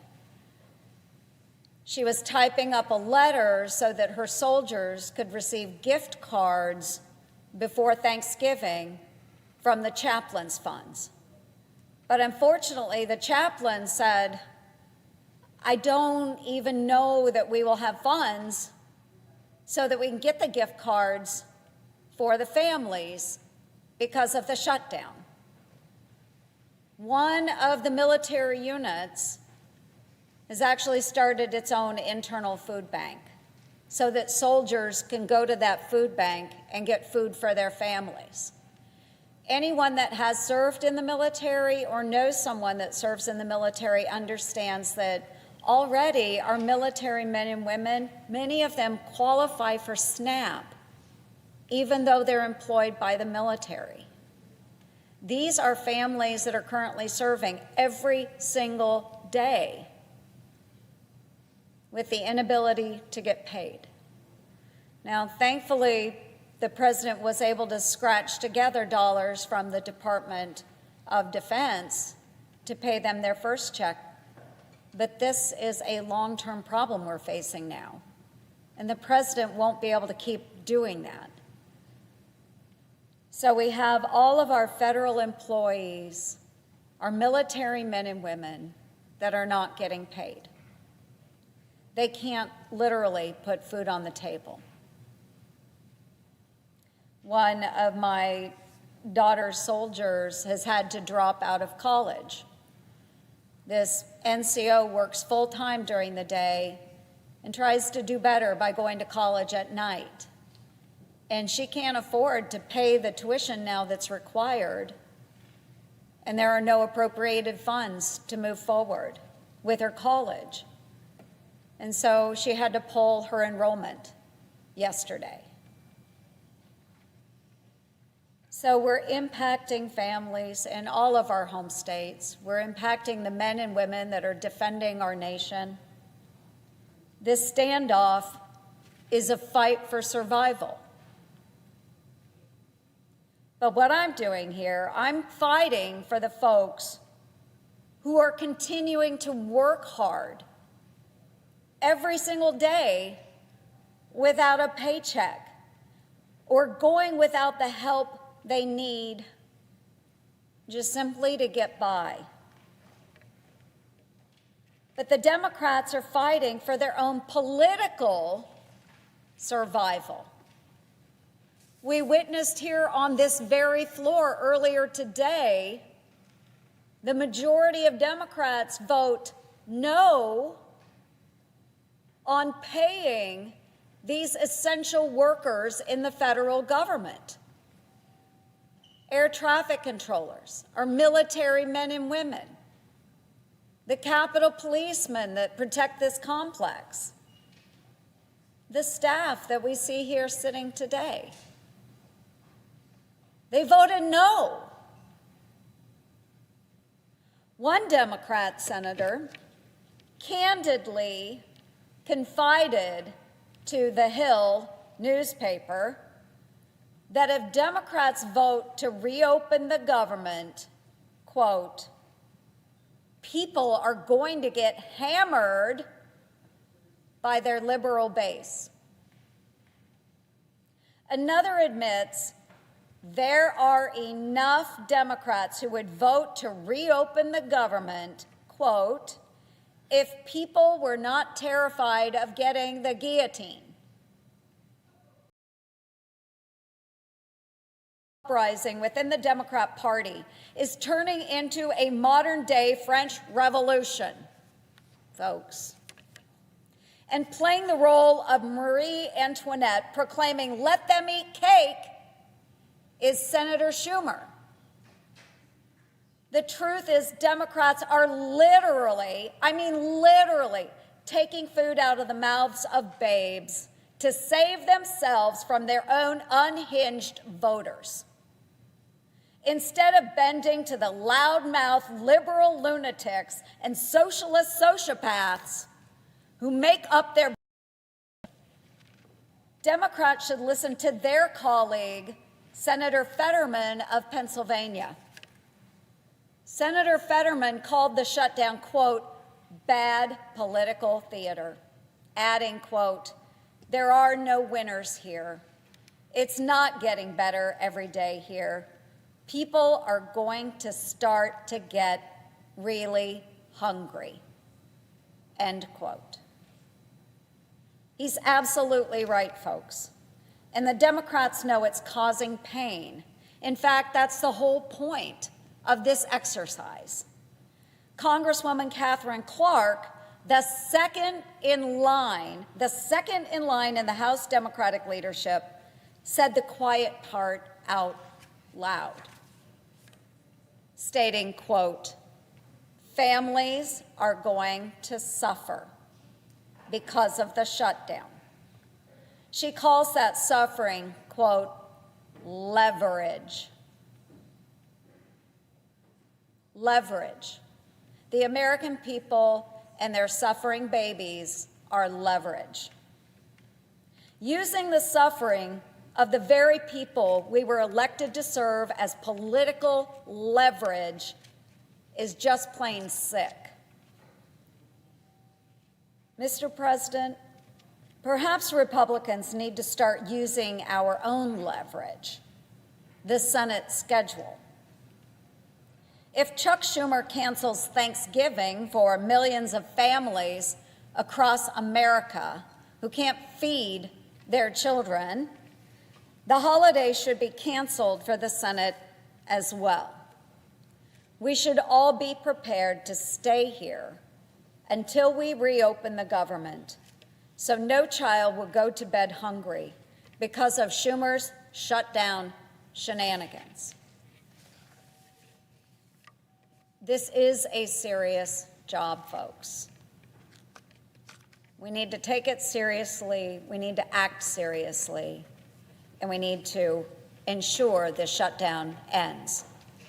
With that, Mr. President, I yield the floor.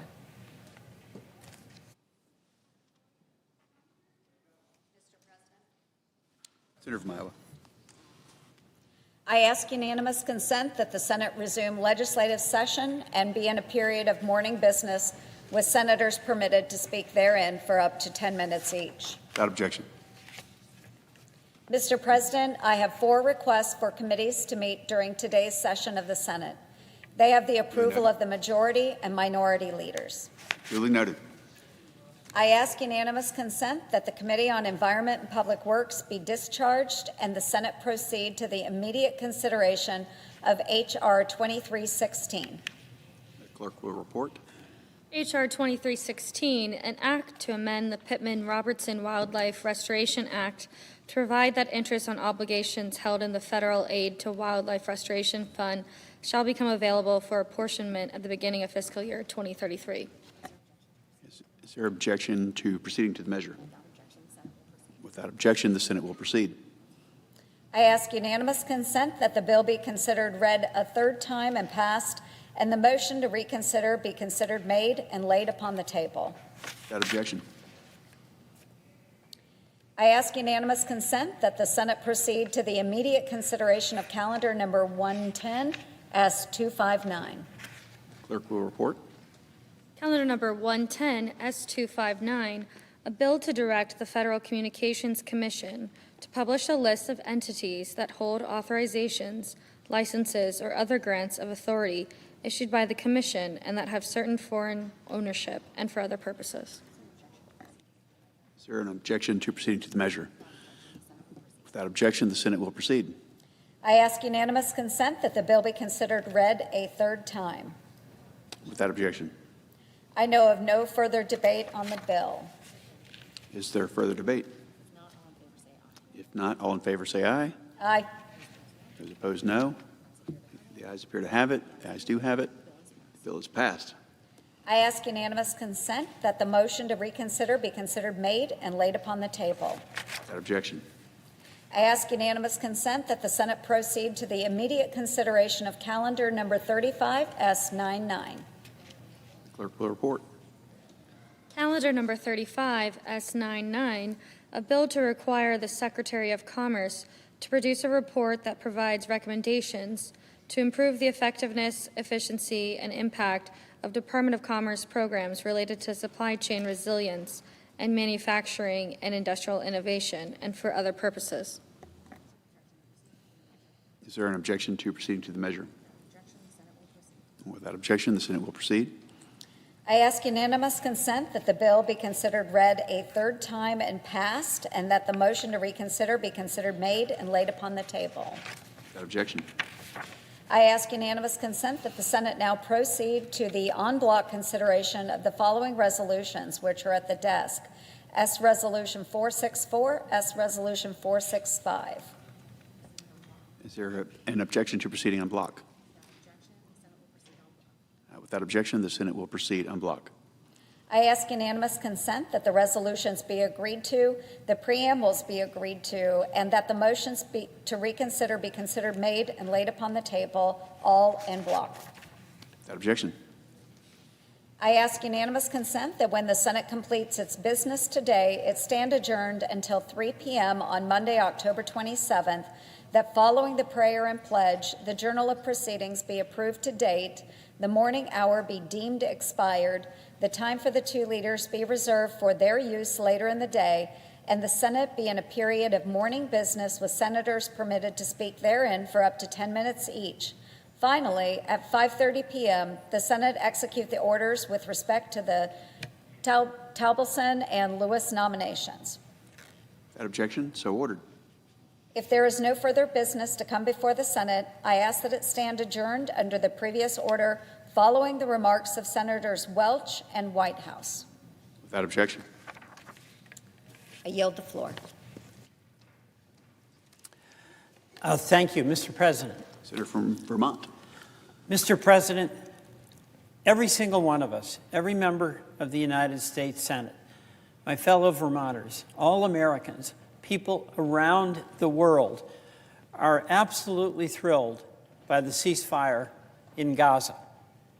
After 2 years of relentless bombing, after 2 years of horror for the hostages and their families, the bombing has largely stopped and the hostages are home. This is extraordinary. And I salute everyone involved in getting us to this day, including President Trump. But let's be clear, there is more work to be done.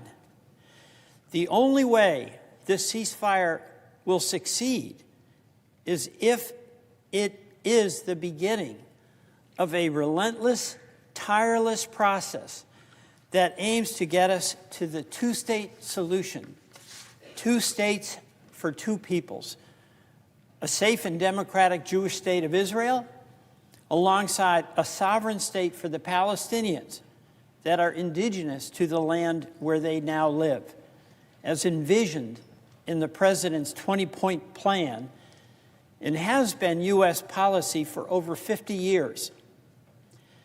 So the question before us is, will all who are involved, particularly the United States government, Prime Minister Netanyahu and the Palestinian Authority, U.S. partners in the Gulf and our European allies, will everyone do every single thing possible to make that success of a lasting peace through a 2-state solution a likelihood? And let me be candid, Mr. President. I am extremely alarmed at what we're already seeing since the ceasefire. On the Israeli side, Mr. Netanyahu is continuing to dial up or down the delivery of urgently needed food or medicine, depending on what his political desires of the moment are. And after 2 years of already having kept food out largely for starving kids, that has to be provided with the 600 trucks a day, unabated, continuously and regularly. And at the same time, Hamas is score settling, is committing public executions and intimidating the Palestinians who yearn for peace and a return to some degree of normalcy. The impediments to peace are deep and they are clear. So we need to ask ourselves, what do we need to do to make sure that the violence and the destruction does not resume? In Gaza, one thing is absolutely essential. Mr. Netanyahu must stop blocking the medicine and the food for starving kids and Palestinians. We cannot condone the Israeli military under the instructions of the Netanyahu government from illegally blocking international food aid from getting through Rafah. And yet we see a continuation of children facing severe malnutrition and hunger. We also see kids who are sick and had the promise of getting health care, cancer treatment, women who need maternity facilities or basic medicines and treatments still not having access to them. The Netanyahu government cannot be allowed to once again turn on and off the supply of food and medicine and use it as a military tool. Withholding fruit and vegetables and other food from 1 million hungry kids is not a military response. It's a collective punishment. Next, Mr. Netanyahu must finally, once and for all, stop the bombing in Gaza.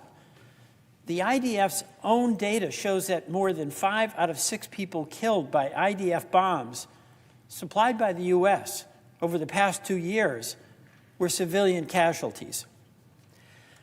And those government bombings that have been renewed in Gaza this week, killing nearly 100 and injuring even more after 2 soldiers were killed in Rafah, has got to stop. These types of response bombings that were so frequent before the ceasefire, disproportionate and illegal by and large, are no more legal and as disproportionate when they're occurring after the ceasefire and jeopardize the stability and survivability of the ceasefire. So we should be calling on the Netanyahu government to reopen the medical evacuation corridor so that those Palestinian kids in Gaza with traumatic war wounds, bullets in their bodies and missing limbs can be evacuated to Palestinian church hospitals in Jerusalem. And the violence and settler attacks in the West Bank also represent an ominous threat to the ceasefire and a threat to fulfilling a true vision of peace. Gaza and the West Bank are part of what will be a separate Palestinian state. And that violence that it's occurring at the hands of settlers has to be stopped by the Netanyahu government. And Mr. President, just this week in the West Bank, we saw violent attacks by masked, club-wielding settlers on Palestinian villages and harvesters. They even attacked the very same village that our ambassador, Mike Huckabee, had visited and promised to protect only a few months before.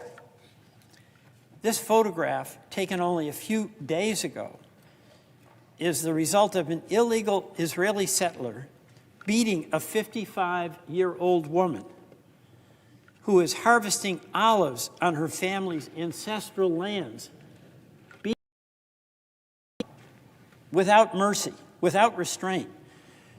Her name is Ufa Abu Aliua. She's a mother and she's a victim of violence. And this just happened days ago. By the way, October marks the start of the olive harvest season across the West Bank. And since the start of the harvest, where folks have to go from their homes to the fields, illegal Israeli settlers have reportedly staged 158 assaults against Palestinian farmers, and they've destroyed nearly 800 trees. And these trees, as you know, are nurtured over generations, just like the ones on the Mount of Olives. And many Palestinian families depend on them as their only source of income. The violence, by the way, also impacts Americans. And if Mr. Netanyahu is serious about working with the president and supporting the ceasefire that he did agree to, he'll take action to hold accountable those responsible for the Americans killed by Israeli forces and illegal settlers. Americans like Saif Musalat, a Florida teenager who was on vacation visiting family when he was attacked and he was killed by illegal settlers. And Mr. Netanyahu must also finally help the United States investigate the killing of the American journalist Shireen Abu Akleh, who was shot by an Israeli sniper from a couple of hundred yards away, nowhere near any Israeli troops.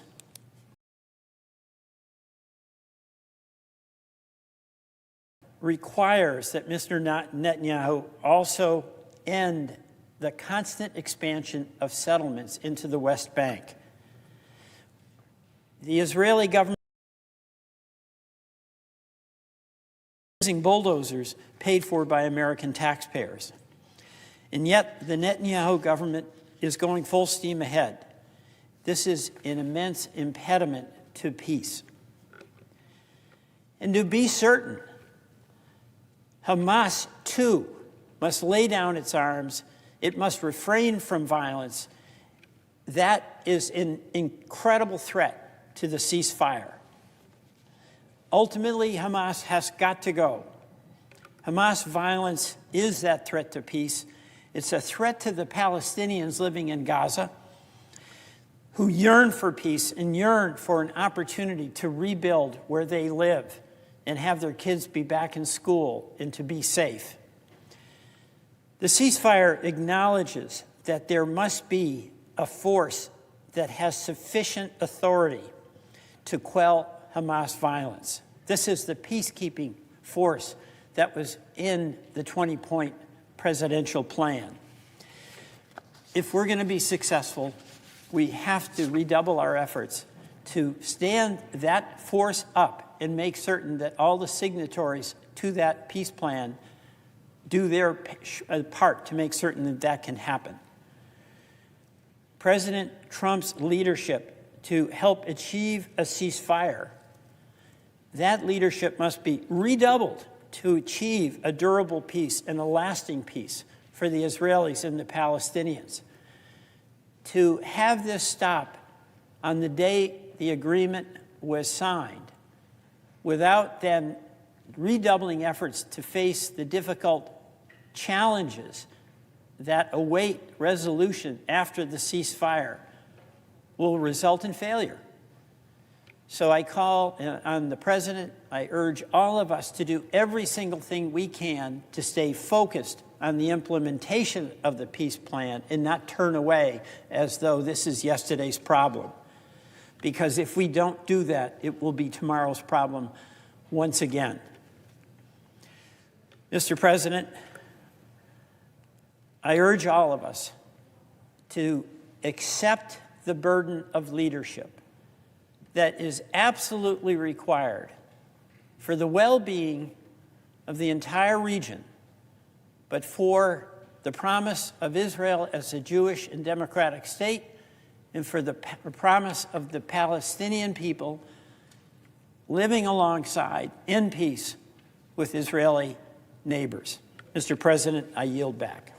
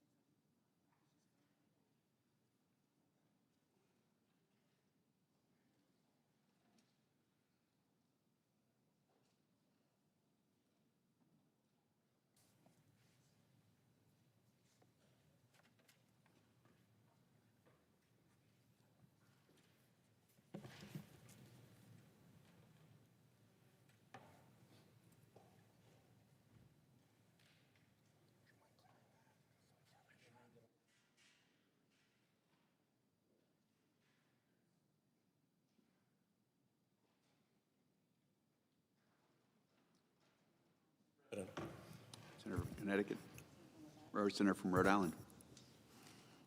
Mr. President, I rise here for the 302nd time to urge this somnolent, compromised body to wake up to the dangers of climate change, again with my trusty and increasingly battered chart. This time, my focus is on the fossil fuel industry's corrupting influence over the Trump administration and what that means for Americans. When I stood before you for the 296th time back in January, I predicted that the fossil fuel looters and polluters would take over the federal government. I am saddened but not surprised that my grim forecast has already come true. It's only October, and already it's clear that the fossil fuel industry bought, paid for, and now straight up owns the Trump administration. And it's only going to get worse. For years, I warned that if we let fossil fuel money pour into our politics unchecked, if we let dark money run rampant, And if we let polluters sabotage science, then one day the government would cease to belong to we the people and instead belong to them, the polluters. Well, that day has arrived. Last month, I set out the fossil fuel industry's 4 phases of climate denial. Phase 1, bury the evidence. Refuse to disclose what they knew, what their own scientists were telling them. Phase 2, actively mislead the public when the evidence they had buried ultimately comes out. Phase 3, flood the political zone with dark money to buttress the climate denial fraud using unlimited funding unleashed by Citizens United. Now we're in phase 4, where an increasingly desperate fossil fuel operation switches from defense and blockade to attack. Today, I'll do a deep dive on phase 4, the corruption and weaponization of government phase, and how it is playing out across the corrupt Trump administration. Phase 4 is different. They're not just hiding or misleading or politically obstructing any longer. In phase 4, the fossil fuel industry fully corrupts the entire executive branch and uses the power of government to go after and crush its clean energy competition. Behind this plot are the creepy billionaires who run the industry, out to get even richer at the expense of the American people. Let me be blunt. The Trump administration does not work for you, the American people. It works for fossil fuel billionaires and their sprawling dark money corruption machine, which, no coincidence, helped put Trump in office for a second time. Don't take my word about whom they work for. An official from the White House's own new so-called National Energy Dominance Council offered, and I quote here, concierge white glove service to help keep polluting coal plants open and mines in operation. That official, by the way, previously worked for Shell Oil and Valero Energy. Every agency, every decision, every policy of this corrupt administration is in the service of its fossil fuel donors and patrons. Fossil fuels looters and polluters are running the United States government for their own benefit from the inside. President Trump, EPA Administrator Zeldin, Energy Secretary Wright, Interior Secretary Burgum, the whole lot of them is bought and paid for. So settle in, and I'll walk you through it, from the offer and acceptance to the return on fossil fuels political investment to the costs to the American people. Let's start with the moment of sale. It was April 2024. Early April.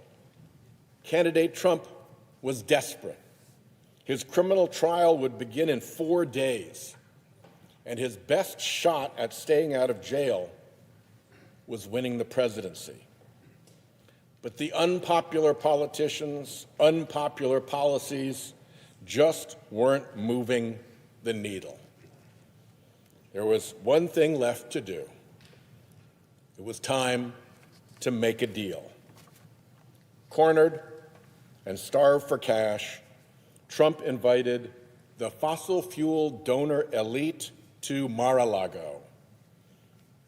Sensing an opportunity, into those faux guilt halls strolled the oil barons, the gas tycoons, the petrochemical magnates, the pipeline moguls. If you'd struck oil or gas in America, you likely received an invitation. And by the way, they were a little desperate themselves because their business model was failing against the relentless pressure of cheaper, cleaner, more popular renewable energy. There, at his club, candidate Trump delivered his offer. It was not subtle. No think tank jargon or super PAC euphemisms, no speaking in code. He looked out at those assembled fossil fuel billionaires and made a simple pitch. Give me $1 billion and I will do anything and everything you want. The fossil fuel billionaires were only too happy to take that deal. Harold Hamm, the fracking kingpin, opened his checkbook. Hildebrand, the Texas oil man, poured in millions. Kelsey Warren, a pipeline magnate, joined. Other familiar players like George Bishop, Tim Dunn, the Wilkes brothers, they all lined up. The fossil fuel donor elite understood the corrupt bargain. Invest just $1 billion, and maybe not all of that $1 billion. They're at hundreds of millions, we're not sure. But let's say it was $1 billion that ended up coming through. $1 billion to preserve the annual $700+ billion subsidy that fossil fuels' free-to-pollute business model relies on. $1 billion once for $700 billion a year. And on top of that, they could reap untold added billions in new tax subsidies, pollution deregulation, protection from legal accountability for misdeeds, and even a government-backed war they could run against their feared clean energy competition. This was not just a fundraiser. This was no boisterous campaign rally. This was a deal, a $1 billion quid pro quo deal. This corrupt deal marked a turning point in American history. Before, fossil fuels influenced, using political dark money and dark money threats and promises. They lied, using a decades-long campaign of denial, deception, and doublespeak to hide the harmful effects of their products. Those two operations, the climate denial fraud operation and the dark money corruption operation, together had blocked any meaningful bipartisan climate legislation. They killed that dead. The instant Citizens United gave them that power. The 2024 elections gave the fossil fuel barons full control. Under the Trump regime, the United States government has acted exactly as you would expect a corrupted government to act. Every agency captured, climate and energy laws and regulations rewritten, all the inconvenient science ignored, silenced, or worse, erased completely. Say goodbye to government for we the people, and hello to government for them, the polluters. The entire Trump administration works for its fossil fuel donors. On January 2025, day one in office, 2025, day one in office, President Trump issued industry-drafted executive orders designed to kneecap fossil fuels clean energy competition and prop up fossil fuel. One executive order even wrote wind energy and solar energy out of the definition of energy. These executive orders are now implemented by federal agencies that are in the hands of stooges of the big polluters. Let's start with the Environmental Protection Agency. There's so much rot over there, it's hard to know where to begin. So I'll start with personnel.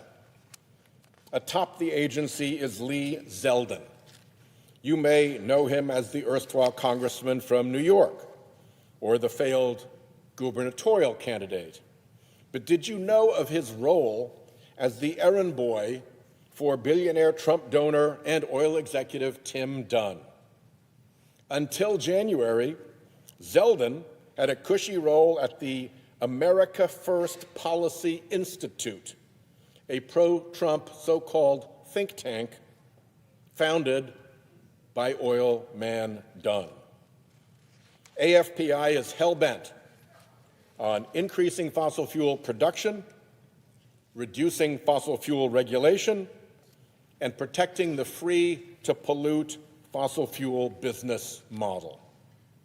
Dunn was thrilled to have his boy Zeldin slide slimily into EPA. Then there's EPA Deputy Administrator David Fatui and head of the Office of Air and Radiation Aaron Szabo, who before joining the EPA spent years defending polluting industries in court or making polluters' pitches to us in Congress. Stephen Cook, Principal Deputy Assistant in the EPA's Office of Land and Emergency Management, recently represented the American Fuel and Petroleum Manufacturers in its legal challenge to an EPA cleanup rule. Now he is the regulator he just fought in court. Nancy Beck, the Trump's EPA chemical safety advisor, used to help run the chemical manufacturers' main trade association, the American Chemistry Council.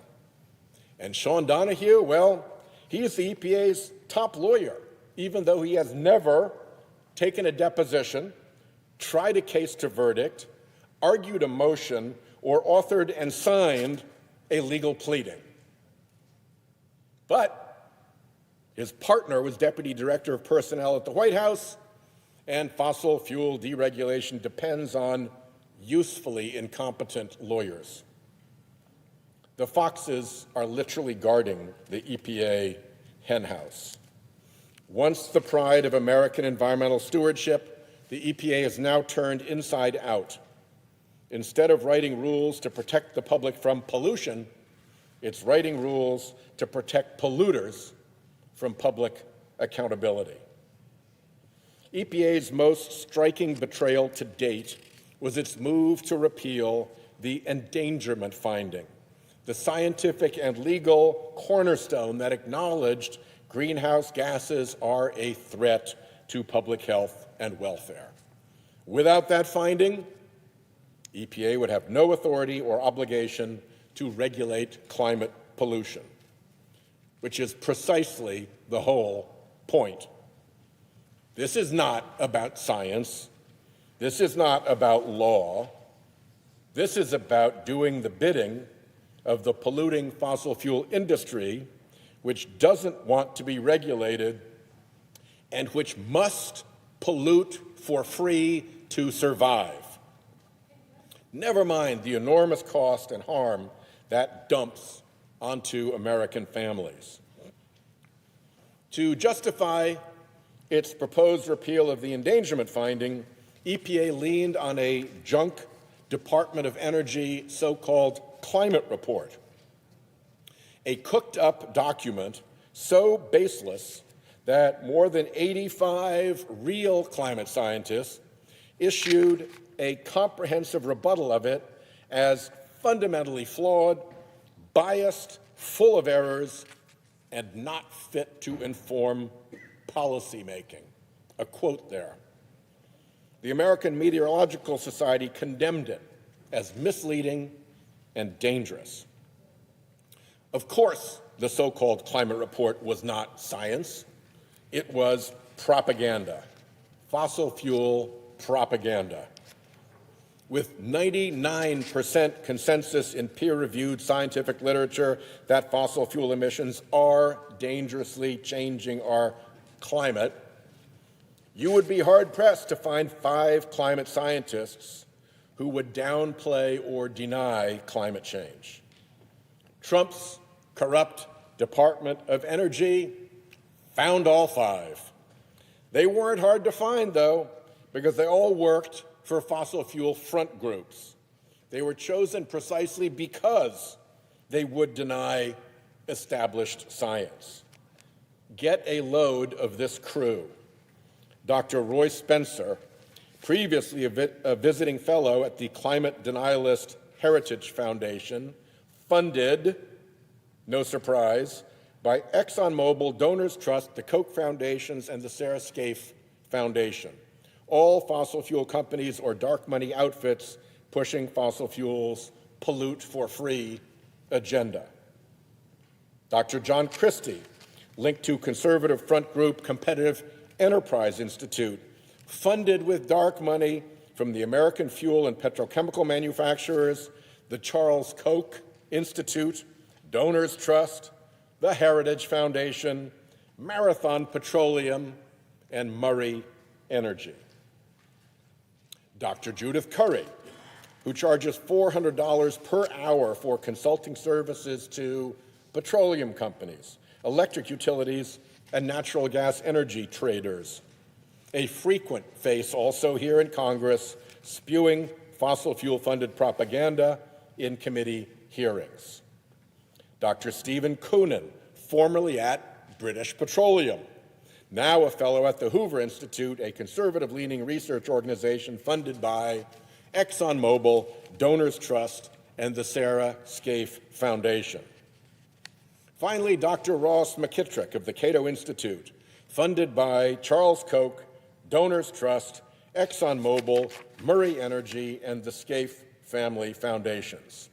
And he's also a senior fellow at the Fraser Institute, funded by the Charles G. Koch Foundation, ExxonMobil, and the Sarah Scaife Foundation. If you're sensing a pattern, you should be. Everyone knew the report was nonsense, but it gave the polluters a fig leaf behind which EPA could try to deregulate fossil fuel pollution.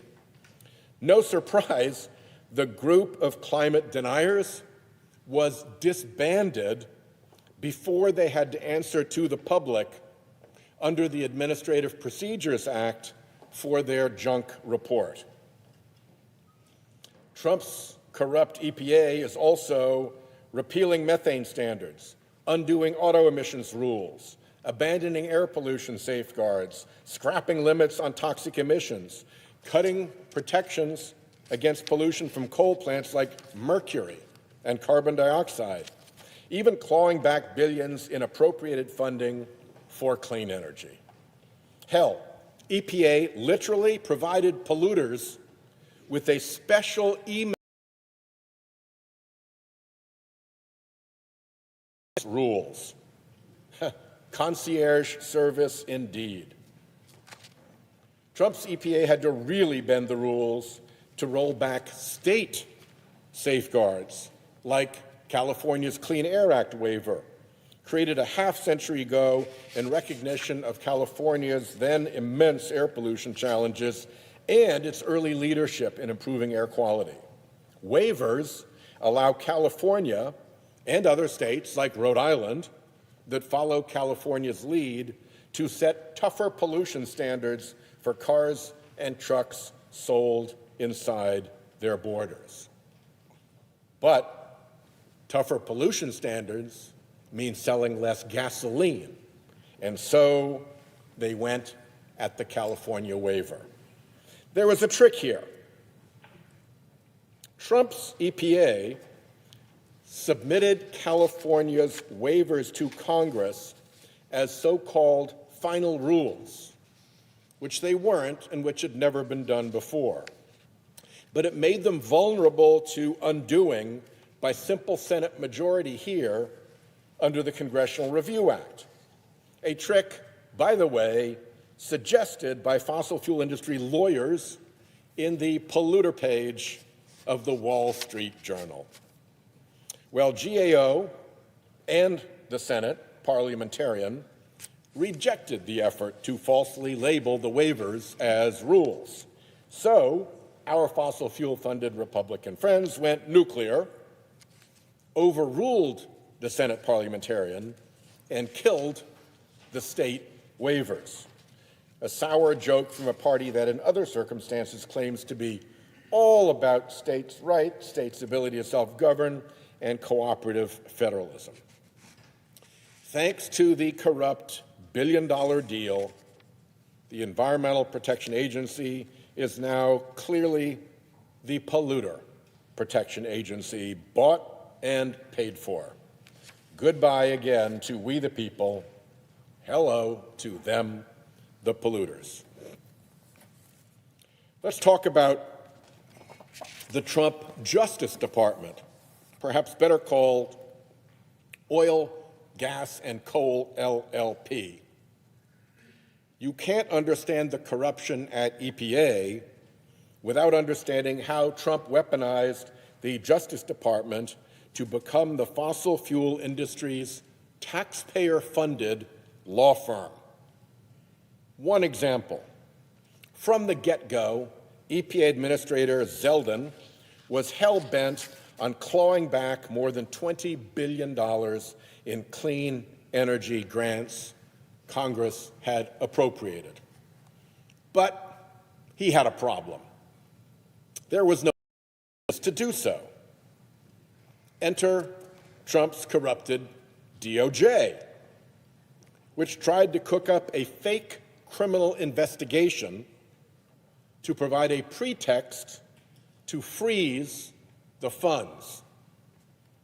Zeldin echoed the theme with multiple phony and likely defamatory allegations of criminal and fraudulent behavior by grant recipients, who, by the way, included among them nefarious organizations like Habitat for Humanity. Well, next problem. The evidence was so weak that the chief of the D.C. U.S. Attorney's Office Criminal Division resigned rather than authorize the fake criminal investigation. And no other career attorney in the whole office would sign on. So, Trump's since fired interim U.S. attorney personally submitted a warrant application with no career cosigner. And guess what? He got shot down by the magistrate judge for lack of probable cause. Any federal prosecutor can tell you how unusual and how embarrassing that is. Desperate, Trump's DOJ tried to shop the same failed investigation to other U.S. attorneys' offices, hoping somebody, anybody, would pursue the failed warrant. And in case that weren't enough, meanwhile, in another courtroom, back in the same D.C. courthouse, Department of Justice lawyers in a civil matter were denying that they alleged fraud in the use. A mess. Seeking warrants without proof, prompting career officials to resign, making fake public assertions of criminality, failing in court, making inconsistent legal arguments in the same courthouse, all of that to claw back money duly appropriated by Congress and properly obligated to grantees, all to help grow the clean energy sector and reduce air pollution? None of that is normal DOJ. This is weaponized DOJ. Just last month, DOJ's fossil fuels law firm went to federal court in New York to strike down a state law requiring the largest fossil fuel polluters to pay into a fund to redress New York's climate damages for infrastructure, adaptation, for disaster recovery. DOJ, the United States Department of Justice, went to court to argue the polluters' case, that the law was an unconstitutional overreach that federal courts should rein in.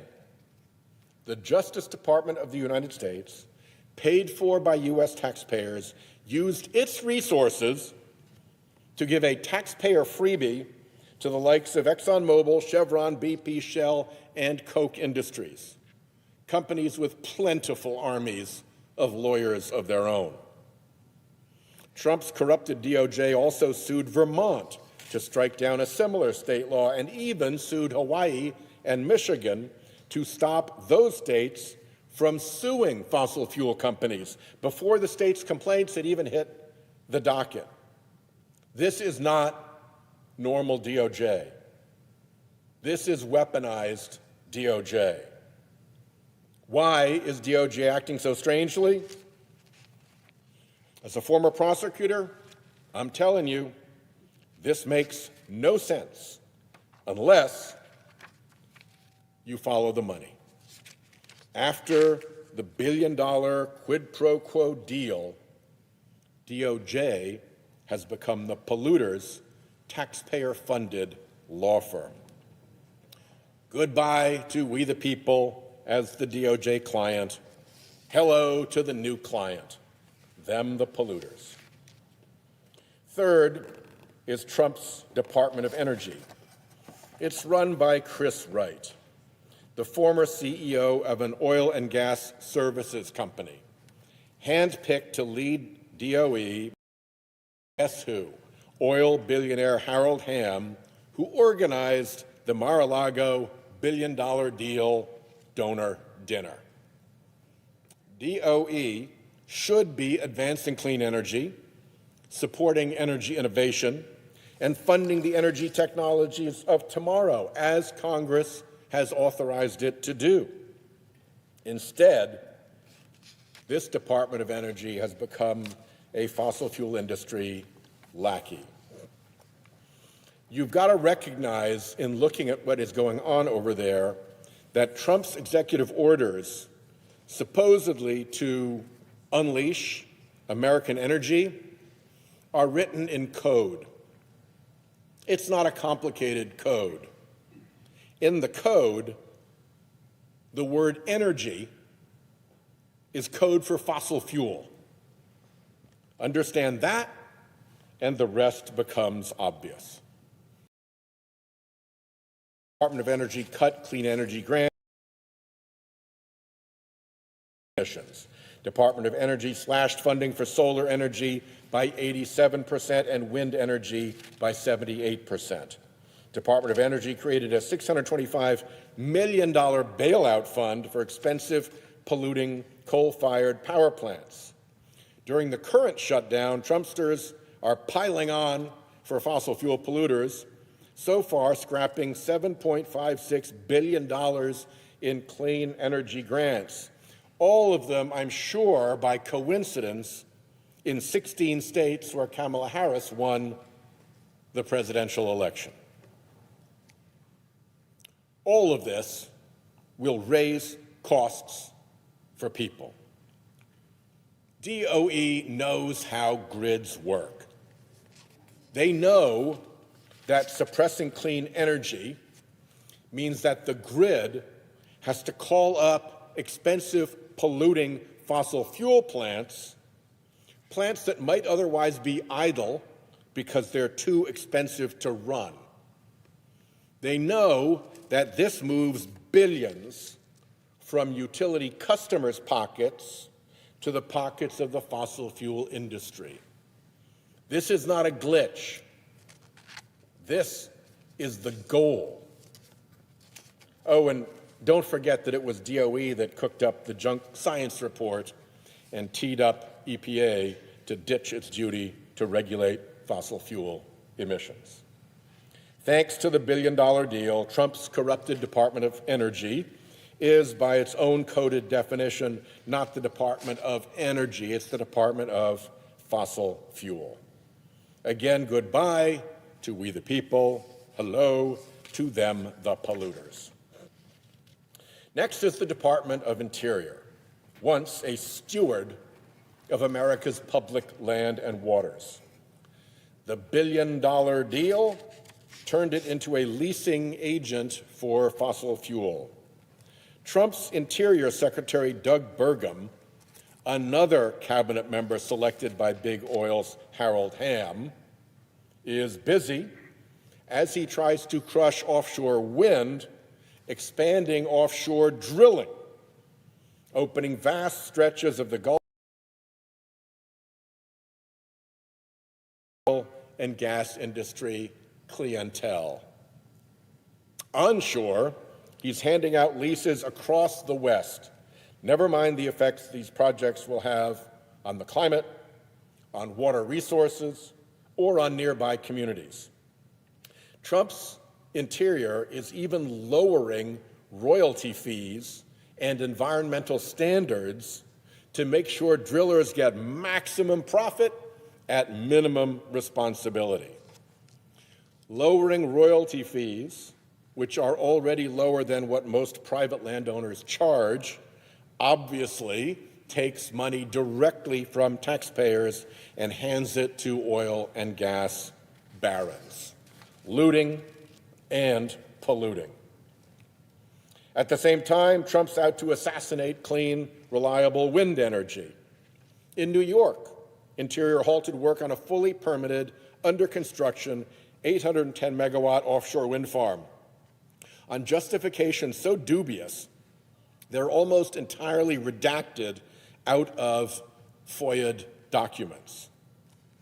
Off Rhode Island and Connecticut, someone at Moscow Central told Interior to slap a stop work order on Revolution Wind when it was nearly finished. Get this. Government lawyers had to go into court and make arguments exactly opposite to arguments they had made defending the same project in the same courthouse just weeks before. No surprise, the fake stop work order cratered in court, but those corrupt shenanigans cost the project at least $60 million. Here, it's not just blue states. Out west in Idaho, Interior reversed approval of Lava Ridge, a 1,000-megawatt wind project that suddenly had legal deficiencies. Why would the federal government sabotage clean energy projects on their way to completion? Follow the money. It goes to fossil fuel donors. Every electron from clean energy that gets delayed is an electron that gas and coal barons get to burn fossil fuel to sell. And since wind and solar energy are actually cheaper, your utility bills go up. It's a direct transfer of cash from American families to fossil fuel companies and their billionaire owners. Interior has even started to auction off wildlife refuges, treasured places that should be sanctuaries for threatened species.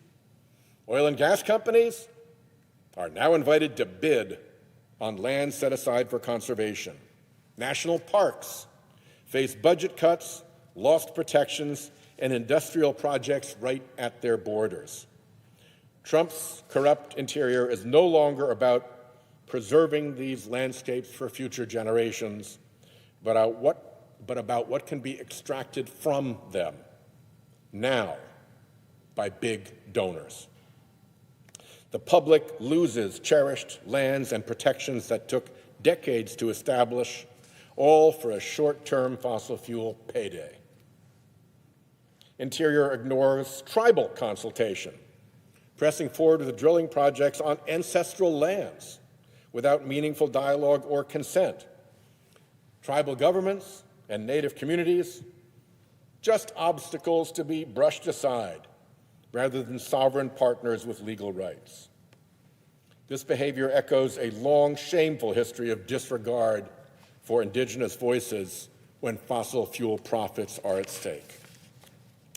This is no all-of-the-above energy strategy, as the administration claims. It is a fossil fuel-first strategy that kneecaps clean power while supercharging oil and gas. The Interior Department is now basically the auctioneer for oil and gas leases. Public lands are no longer treasures for the people, they are commodities for the polluters. So again, goodbye government for we the people, hello government for them, the polluters. Last, we have the State Department. Under visionary leaders like John Kerry, the State Department once led America's global engagement on climate, helping secure the landmark Paris Agreement and accomplishing impressive and enormous international oceans protections from the climate threat. Now, with Trump calling the shots and Marco Rubio dutifully implementing his whims, the U.S. has exited the Paris Agreement and impedes cooperation on climate action. Just last week, using unprecedented tactics, the Trump administration bullied the International Maritime Organization into delaying a carbon-based levy for shipping emissions. Just so you can put this in context, shipping is responsible for more global carbon pollution than all but 5 countries, and it's completely unregulated. Shipping emissions degrade air quality around ports like Los Angeles, meaning millions of people breathe dirty air. There are clean alternatives to maritime fossil fuels. The technologies are ready. And the shipping industry wanted to make this transition. Plus, there's almost no cost to consumers. There's almost no American ship involved. But the Trump administration wouldn't have it, because every ship that runs on green ammonia or some other pollution-free fuel means one fewer ship that runs on bunker oil or LNG, and that means less money into the pockets of Trump's fossil fuel donors. Plus, it was a threat. It was a threat to the free-to-pollute business model that fossil fuel wrongfully depends on. So, we'll find out more about this, but with truly unprecedented tactics, the corrupt Trumpsters went full Al Capone, or maybe it should be called Oil Capone, to crush it. I should add that when I said last we have the State Department, that wasn't completely accurate, because Trump has put the whole of government in the service of his fossil fuel donors, not just the cabinet agencies.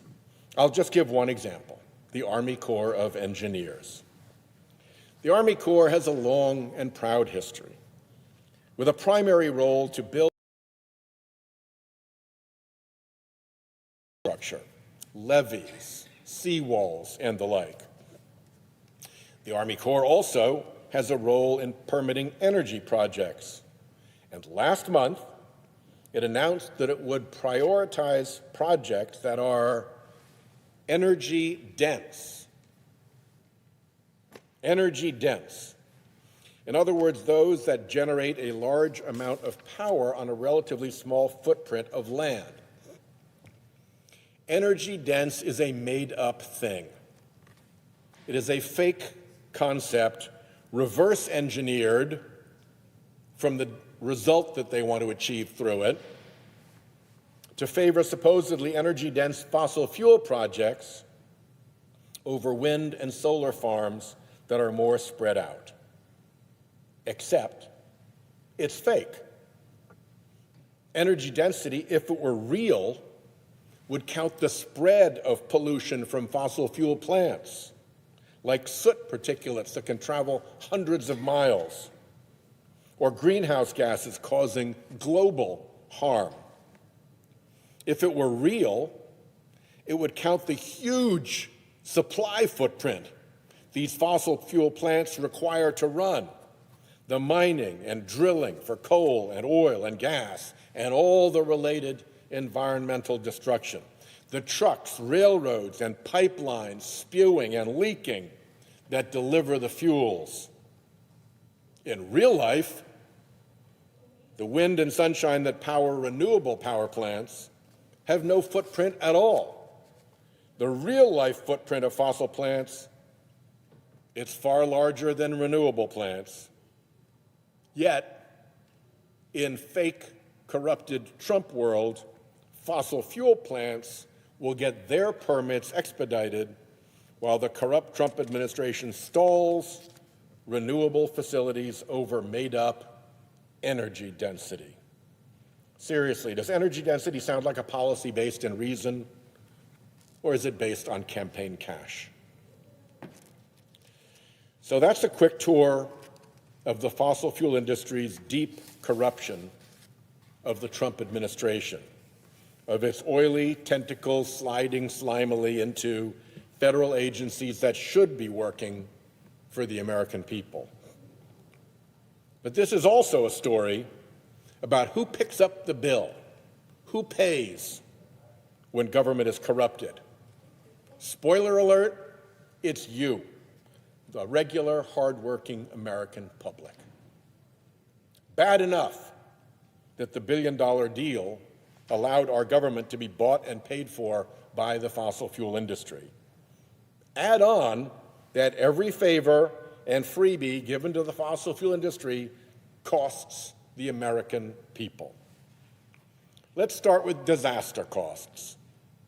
Extreme natural disasters cost Americans between $99 and $126 billion in the first half of this year alone. NOAA's database of billion-dollar disasters shows the line going up and up and up. Storm after storm, flood after flood, fire after fire. So, the Trump administration wants to end that database, as if silencing the burglar alarm will make the burglary end.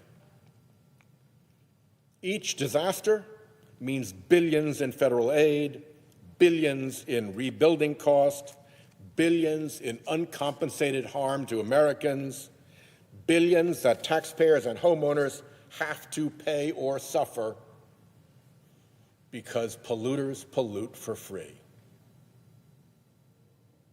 Increasing disaster costs bring something along with them: increasing homeowners' insurance problems. Problems both in affordability and availability. Premiums are soaring far faster than the rate of inflation. In Florida, the average premium is $14,000 per year and climbing. In Louisiana, already $11,000 per year. Insurance companies are leaving or abandoning customers, with non-renewals to homeowners doubling or worse in many states over the last 6 years. If Americans can't get homeowners insurance, then their property can't get a mortgage. And that spells trouble for property values in climate-exposed communities across the country. About 6 months ago, the Fed chair, Jay Powell, testified in the Senate that within 10 to 15 years, there would be whole regions of the United States where mortgages were no longer available. That's not coming from a green group, that's coming from the Fed. And it hits home. Families dropped from coverage are left in uninsurable homes that they might have worked a lifetime to buy, whose value plummets when mortgages can't be had. This is all fine, fun, and games if you're a Palm Beach billionaire selling your mansion all cash to another billionaire. But in real life, it's devastating for hardworking people, say a tradesperson living near Orlando, trying to sell their family's biggest single investment. They bought that home with a mortgage. They need to sell it to someone who can get a mortgage if they're going to get their price. With no mortgage, the price crashes. This is a cascade. It starts with fossil fuel emissions, which amp up climate risk, creating an insurance crisis, making properties unmortgageable, crashing homeowners' property values, and cascading into full-on economic recession. The warnings of this abound. And if fossil fuel weren't so powerful in this building, they'd be listened to. Your premiums go up, or your coverage disappears, and your home value plummets. And what does the Trump administration have to say about this? Well, they're not listening to you. They're lying to you because they're so deep in the pockets of the polluters who caused it all. Energy bills. Energy bills are getting out of hand. Several things drive this. First, we subsidize fossil fuel, locking in fossil dependence, so consumers get roasted whenever the international oil cartel jacks up global commodity prices, which we see them do all the time. Second, U.S. consumers pay more when the fossil fuel industry decides to export oil and gas for higher prices overseas. And there's less domestic supply because it got exported, and when there's less domestic supply, that predictably raises prices. The Trump administration forcing utilities to run aging and expensive coal and gas plants that were slated for retirement will likely add $3 billion per year to your electricity bills. $3 billion. But your added cost is fossil fuels' added revenue. You're the one getting cheated. The biggest hit will come from Trump sabotaging clean energy technologies. Technologies that already produce electricity at lower cost. Here's how it works. When less expensive clean energy can't get on the grid, expensive polluting fossil fuel plants that would otherwise be idle as too expensive to run get called up instead. Those more expensive plants then set the price for the grid, and your costs go up. The trick is that the fossil interests that own and fuel those cost-setting plants get an enormous payday. With clean energy on the grid, their revenue can drop to zero because that plant is too expensive to run. But you back out the cheaper clean energy, or you don't let new clean energy on the grid, and suddenly that plant roars back to polluting life. And the money flows to the plant owner, and the money flows to the fossil fuel dealers that bring the fuel to the plant. It is a direct transfer from ratepayers' pockets to fossil fuel barons. And they're hoping you won't figure that out, that you'll blame it on the electric utility and not notice how the grid is being gamed by fossil fuel.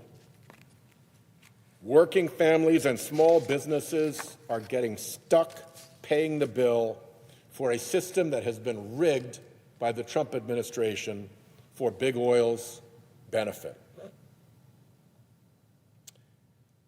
Climate brings health dangers, and those health dangers are real. Fossil fuel production and combustion release toxins, benzene, hydrogen sulfide, particulate matter, to name just a few. And they have an effect. Children near fossil fueled power plants and oil and gas wells suffer higher rates of asthma. Nearby communities experience higher rates of cancer, heart disease, and neurological damage. Air pollution just from fossil fuel production and combustion costs the average American about $2,500 in extra health care expense. And even if you don't suffer from heart or respiratory disease, you still pay more, as insurance companies, health insurance companies, spread around across their customer base those added costs. Nationwide, that added cost is around $820 billion annually. That's a cost of fossil fuel. It's a cost of fossil fuel that fossil fuel doesn't pay, even though economics says externalities like this should be in the cost, in the price of the product. But that's the pollute for free business model. The industry externalizes their pollution costs, even in the hundreds of billions of dollars, onto families, onto hospitals, onto taxpayers, onto you. You pay for the mess they won't clean up. And of course, given the control of this building, fossil fuel companies benefit from enormous tax breaks and loopholes. This lost tax money means lost school funding, lost infrastructure funding, lost health care dollars. Real people lose real benefits. Just for one example, the corporate welfare polluters get just from direct fossil fuel subsidies could provide 3 million families with SNAP benefits, food for their kids and families. The $1 billion deal at Mar-a-Lago takes tax money straight from regular American taxpayers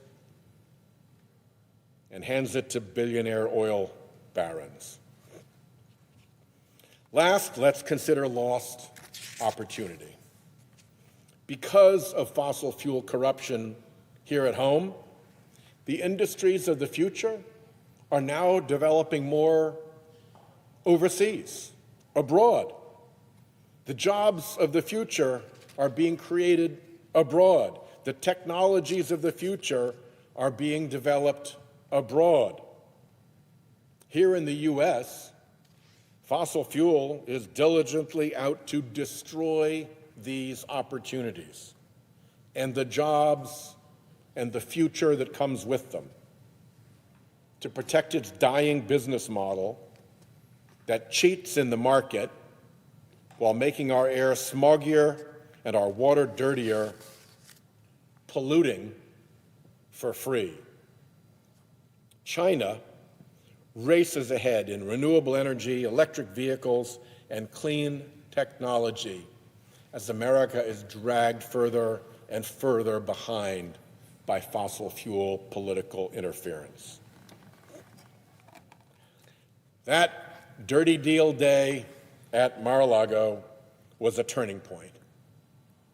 Donald Trump put our government up for sale, and the looters and polluters wrote the checks. And now, every agency, every policy, every decision reflects their ownership. EPA is their protector. DOJ is their law firm. Department of Energy is their henchman. Interior is their leasing agent. The State Department is their industry diplomat. Their oil Capone. The repeal of clean energy programs Trump got in, his Beautiful for Billionaires bill, is expected to cost the U.S. economy $1.1 trillion by 2035. In a decade, $1.1 trillion lost to the U.S. economy. That's a loss to all of us. Meanwhile, fossil fuel CEOs rake in as much as $40 million a year. Their companies make $30 billion a year. And the industry sponges up government subsidies of over $700 billion a year.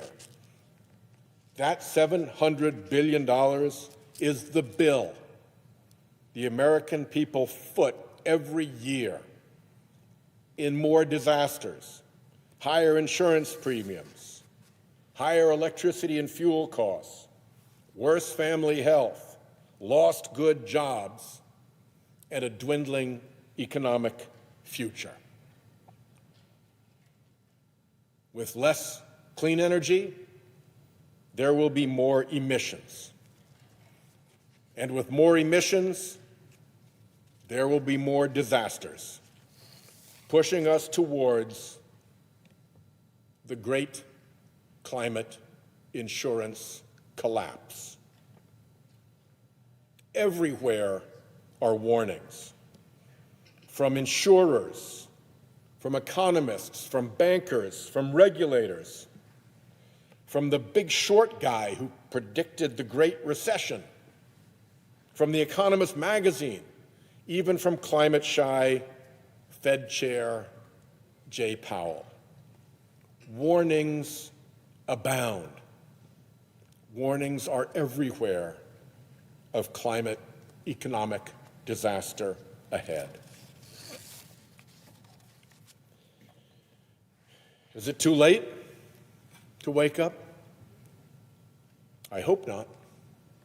Though for sure, our pathway to climate safety, it's narrowing. If we're going to solve the climate danger, we're going to have to take on the democracy danger. We do not have to accept the United States of America turning into a petrostate. We can still act. We can pass the Disclose Act to expose the dark money that enables fossil fuel corruption. We can call out and spotlight the climate denial fraud operation that has for so long deceived the American people.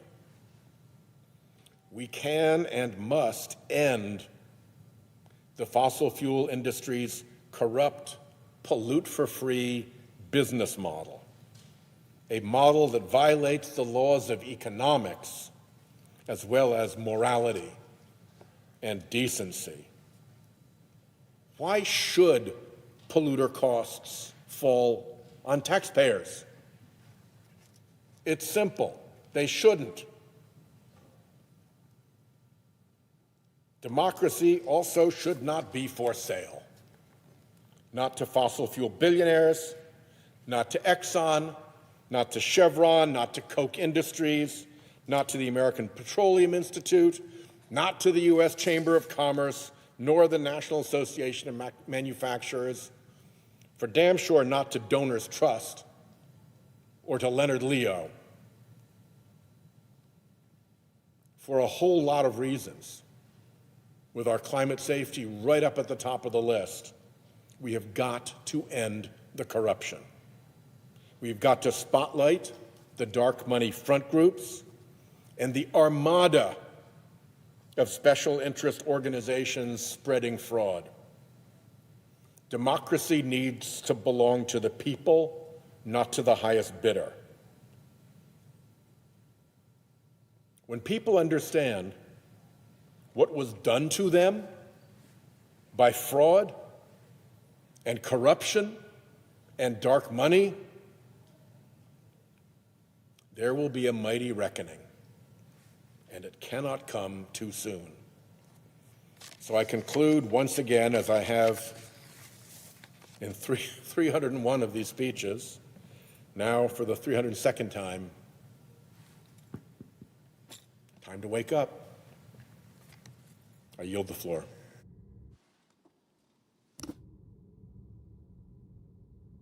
Under the previous order, the Senate stands adjourned until 3 p.m. on Monday.